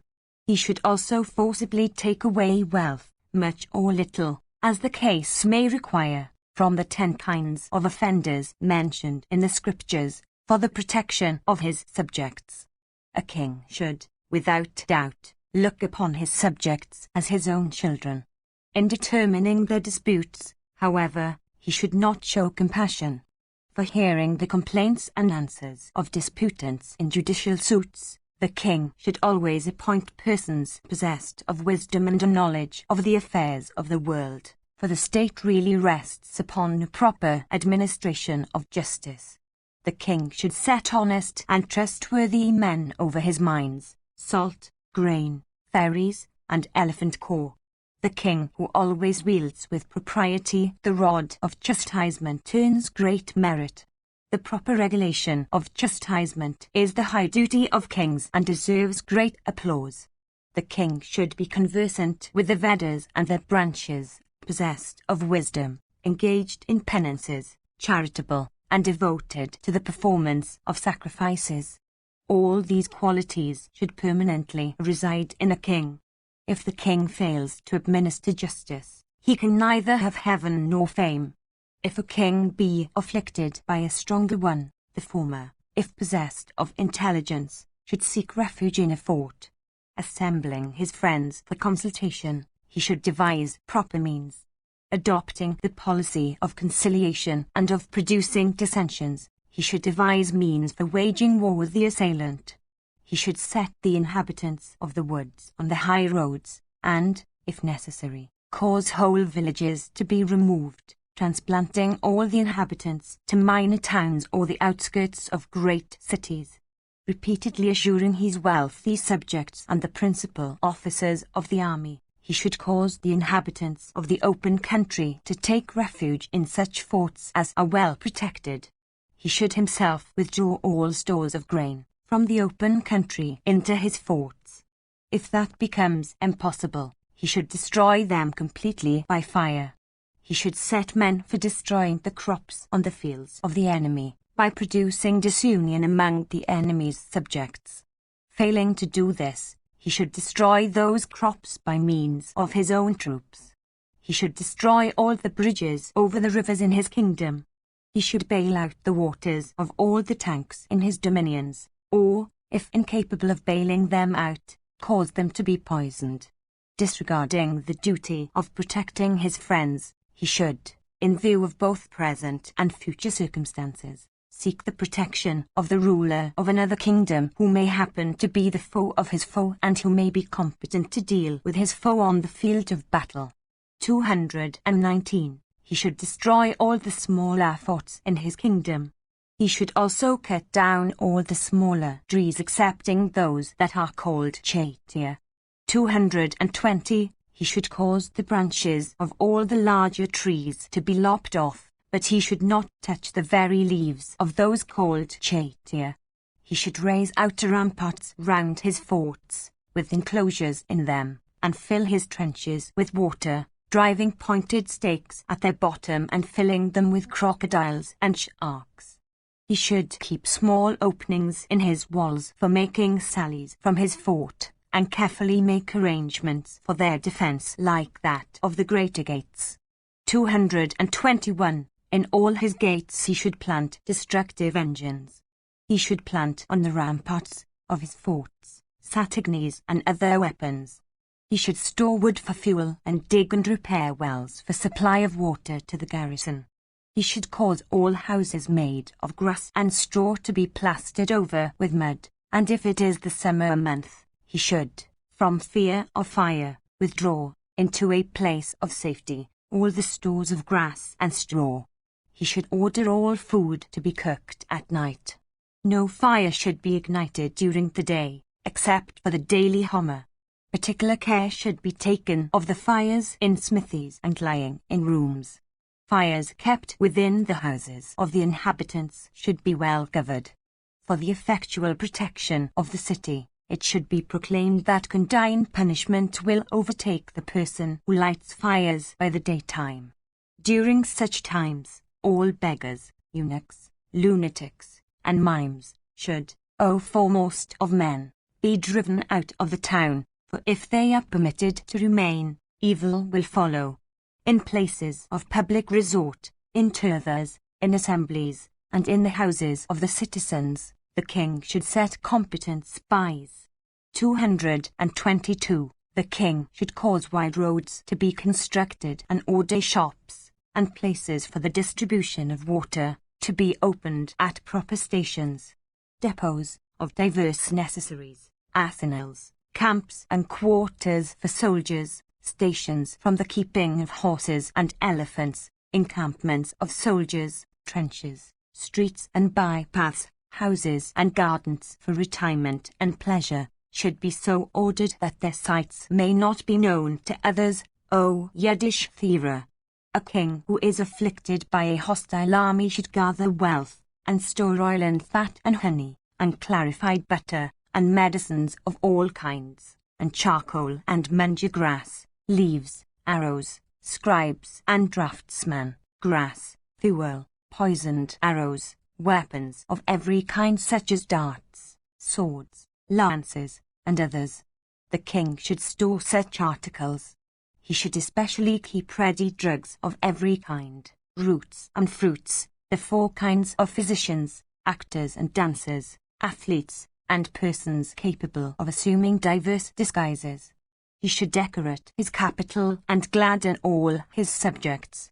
The king should lose no time in bringing under his control such persons as may happen to inspire him with fear, be they his servants or councillors or citizens or neighbouring monarchs. After any task of the king has been accomplished, he should reward those that have aided in its accomplishment with wealth and other proportionate gifts and thankful speeches.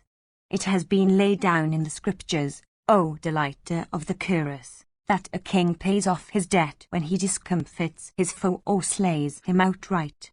223. A king should take care of 7 things. Listen to me as I recite them. They are his own self, his counselors, his treasury, his machinery for awarding punishments, his friends, his provinces, and his capital. He should with care protect his kingdom, which consists of these 7 limbs. That king, O tiger among men, who is conversant with the aggregate of 6, the triple aggregate, and the high aggregate of 3, succeeds in winning the sovereignty of the whole earth. Listen, O Yudhishthira, to what has been called the aggregate of 6. These are ruling in peace after concluding a treaty with the foe, marching to battle, producing disunion among the foe, concentration of forces, for inspiring the foe with fear, preparedness for war with readiness for peace, and alliance with others. Listen now with attention to what has been called the triple aggregate. They are decrease, maintenance of what is, and growth. The high aggregate of 3 consists of virtue, profit, and pleasure. These should be pursued judiciously. By the aid of virtue, a king succeeds in ruling the earth forever. Touching this matter, Angirasa's son, Brihaspati himself has sung 2 verses. Blessed be thou, O son of Devaki, it behoveth thee to hear them. Having discharged all his duties and having protected the earth, and having also protected his cities, a king attains to great happiness in heaven.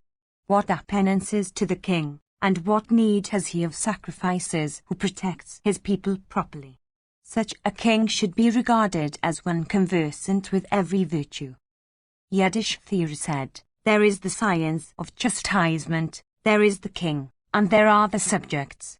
Tell me, O grandsire, what advantage is derived by one of these from the others?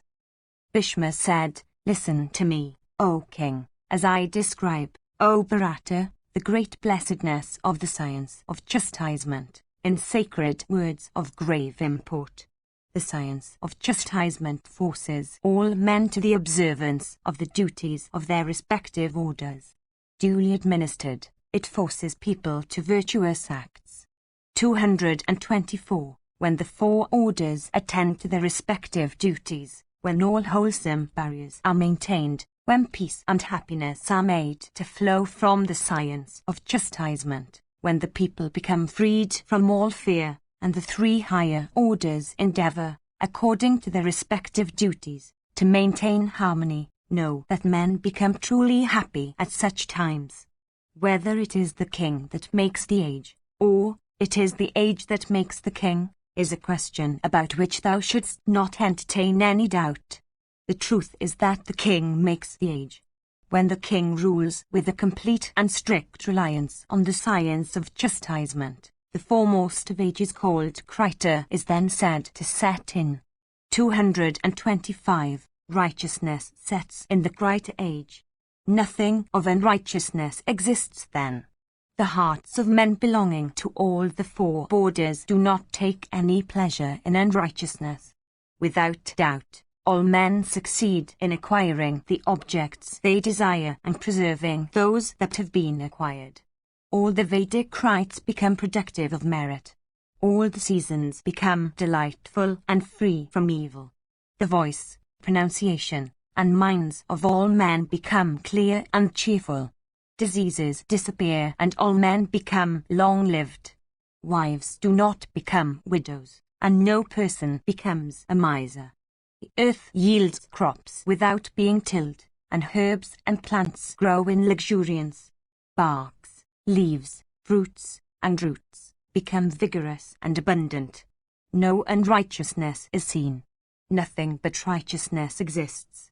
Know these to be the characteristics, O Yudhishthira, of the Krita age, when the king relies upon only 3 of the 4 parts of the science of chastisement, leaving out a 4th, the age called Treta sets in. A 4th part of unrighteousness follows in the train of such observance of the great science, by 3/4. The earth yields crops that waits for tillage. the herbs and plants grow, depending upon tillage. When the king observes the great science by only a half, leaving out the other half, then the age that sets in is called Dwapara. A moiety of unrighteousness follows in the train of such observance of the great science by half. The earth requires tillage and yields crops by half. When the king, abandoning the great science totally, oppresses his subjects by evil means of diverse kinds, the age that sets in is called Kali. During the age called Kali, unrighteousness becomes full and nothing of righteousness is seen. The hearts of men, of all the orders, fall away from their respective duties. Sudras live by adopting lives of mendicancy, and Brahmanas live by serving others. Men fail to acquire the objects they desire and preserve those already acquired. Intermixture of the four orders takes place. Vedic rites fail to produce fruits. All the seasons cease to be delightful and become fraught with evil. The voice, pronunciation, and minds of men lose vigor. Diseases appear, and men die prematurely. Wives become widows, and many cruel men are seen. The clouds do not pour seasonably, and crops fail. All kinds of moisture also fail, when the king does not, with proper attention to the great science, protect the subjects. The king is the creator of the Krita age, of the Treta, and of the Dwapara. The king is the cause of the fourth age, called Kali. If he causes the Krita age, he attains to everlasting heaven. If he causes the Treta age, he acquires heaven for a period that is limited. If he causes the Dwapara, he attains to blessedness in heaven according to the measure of his merits. By causing the Kali age, the king incurs a heavy load of sin. Stained by wickedness, he rots in hell for innumerable years. For sinking in the sins of his subjects, he incurs great sin and infamy himself. Keeping the great science in his view, the Kshatriya possessed of learning should strive to acquire those objects which he desires and protect those that have been already acquired.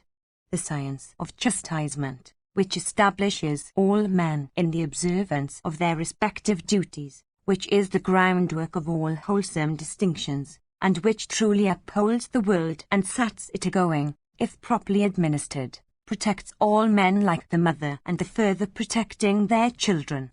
Know, O bull among men, that the very lives of creatures depend upon it. The highest merit a king can acquire is acquaintance with the science of chastisement and administering it properly. Therefore, O thou of Kuru's race, protect thy subjects righteously, with the aid of that great science. By protecting the subjects and adopting such a conduct, thou wilt surely attain to such blessedness in heaven as is difficult of acquisition. Section LXX. Yudhishthira said, by adopting that conduct, O thou that art conversant with every kind of behavior, can a king succeed in easily acquiring, both here and hereafter, objects productive of happiness in the end? Bhishma said, there are these 36 virtues, which a king should observe. They are connected with 36 others. A virtuous person, by attending to those qualities, can certainly acquire great merit. The king should observe his duties without wrath and malice. He should not abandon kindness. He should have faith.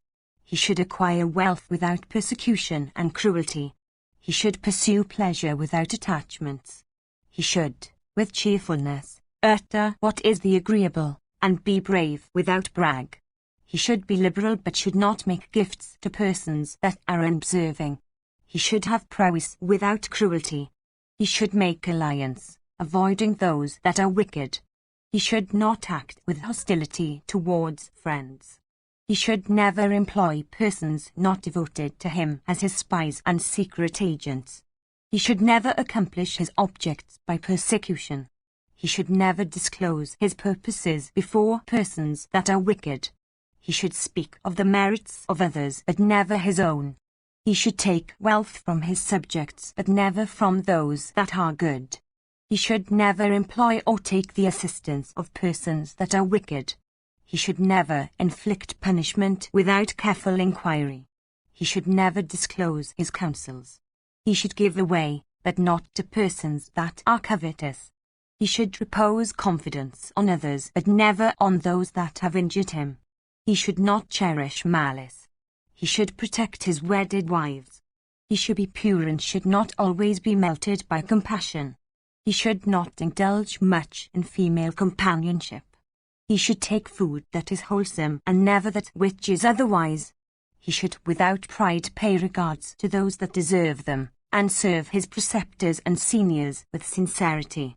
He should worship the gods without pride. He should seek prosperity, but never do anything that brings infamy.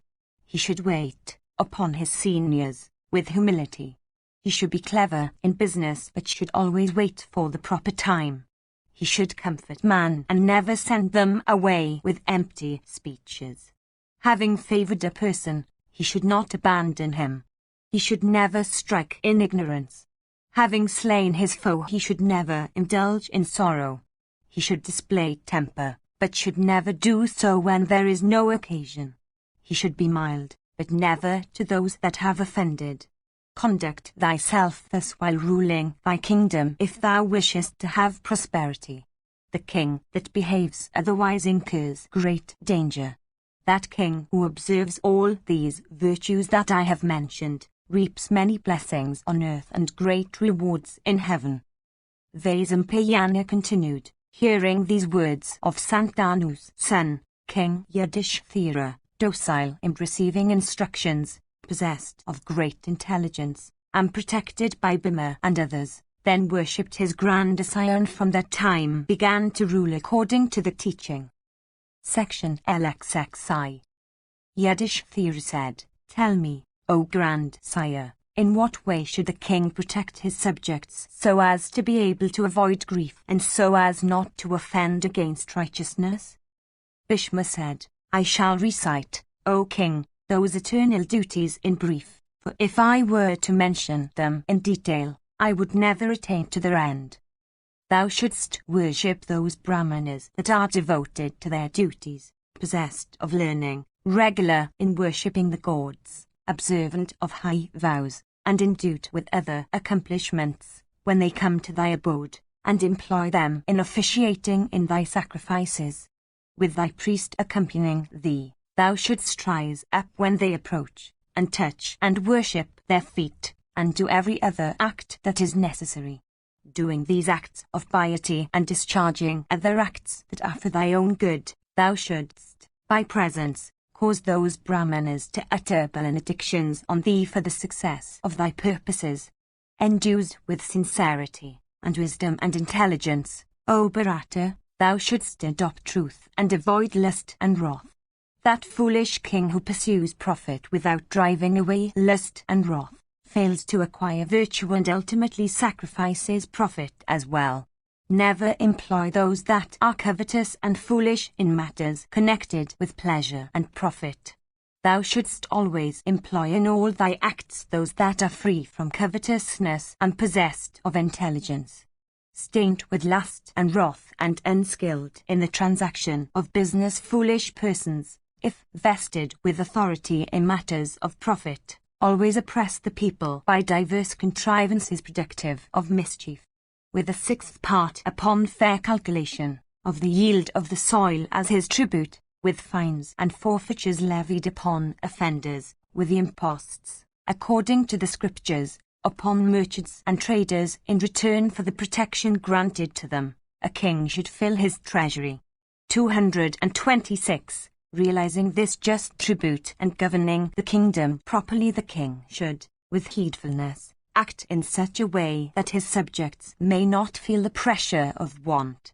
Men become deeply devoted to that king who discharges the duty of protection properly, who is endued with liberality, who is steady in the observance of righteousness, who is vigilant, and who is free from lust and hate.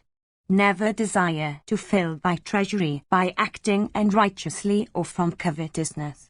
That king who does not act in accordance with the scriptures fails to earn wealth and religious merit. That king who is mindful only of the means of acquiring wealth, never succeeds in acquiring both religious merit and wealth. The wealth, again, that he acquires, by such means, is seen to be lavished on unworthy objects.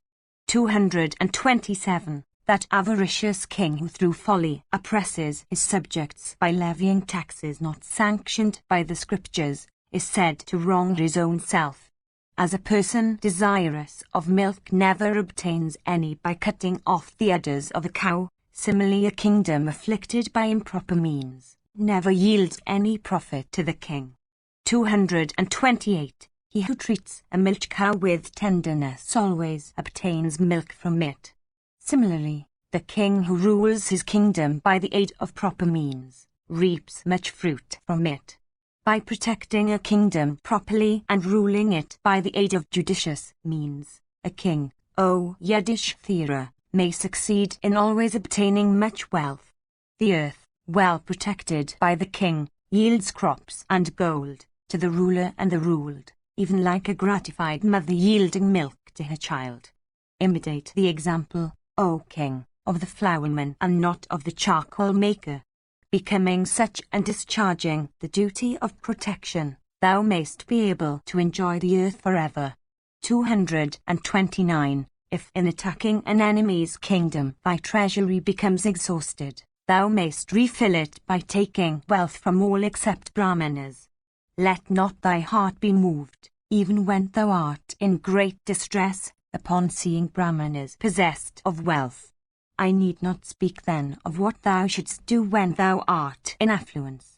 Thou shouldst give them wealth to the best of thy power and as they deserve, and protect them, comforting them on all occasions.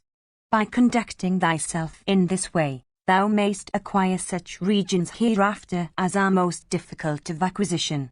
Adopting such virtuous behavior, do thou protect thy subjects. Thou mayst then obtain, O delighter of the Kuras, fame that is everlasting, high, and pure. Protect thy subjects righteously, O son of Pandu, for no regret or pain will then be thine. Protection of the subject is the highest duty of the king, since compassion to all creatures and protecting them from injury has been said to be the highest merit. Persons conversant with duties regard that to be the highest merit of the king. When, engaged in protecting all creatures, the king displays compassion towards them. The sin a king incurs by neglecting for a single day to protect his subjects from fear is such that he does not attain to end of his sufferings for it in hell till after 1,000 years. The merit a king earns by protecting his subjects righteously for a single day is such that he enjoys its reward in heaven for 10,000 years. All those regions that are acquired by persons leading duly the Gahastya, the Brahmacharya, and the Vanaprastha modes of life, are soon acquired by a king by only protecting his subjects righteously. Do thou, O son of Kunti, observe with great care this duty of protection. Thou shalt then obtain the reward of righteousness, and no grief and pain will be thine. Thou shalt, O son of Pandu, obtain great prosperity in heaven. Merit like this is impossible to be acquired by persons that are not kings. A person, therefore, who is a king, and no other, can succeed in earning such reward of virtue. Possessed of intelligence, thou hast obtained a kingdom. Do thou protect thy subjects righteously. Gratify Indra with offerings of Soma and the friends and well-wishers with the objects of their wishes. Section Lxi. Bhishma said, that person, O king, who would protect the good and punish the wicked, should be appointed as his priest by the king. In this connection is cited the old story about the discourse between Pururavas, the son of Ela, and Matariswan. Pururavas said, whence has the Brahmana sprung and whence the 3 other orders? For what reason also has the Brahmana become the foremost? It behoveth thee to tell me all this.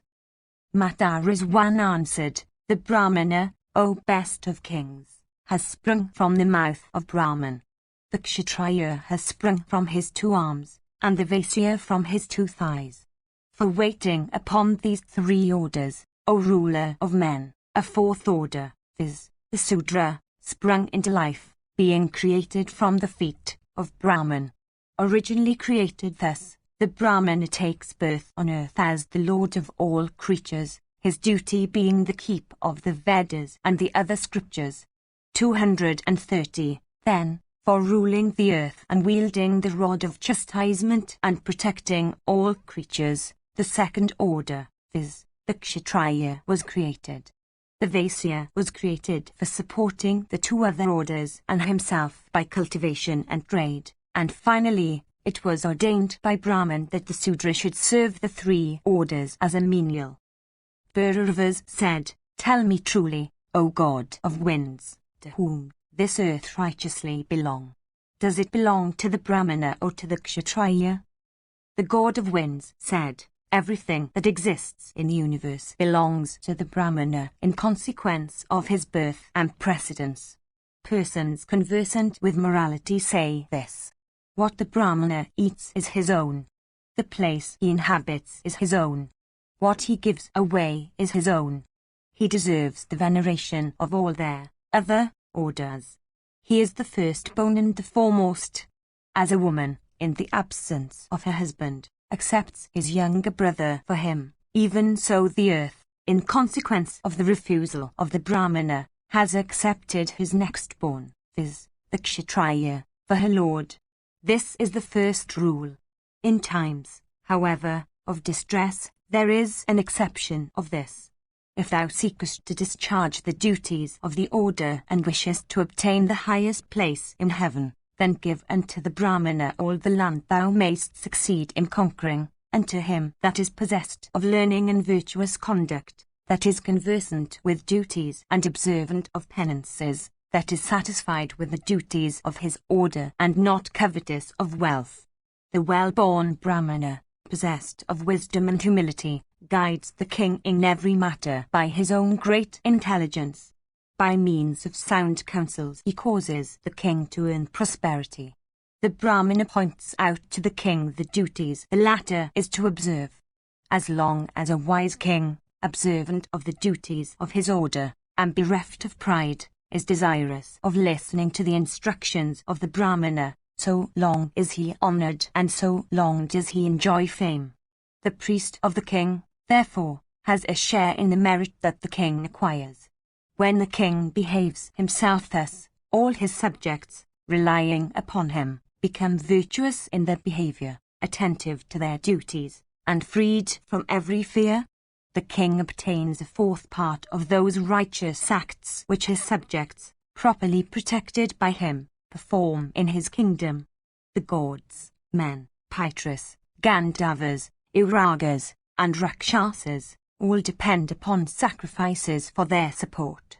In a country destitute of a king, there can be no sacrifice. The gods and the Pitras subsist on the offerings made in sacrifices. Sacrifice, however, depends upon the king. In the season of summer, men desire comfort from the shade of trees, cool water, and cool breezes. In the season of winter they derive comfort from fire, warm clothes, and the sun. The heart of man may find pleasure in sound, touch, taste, vision, and scent. The man, however, who is inspired with fear, finds no pleasure in all these things. That person who dispels the fears of men obtains great merit. There is no gift so valuable in the three worlds as the gift of life. The king is Indra. The king is Yama. The king is Dharma. The king assumes different forms. The king sustains and supports everything. Section XXI. Bhishma said, the king, with an eye to both religious merit and profit whose considerations are often very intricate, should, without delay, appoint a priest possessed of learning and intimate acquaintance with the Vedas and their other scriptures, those kings that have priests possessed of virtuous souls and conversant with policy, and that are themselves possessed of such attributes, enjoy prosperity in every direction. Both the priest and the king should have such qualities as are worthy of regard and should be observant of vows and penances. They would then succeed in supporting and aggrandizing the subjects and the deities, the Beatrice and the children.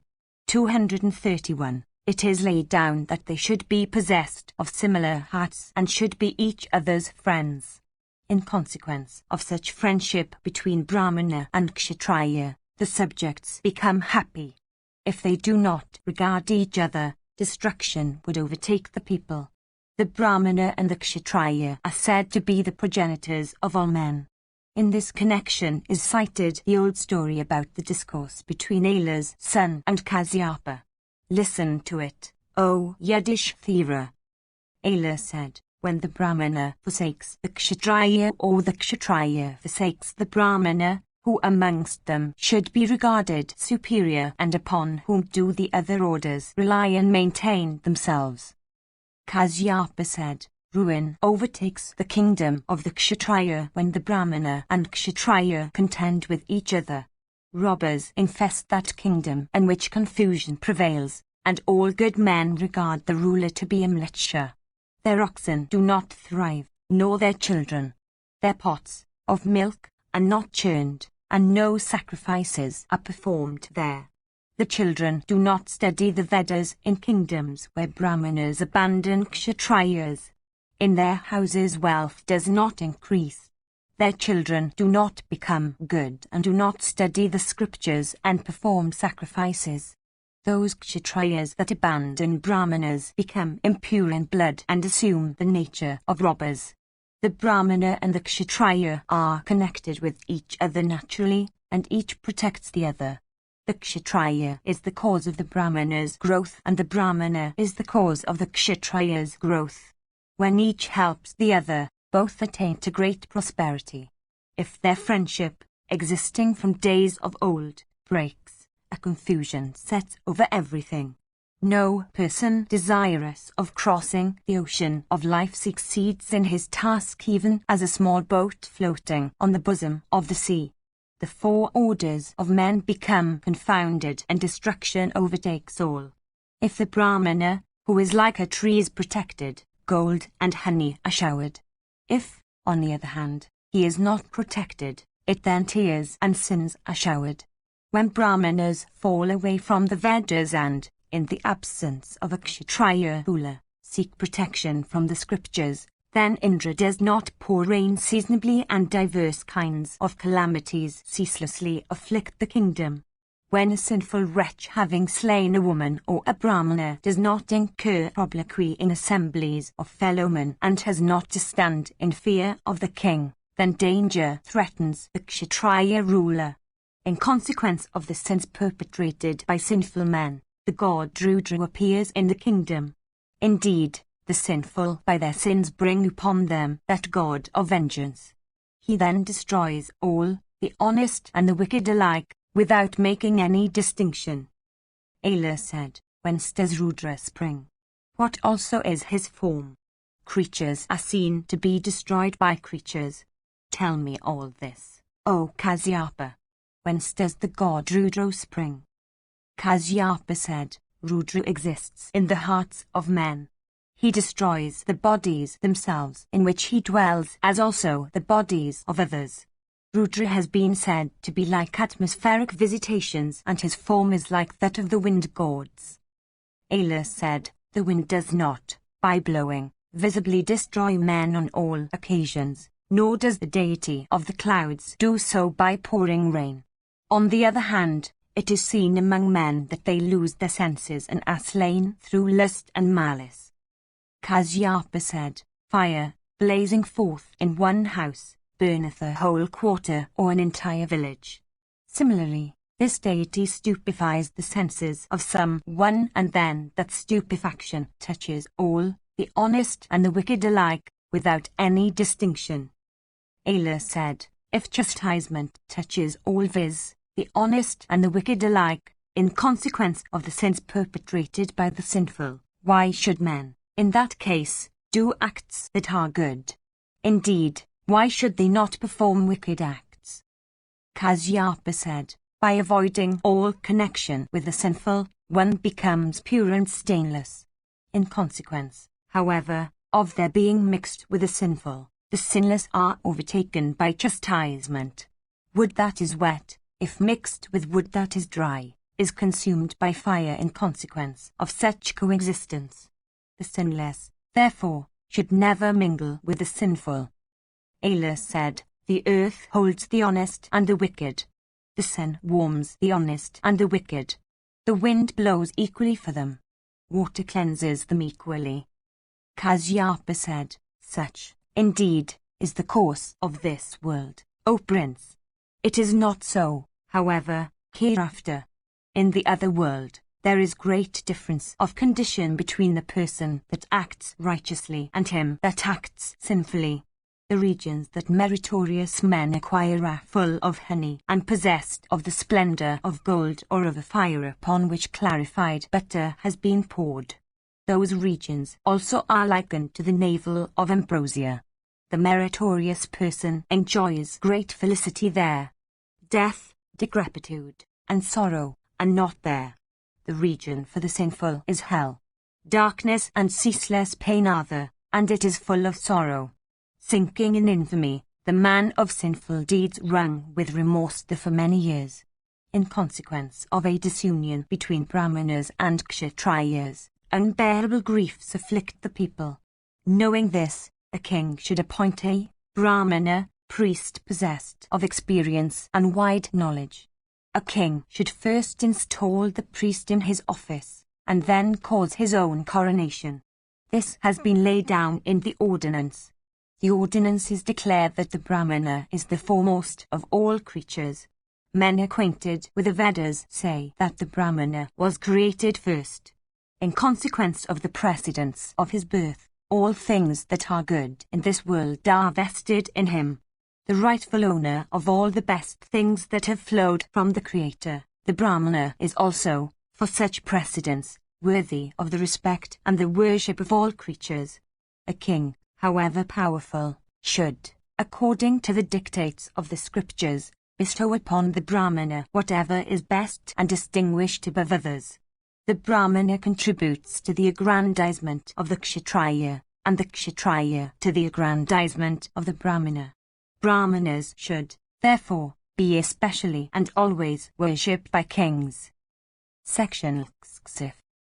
Bhishma said, "It is said that the preservation and growth of the kingdom rest upon the king.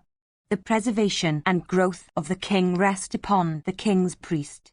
That kingdom enjoys true felicity where the invisible fears of the subjects are dispelled by the Brahmana and all visible fears are dispelled by the king with the might of his arms." In this connection is cited the old narrative of the discourse between King Muchukunda and Vaisravana. King Muchukunda, having subjugated the whole earth, repaired to the Lord of Alaka for testing his strength. King Vaisravana created, by ascetic power, a large force of Rakshasas. These ground the forces led by Muchukunda. Beholding the slaughter of his army, King Muchukunda, O chastiser of foes, began to rebuke his own learned priest, Vasishta. Thereupon that foremost of righteous persons, viz. Vasishta, underwent very severe penances and, causing those Rakshasas to be slain, ascertained the true course upon which Muchukunda was bent. When King Vaisravana's troops were being slaughtered, he showed himself unto Muchukunda and said these words.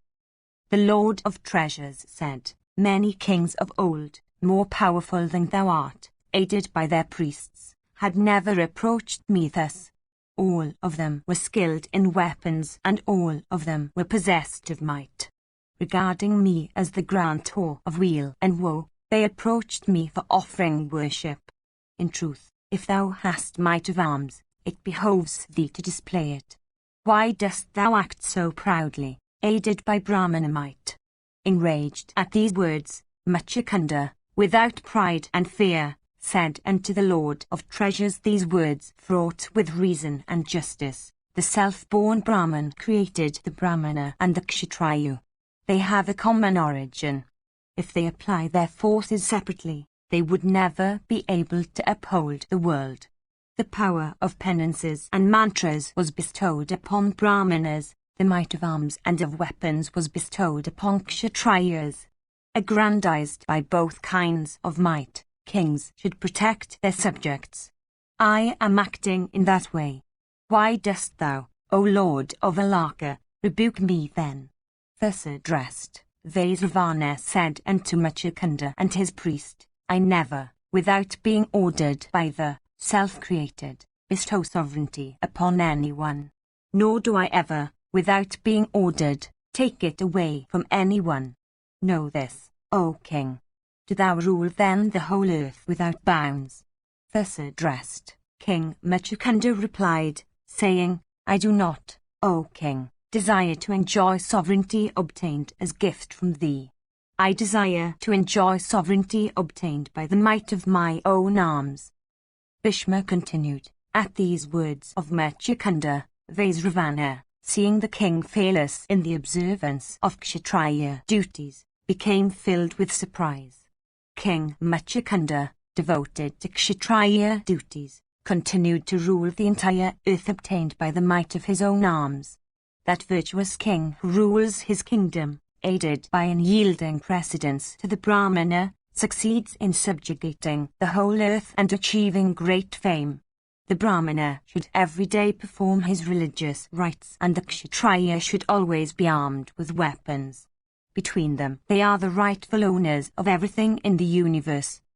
Section LXXV. Yudhishthira said, Tell me, O grandsire, that conduct by which a king succeeds in aggrandizing his subjects and earning regions of felicity in the other world. Bhishma said, the king should be liberal and should perform sacrifices, O Bharata. He should be observant of vows and penances, and should be devoted to the duty of protecting his subjects.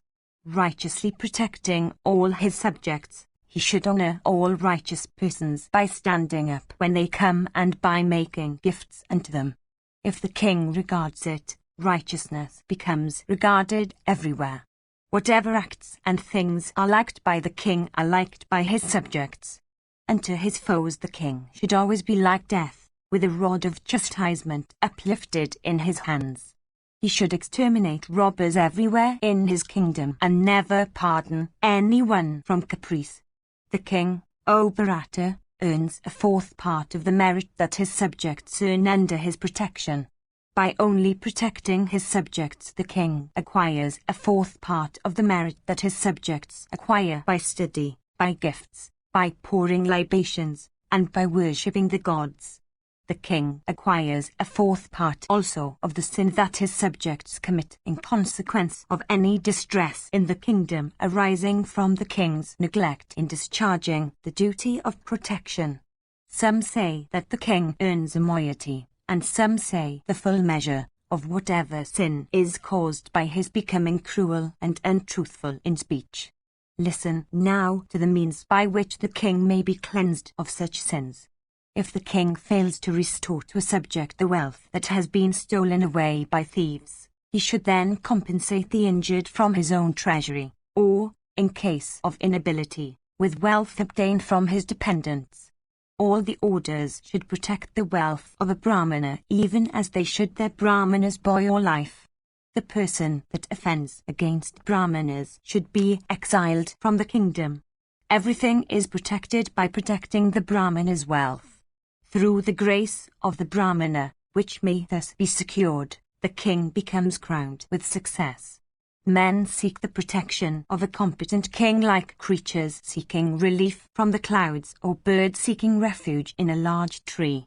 A cruel and covetous king, with lustful soul and ever seeking the gratification of his desire, never succeeds in protecting his subjects.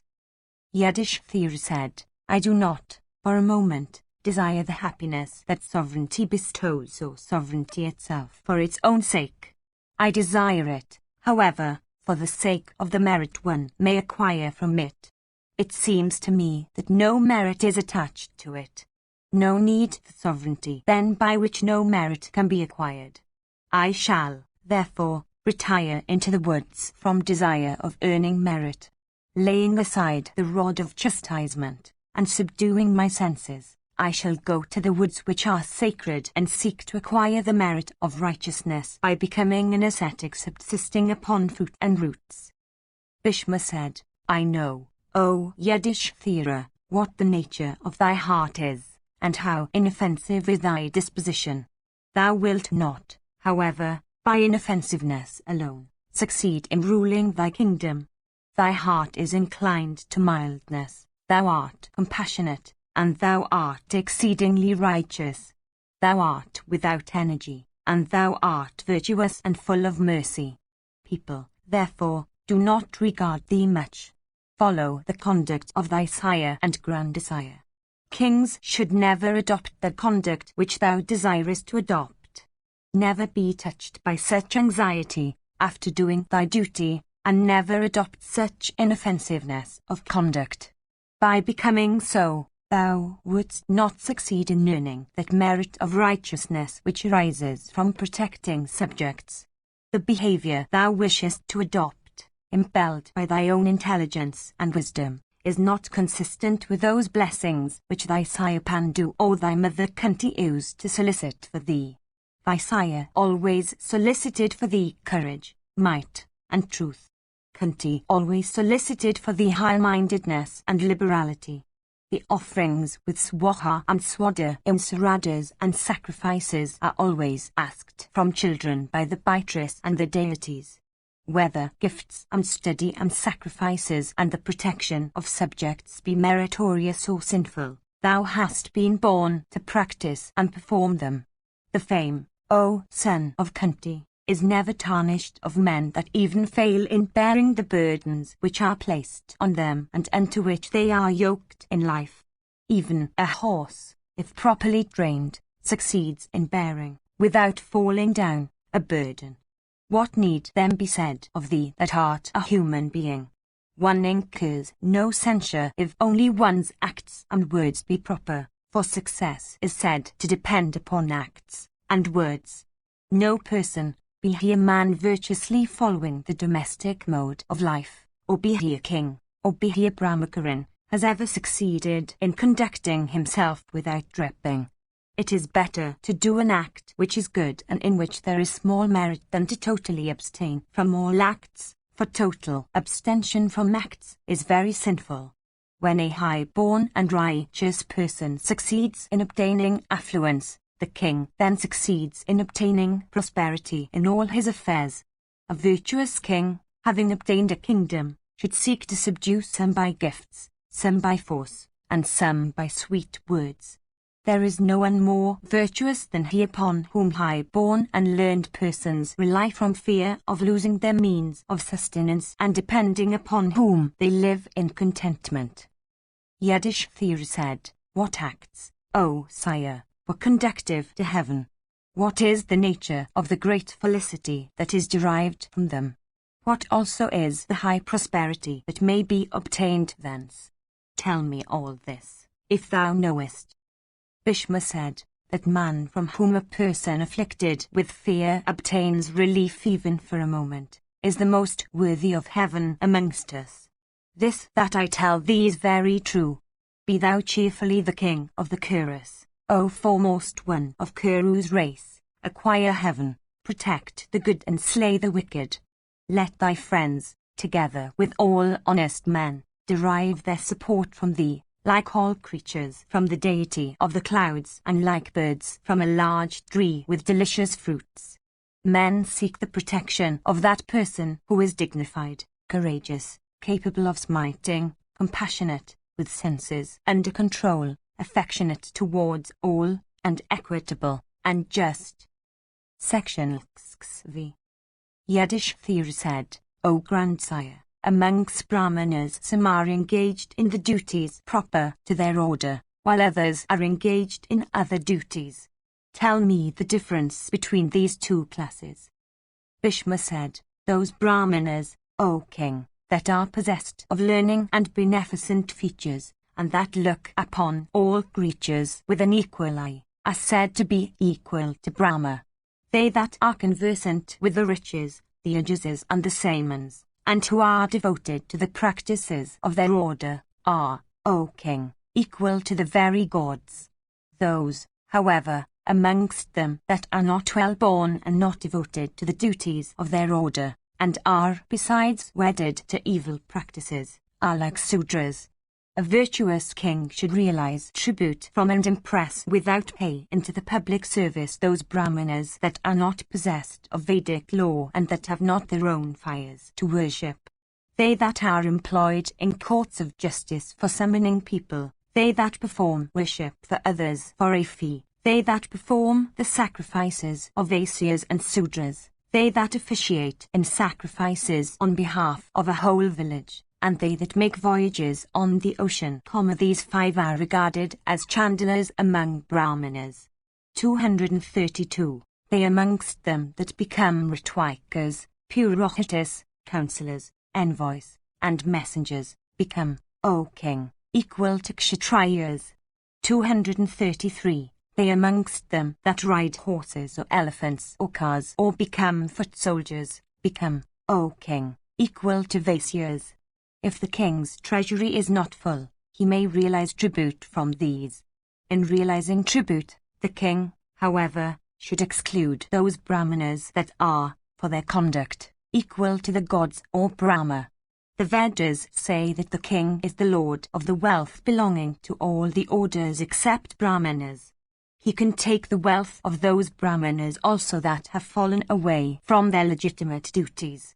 The king should never be indifferent towards those Brahmanas that are not observant of their duties. For the sake of making his people virtuous, he should punish and separate them from their superiors. That king, O monarch, in whose territories a Brahmana becomes a thief, is regarded by the learned to be the author of that misdeed. Persons conversant with the Vedas declare that if a Brahmana versed in the Vedas and observant of vows becomes, through want of sustenance, a thief, it is the duty of the king to provide for his support. If, after provision has been made for his support, he does not abstain from theft, he should then, O scorcher of the foes, be banished from the kingdom with all his kinsmen. Section XVI. Yudhishthira said, of whose wealth, O bull of Bharata's race, is the king regarded to be the lord? And what conduct also should the king adopt? Discourse to me on this, O grandsire. Bhishma said, the Vedas declare that the king is the lord of the wealth that belongs to all persons except Brahmanas, as also of those Brahmanas that are not observant of their proper duties. The king should not spare those Brahmanas that are not observant of their duties. The righteous say that this is the ancient custom of kings. That king, O monarch, in whose dominion a Brahmana becomes a thief, is regarded to be the author of that misdeed. It is the king that becomes sinful on that account. In consequence of such a circumstance, kings regard themselves to be worthy of reproach. All righteous kings, therefore, provide Brahmanas with a means of support. In this connection is cited the old narrative of the speech made by the king of the Kakeyas unto a Rakshasa while the latter was about to abduct him away. Of rigid vows and possessed of Vedic law, the king of the Kakeyas, O monarch, while living in the woods, was forcibly seized on a certain occasion by a Rakshasa. The king said, there is no thief in my territories, nor any person of wicked behavior, nor any one that drinks alcohol. There is no one in my dominions who has not his sacred fire or who does not perform sacrifices. How then hast thou been able to possess my heart? There is no Brahmana in my dominions who is not possessed of learning or who is not observant of vows or who has not drunk soma. There is no one who has not his sacred fire or who does not perform sacrifices. How then hast thou been able to possess my soul? In my dominions no sacrifice has been performed without completing it by dakshina. No one in my dominions studies the Vedas who is not observant of vows. How then hast thou been able to possess my soul? The Brahmanas in my kingdom teach, study, sacrifice, officiate at others' sacrifices, give, and receive gifts. All of them are observant of those 6 acts. The Brahmanas in my kingdom are all devoted to the performance of the duties of their order. Worshipped and provided for, they are mild and truthful in speech. How then hast thou been able to possess my soul? The Kshatriyas in my kingdom are all devoted to the duties of their order. They never beg but give, and are conversant with truth and virtue. They never teach but study, and perform sacrifices but never officiate at the sacrifices of others. They protect the Brahmanas and never fly from battle. How then hast thou been able to possess my soul? The Vaisyas in my dominion are all observant of the duties of their order. With simplicity and without deceit they derive their sustenance from agriculture, cattle keeping, and trade. They are all heedful, observant of religious rites and excellent vows, and truthful in speech. They give to guests what is their due, and self-restrained, and pure, and attached to their relative and kinsman. How then hast thou been able to possess my heart? The Sudras in my kingdom, observant of the duties of their order, humbly and duly serve and wait upon the other three orders without entertaining any malice towards them. How then hast thou been able to possess my heart? I support the helpless and the old, the weak, the ill, and women, without guardians, by supplying them with all their necessaries. How then hast thou been able to possess my heart? I am never an exterminator of the special customs of families and of countries existing duly from days of old. How then hast thou been able to possess my heart? The ascetics in my kingdom are protected and worshipped. They are always honored and entertained with food. How then hast thou been able to possess my heart? I never eat without feeding others from my dishes. I never go to other people's wives. I never sport or recreate alone. How then hast thou been able to possess my heart? No one in my kingdom who is not a Brahmacharin begs his food, and no one who leads the bhikshu mode of life desires to be a Brahmacharin. No one who is not a Ritwij pours libations of clarified butter upon the sacrificial fire. How then hast thou been able to possess my soul? I never disregard the learned or the old or those that are engaged in penances. When the whole population sleeps, I keep myself awake, for watching and protecting. How then hast thou been able to possess my heart? My priest possesses knowledge of self. He is given to penances, and is conversant with all duties.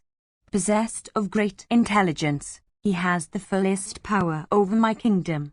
By gifts I desire to acquire knowledge, and by truth and the protection of Brahmanas, I desire to attain regions of blessedness in heaven. By service I attach myself to my preceptors. I have no fear of Rakshasas. In my kingdom there are no widows, no wicked Brahmanas, no Brahmana that has fallen away from his duties, no deceitful person, no thief, no Brahmana that officiates in the sacrifices of people for whom he should never officiate, and no perpetrator of sinful deeds. I have no fear of Rakshasas. There is no space in my body, of even 2 fingers' breadth, that does not bear the scar of a weapon wound. I always fight for the sake of righteousness.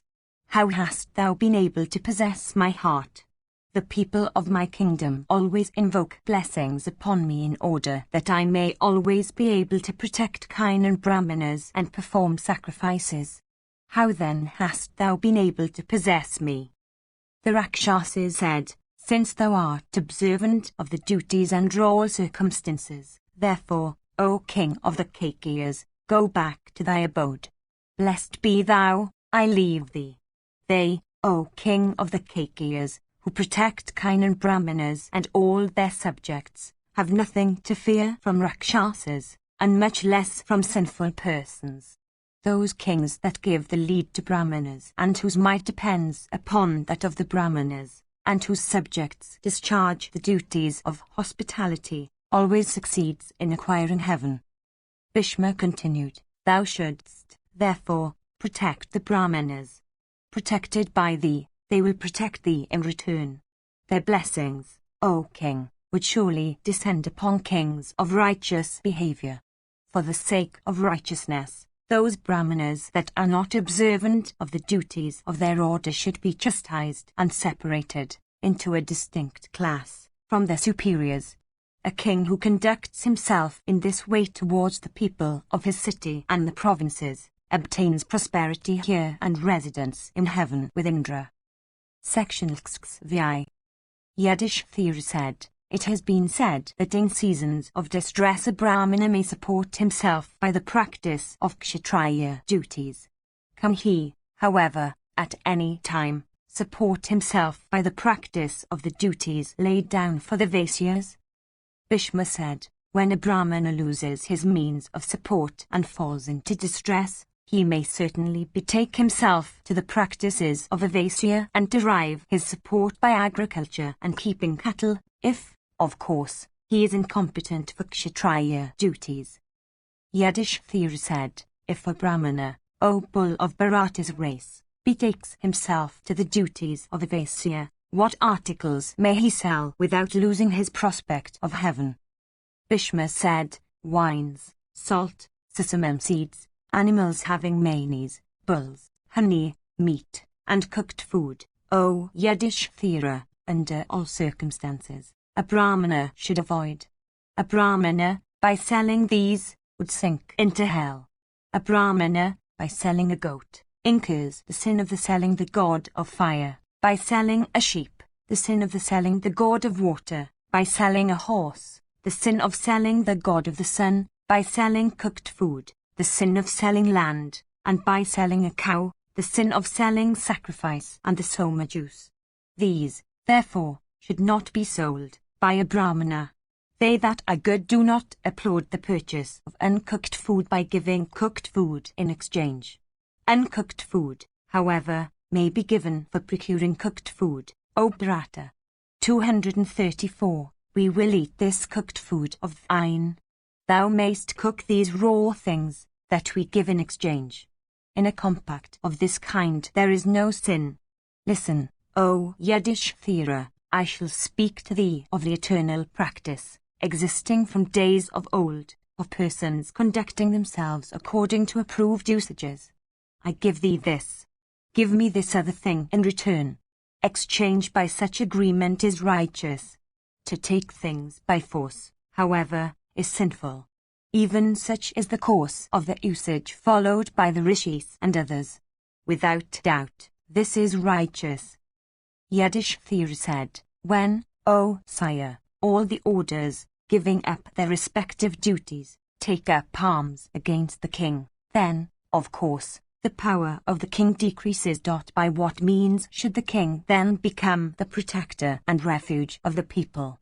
Resolve this doubt of mine, O king, by speaking to me in detail." Bhishma said, "By gifts, by penances, by sacrifices, by peacefulness, and by self-restraint, all the orders headed by the Brahmanas should, on such occasions, seek their own good.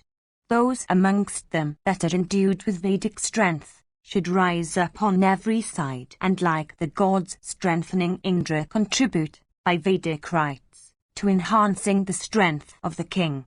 Brahmanas are said to be the refuge of the king while his power suffers decay. A wise king seeks the enhancement of his power by means of the power of the Brahmanas. When the king, crowned with victory, seeks the re-establishment of peace, all the orders then betake themselves to their respective duties. When robbers, breaking through all restraints, spread devastation around, all the orders may take up arms. By so doing they incur no sin, O Yudhishthira." Yudhishthira said, "If all the Kshatriyas become hostile towards the Brahmanas, who then will protect the Brahmanas and their Vedas? What then should be the duty of the Brahmanas and who will be their refuge?" Bhishma said, "By penances, by brahmacharya, by weapons, and by physical might, applied with or without the aid of deceit, the Kshatriyas should be subjugated. If the Kshatriya misconducts himself, especially towards Brahmanas, the Vedas themselves will subjugate them. The Kshatriyas have sprung from the Brahmanas. Fire has sprung from water, the Kshatriya from the Brahmana, and iron from stone. The energy of fire, the Kshatriya, and iron are irresistible. But when these come into contact with the sources of their origin, their force becomes neutralized. When iron strikes stone, or fire battles with water, or the Kshatriya becomes hostile to the Brahmana, then the strength of each of those three becomes destroyed. Thus, O Yudhishthira, the energy and might, howsoever great and irresistible, of Kshatriyas become quelled as soon as they are directed against the Brahmanas.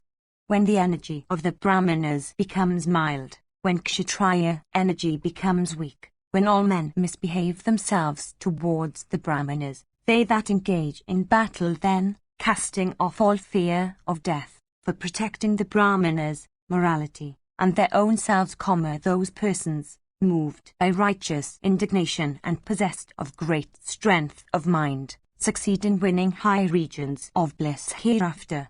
All persons should take up arms for the sake of Brahmanas. Those brave persons that fight for Brahmanas attain to those felicitous regions in heaven that are reserved for persons that have always studied the Vedas with attention, that have performed the austerest of penances, and that have, after fasting, cast off their bodies into blazing fires. The Brahmana, by taking up arms for the three orders, does not incur sin. People say that there is no higher duty than casting off life under such circumstances. I bow to them, and blessed be they that thus lay down their lives in seeking to chastise the enemies of Brahmanas. Let us attain to that region which is intended for them. Manu himself has said that those heroes repair to the region of Brahman.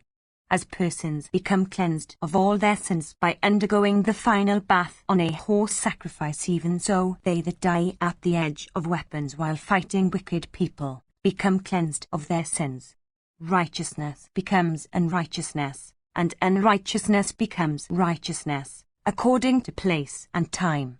Such is the power of place and time in determining the character of human acts.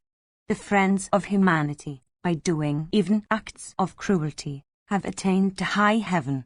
Righteous Kshatriyas, by doing even sinful acts, have attained to blessed ends. 235. The Brahmana, by taking up arms on these three occasions, does not incur sin, viz., for protecting himself, for compelling the other orders to betake themselves to their duties, and for chastising robbers. Yudhishthira said, if when robbers raise their heads and an intermixture of the orders begins to take place in consequence of confusion, and Kshatriyas become incompetent, some powerful person other than a Kshatriya seeks to subdue those robbers for the sake of protecting the people. 236. Indeed, O best of kings, if that powerful person happens to be a Brahmana or a Vaisya or a Sudra, and if he succeeds in protecting the people by righteously wielding the rod of chastisement, is he justified in doing what he does, or is he restrained by the ordinances from accomplishing that duty? It seems that others, when the Kshatriyas prove so wretched, should take up weapons. Bhishma said, be he a Sudra or be he the member of any other orders, he that becomes a raft on a raftless current, or a means of crossing where means there are none, certainly deserves respect in every way. That person, O king, relying upon whom helpless men, oppressed and made miserable by robbers, live happily, deserves to be lovingly worshipped by all as if he were a near kinsman. The person, O thou of Kuru's race, that dispels the fears of others, always deserves respect. What use is there of bulls that would not bear burthens, or of kine that would not yield milk, or of a wife that is barren? Similarly, what need is there for a king that is not competent to grant protection? As an elephant made of wood, or a deer made of leather, as a person without wealth, or one that is a eunuch, or a field that is sterile, even so is a Brahmana that is void of Vedic law and a king incapable of granting protection. Both of them are like a cloud that does not pour rain. That person who always protects the good and restrains the wicked deserves to become a king and to govern the world. Section 6. Yiddish theory said, what, O grandsire, should be the acts and what the behavior of persons employed as priests in our sacrifices? What sort of persons should they be, O king? Tell me all this, O foremost of speakers. Bhishma said, it is laid down from those Brahmanas that are eligible as priests that they should be conversant with the khandas, including the Samans, and all the rites inculcated in the Srutis, and that they should be able to perform all such religious acts as lead to the prosperity of the king. They should be devotedly loyal and utter agreeable speeches in addressing kings. They should also be friendly towards one another, and cast equal eyes on all. They should be devoid of cruelty, and truthful in speech. They should never be usurers, and should always be simple and sincere. One that is peaceful in temper, destitute of vanity, modest, charitable, self-restrained, and contented, possessed of intelligence, truthful, observant of vows, and harmless to all creatures, without lust and malice, and endued with the three excellent qualities, devoid of envy and possessed of knowledge, deserves the seat of Brahman himself. Persons with such qualities, O sire, are the best of priests and deserve every respect. Yiddish theory said, there are Vedic texts about the gift of dakshina in sacrifices. There is no ordinance, however, which lays down that so much should be given. This ordinance, about the gift of dakshina, has not proceeded from motives connected with the distribution of wealth. The command of the ordinance, in consequence of the provision in cases of incapacity, is terrible. That command is blind to the competence of the sacrificer. 237. The audition occurs in the Vedas that a person should, with devotion, perform a sacrifice. But what can devotion do when the sacrificer is stained by falsehood? 238. Bhishma said, no man acquires blessedness or merit by disregarding the Vedas or by deceit or falsehood. Never think that it is otherwise. Dakshina constitutes one of the limbs of sacrifice and conduces to the nourishment of the Vedas. A sacrifice without dakshina can never lead to salvation. The efficacy, however, of a single purnapatra is equal to that of any dakshina, however rich. Therefore, O sire, everyone belonging to the three orders should perform sacrifices. 239. The Vedas have settled that Soma is as the king himself to the Brahmanas.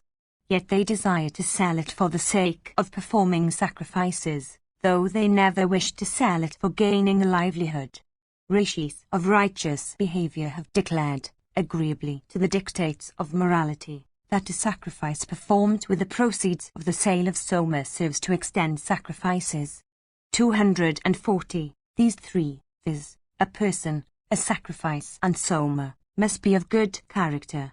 A person that is of bad character is neither for this nor for the other world. This audition has been heard by us that the sacrifice which high-souled Brahmanas perform by wealth earned by excessive physical labour is not productive of great merit. There is a declaration in the Vedas that penances are higher than sacrifices. I shall now speak to thee of penances. O learned prince, listen to me. Abstention from injury, truthfulness of speech, benevolence, compassion, these are regarded as penances by the wise and not the emaciation of the body. Disregard of the Vedas, disobedience to the dictates of the scriptures, and violation of all wholesome restraints are productive of self-destruction. Listen, O son of Pritha, to what has been laid down by those that pour 10 libations upon the fire at 10 times of the day. For them that perform the sacrifice of penance, the yoga they endeavour to effect with Brahma is their ladle, the heart is their clarified butter, and high knowledge constitutes their pavitra. 241. All kinds of crookedness mean death, and all kinds of sincerity are called Brahma. This constitutes the subject of knowledge. The rhapsodies of system builders cannot effect this. Section LXXX. Yiddish theory said, the most trifling act, O grandsire, cannot be accomplished by any man if unaided. What then need be said of the king, who has to govern a kingdom? What should be the behavior and what the acts of the king's minister? Upon whom should the king repose confidence and upon whom should he not? Bishma said, kings, O monarch, have 4 kinds of friends. They are he that has the same object, he that is devoted, he that is related by birth, and he that has been won over by gifts and kindness. A person of righteous soul, who would serve one and not both sides, is the 5th in the enumeration of the king's friends. Such a person adopts that side on which righteousness is, and accordingly acts righteously. With respect to such a person, the king should never disclose such purposes of his as would not enlist his sympathy. Kings desirous of success are obliged to adopt both kinds of paths, righteous and unrighteous. Of the 4 kinds of friends, the 2nd and the 3rd are superior, while the 1st and the 4th should ever be regarded with suspicion. In view, however, of those acts which the king should do in person, he should always regard with suspicion all the 4. The king should never act heedlessly in the matter of watching his friends. A king that is heedless is always overpowered by others. A wicked man assumes the garb of honesty, and he that is honest becomes otherwise. A foe may become a friend and a friend may become a foe. A man cannot always be of the same mind. Who is there that would trust him completely? All the chief facts, therefore, of a king he should accomplish in his own presence. A complete reliance on his ministers is destructive of both morality and profit. A want of trust again in respect of all is worse than death. Trustfulness is premature death. One incurs danger by truthfulness. If one trusts another completely, he is said to live by the sufferance of the trusted person. For this reason everyone should be trusted as also mistrusted. This eternal rule of policy, O sire, should be kept in view. One should always mistrust that person who would, upon one's desire, obtain one's wealth. The wise declare such a person to be one's enemy. A person whose joy knows no bounds upon beholding the aggrandizement of the king and who feels miserable upon seeing the king's decay, furnishes the indications of one of the best friends of the king. He whose fall would be brought about by thy fall should be trusted by thee completely, even as thou shouldst trust thy sire.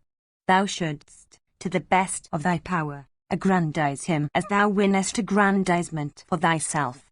One who, in even thy religious rites, seeks to rescue thee from harm, would seek to rescue thee from harm's way in every other business. Such a one should be regarded as thy best friend. They, on the other hand, that wish one harm are one's foes. That friend is said to be like thy own self, who is inspired with fear when calamity overtakes thee and with joy when prosperity shines on thee. A person possessed of beauty, fair complexion, excellent voice, liberality, benevolence, and good birth, cannot be such a friend. That person who is possessed of intelligence and memory, who is clever in the transaction of business, who is naturally averse from cruelty, who never indulges in wrath, and who, whether regarded or disregarded, is never dissatisfied, be he thy priest or preceptor or honoured friend, should always receive thy worship if he accepts the office of thy counsellor and resides in thy abode. Such a person may be informed of thy most secret counsels and the true state of all thy affairs, religious or pertaining to matters of profit. Thou mayst confide in him as in thy own sire. One person should be appointed to one task, and not 2 or 3. Those may not tolerate each other. It is always seen that several persons, if set to one task, disagree with one another. That person who achieves celebrity, who observes all restraints, who never feels jealous of others that are able and competent, who never does any evil act, who who never abandons righteousness from lust or fear or covetousness or wrath, who is clever in the transaction of business, and who is possessed of wise and weighty speech, should be thy foremost of ministers. Persons possessed of good birth and good behavior, who are liberal and who never indulge in brag, who are brave and respectable, and learned and full of resources, should be appointed as ministers supervising all thy affairs. Honored by thee and gratified with wealth, they would act for thy good and be of great help to thee. Appointed to offices connected with profit and other important matters, they always bring about great prosperity. Moved by a feeling of healthy rivalry, they discharge all duties connected with profit, holding consultations with one another when necessary. Thou shouldst fear thy kinsmen as thou shouldst death itself. A kinsman can never bear a kinsman's prosperity, even as a feudatory chief cannot bear to see the prosperity of his overlord. None but a kinsman can feel joy at the destruction of a kinsman adorned with sincerity, mildness, liberality, modesty, and truthfulness of speech. They, again, that have no kinsman, cannot be happy. No men can be more contemptible than they that are destitute of kinsmen. A person that has no kinsman is easily overridden by foes. Kinsmen constitute the refuge of one that is afflicted by other men, for kinsmen can never bear to see a kinsman afflicted by other people. When a kinsman is persecuted by even his friends, every kinsman of the persecuted regards the injury to be inflicted upon himself. In kinsmen, therefore, there are both merits and faults. A person destitute of kinsmen never shows favors to anyone nor humbles himself to anyone. In kinsmen, therefore, both merit and demerit may be marked. One should, for this reason, always honor and worship his kinsmen in words and acts, and do them agreeable offices without injuring them at any time. Mistrusting them at heart, one should behave towards them as if he trusted them completely. Reflecting upon their nature, it seems that they have neither faults nor merits. A person who heedfully conducts himself in this way finds his very foes disarmed of hostility and converted into friends. One who always conducts himself in this way amid kinsmen and relatives and bears himself thus towards friends and foes, succeeds in winning everlasting fame. Section C. Yiddish theory said, if one does not succeed in winning over one's kinsmen and relatives, by this course, they that are intended for becoming friends become foes. How should one, then, conduct oneself so that the hearts of both friends and foes may be won? Bhishma said, in this connection is cited the old history of a discourse between Vasudeva and celestial sage Narada. On a certain occasion Vasudeva said, neither an illiterate and foolish friend, nor a learned friend of fickle soul, deserves, O Narada, to know one's secret counsels. Relying on thy friendship for me, I shall say something to thee, O sage. O thou that canst go to heaven at thy pleasure, one should speak to another if one be convinced of the intelligence of that other. I never behave with slavish obsequiousness towards my kinsmen by flattering speeches about their prosperity. I give them half of what I have, and forgive their evil speeches. As a fire stick is grinded by a person desirous of obtaining fire, even so my heart is ground by my kinsmen with their cruel speeches. Indeed, O celestial Rishi, those cruel speeches burn my heart every day. Might resides in Sankarsana, mildness in Gada, and as regards Pradima, he surpasses even myself in beauty of person. Although I have all these on my side, yet I am helpless, O Narada. Many others among the Andakas and the Vrishnis are possessed of great prosperity and might, and daring courage and constant perseverance. He on whose side they do not range themselves meets with destruction. He, on the other hand, on whose side they do range themselves, achieves everything. Dissuaded, in turns, by both, viz., Ahuka and Akrura, I do not side either of them. What can be more painful for a person than to have both Ahuka and Akrura on his side? What, again, can be more painful for one than not to have both of them on his side? 242. I am like the mother of two brothers gambling against each other, invoking victory to both. I am thus, O Narada, afflicted by both. It behoveth thee to tell me that which is for the good of both myself and my kinsman. Narada said, calamities, O Krishna, are of two kinds, viz., external and internal. They arise, O thou of Vrishani's race, from one's own acts or from the acts of others. The calamity that has now overtaken thee is an internal one and is born of thy own acts. Valadeva and others of the Boa race are partisans of Akrura, and have taken up his side either for the sake of wealth, or mere caprice, or moved by words or by hate. As regards thyself, thou hast given away wealth obtained by thee to another. Though possessed of men who should be your friends, thou hast, however, by thy own act, brought calamity over thy head. Thou canst not take back that wealth, even as one cannot swallow again the food that he has vomited himself. The kingdom cannot be taken back from Babu and Ugrasena, and to whom it has been given. Thyself, O Krishna, cannot, in particular, take it back from them, from fear of producing intestine dissensions. Supposing the endeavour succeeds, it will do so after much trouble and after the accomplishment of the most difficult feats. A great slaughter and a great loss of wealth will ensue, perhaps, even total destruction. Use then a weapon that is not made of steel, that is very mild and yet capable of piercing all hearts. Sharpening and resharpening that weapon correct the tongues of thy kinsmen. Vasudeva said, what is that weapon, O sage, which is not made of steel, which is mild, which still pierces all hearts, and which I must use for correcting the tongues of my kinsmen? Narada said, the giving of food to the best of thy power, forgiveness, sincerity, mildness, and honor to whom honor is due. These constitute a weapon that is not made of steel. With soft words alone turn away the anger of kinsmen about the utter cruel speeches, and mollify their hearts and minds and slanderous tongues. None who is not a great man with cleansed soul and possessed of accomplishments and friends can bear a heavy burthen. Take up this great weight of governing the Vrishnis, and bear it on thy shoulders.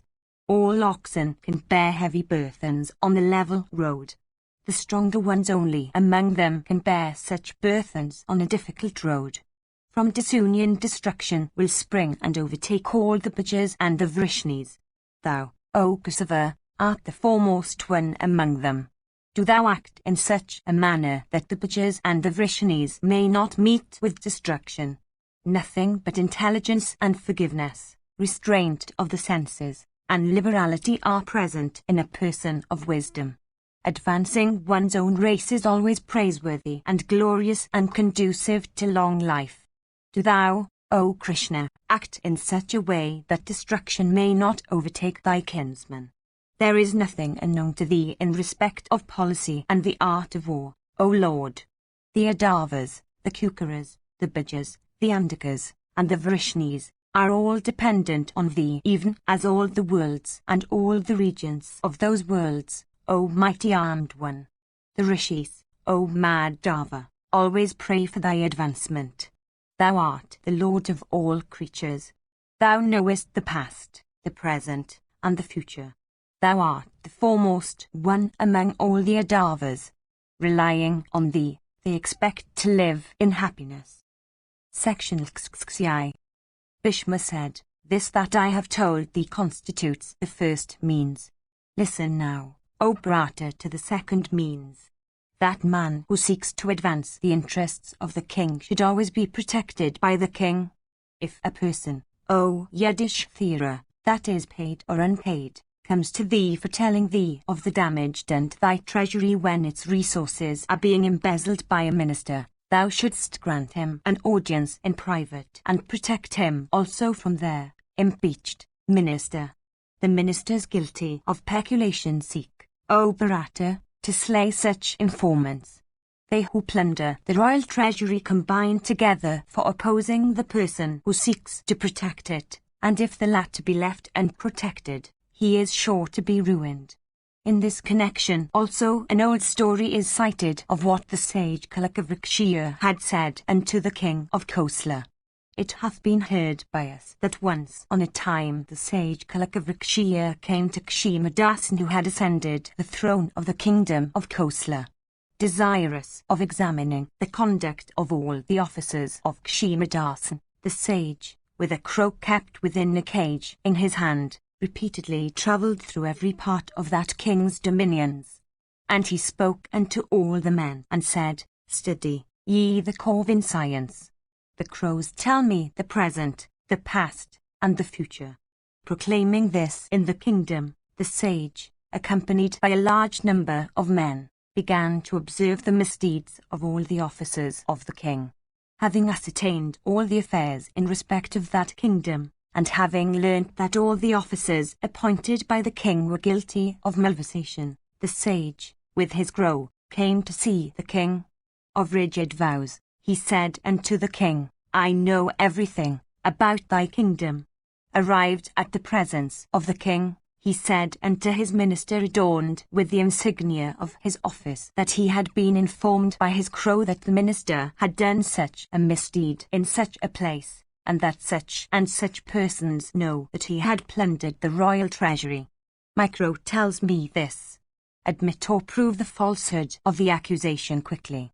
The sage then proclaimed the names of other officers who had similarly been guilty of embezzlement, adding, My crow never says anything that is false. Thus accused and injured by the sage, all the officers of the king, O thou of Kuru's race, united together and pierced his crow, while the sage slept at night. Beholding his crow pierced with a shaft within the cage, the regenerate Rishi, repairing to Kshimadasan in the morning, said unto him, O king, I seek thy protection. Thou art all-powerful, and thou art the master of the lives and wealth of all. If I receive thy command, I can then say what is for thy good. Grieved on account of thee whom I regard as a friend have come to thee, impelled by my devotion and ready to serve thee with my whole heart. Thou art being robbed of thy wealth. I have come to thee for disclosing it without showing any consideration for the robbers. Like a driver that urges a good steed, I have come hither for awakening thee whom I regard as a friend. A friend who is alive to his own interests and desirous of his own prosperity and aggrandizement, should forgive a friend that intrudes himself forcibly, impelled by devotion and wrath, for doing what is beneficial. The king replied unto him, saying, Why should I not bear anything thou wilt say, since I am not blind to what is for my good? I grant thee permission, O regenerate one. Tell me what thou pleasest. I shall certainly obey the instructions thou wilt give me, O Brahman. The sage said, Ascertaining the merits and faults of thy servants, as also the dangers thou incurrest at their hands, I have come to thee, impelled by my devotion, for representing everything to thee. The teachers of mankind have of old declared what the curses are, O king, of those that serve others. The lot of those that serve the king is very painful and wretched. He who has any connection with kings is to have connection with snakes of virulent poison. Kings have many friends as also many enemies. They that serve kings have to fear all of them. Every moment, again, they have fear from the king himself, O monarch. A person serving the king cannot, with impunity, be guilty of heedlessness in doing the king's work. Indeed, a servant who desires to win prosperity should never display heedlessness in the discharge of his duties. His heedlessness may move the king to wrath, and such wrath may bring down destruction on the servant. Carefully learning how to behave himself, one should sit in the presence of the king as he should in the presence of a blazing fire. Prepared to lay down life itself at every moment, one should serve the king attentively, for the king is all-powerful and master of the lives and the wealth of all, and therefore, like unto a snake of virulent poison. He should always fear to indulge in evil speeches before the king, or to sit cheerlessly or in irreverent postures, or to wait in attitudes of disrespect, or to walk disdainfully, or display insolent gestures and disrespectful motions of the limbs. If the king becomes gratified, he can shower prosperity like God. If he becomes enraged, he can consume to the very roots like a blazing fire. This, O king, was said by Yama. Its truth is seen in the affairs of the world. I shall now, acting according to these precepts, do that which would enhance thy prosperity. Friends like ourselves can give unto friends like thee the aid of their intelligence in seasons of peril. This grow of mine, O king, has been slain for doing thy business. I cannot, however, blame thee for this. Thou art not loved by those that have slain this bird. Ascertain who are thy friends and who thy foes. Do everything thyself without surrendering thy intelligence to others. They who are on thy establishment are all speculators. They do not desire the good of thy subjects. I have incurred their hostility. Conspiring with those servants that have constant access to thee, they covet the kingdom after thee by compassing thy destruction. Their plans, however, do not succeed in consequence of unforeseen circumstances. Through fear of those men, O king, I shall leave this kingdom for some other asylum. I have no will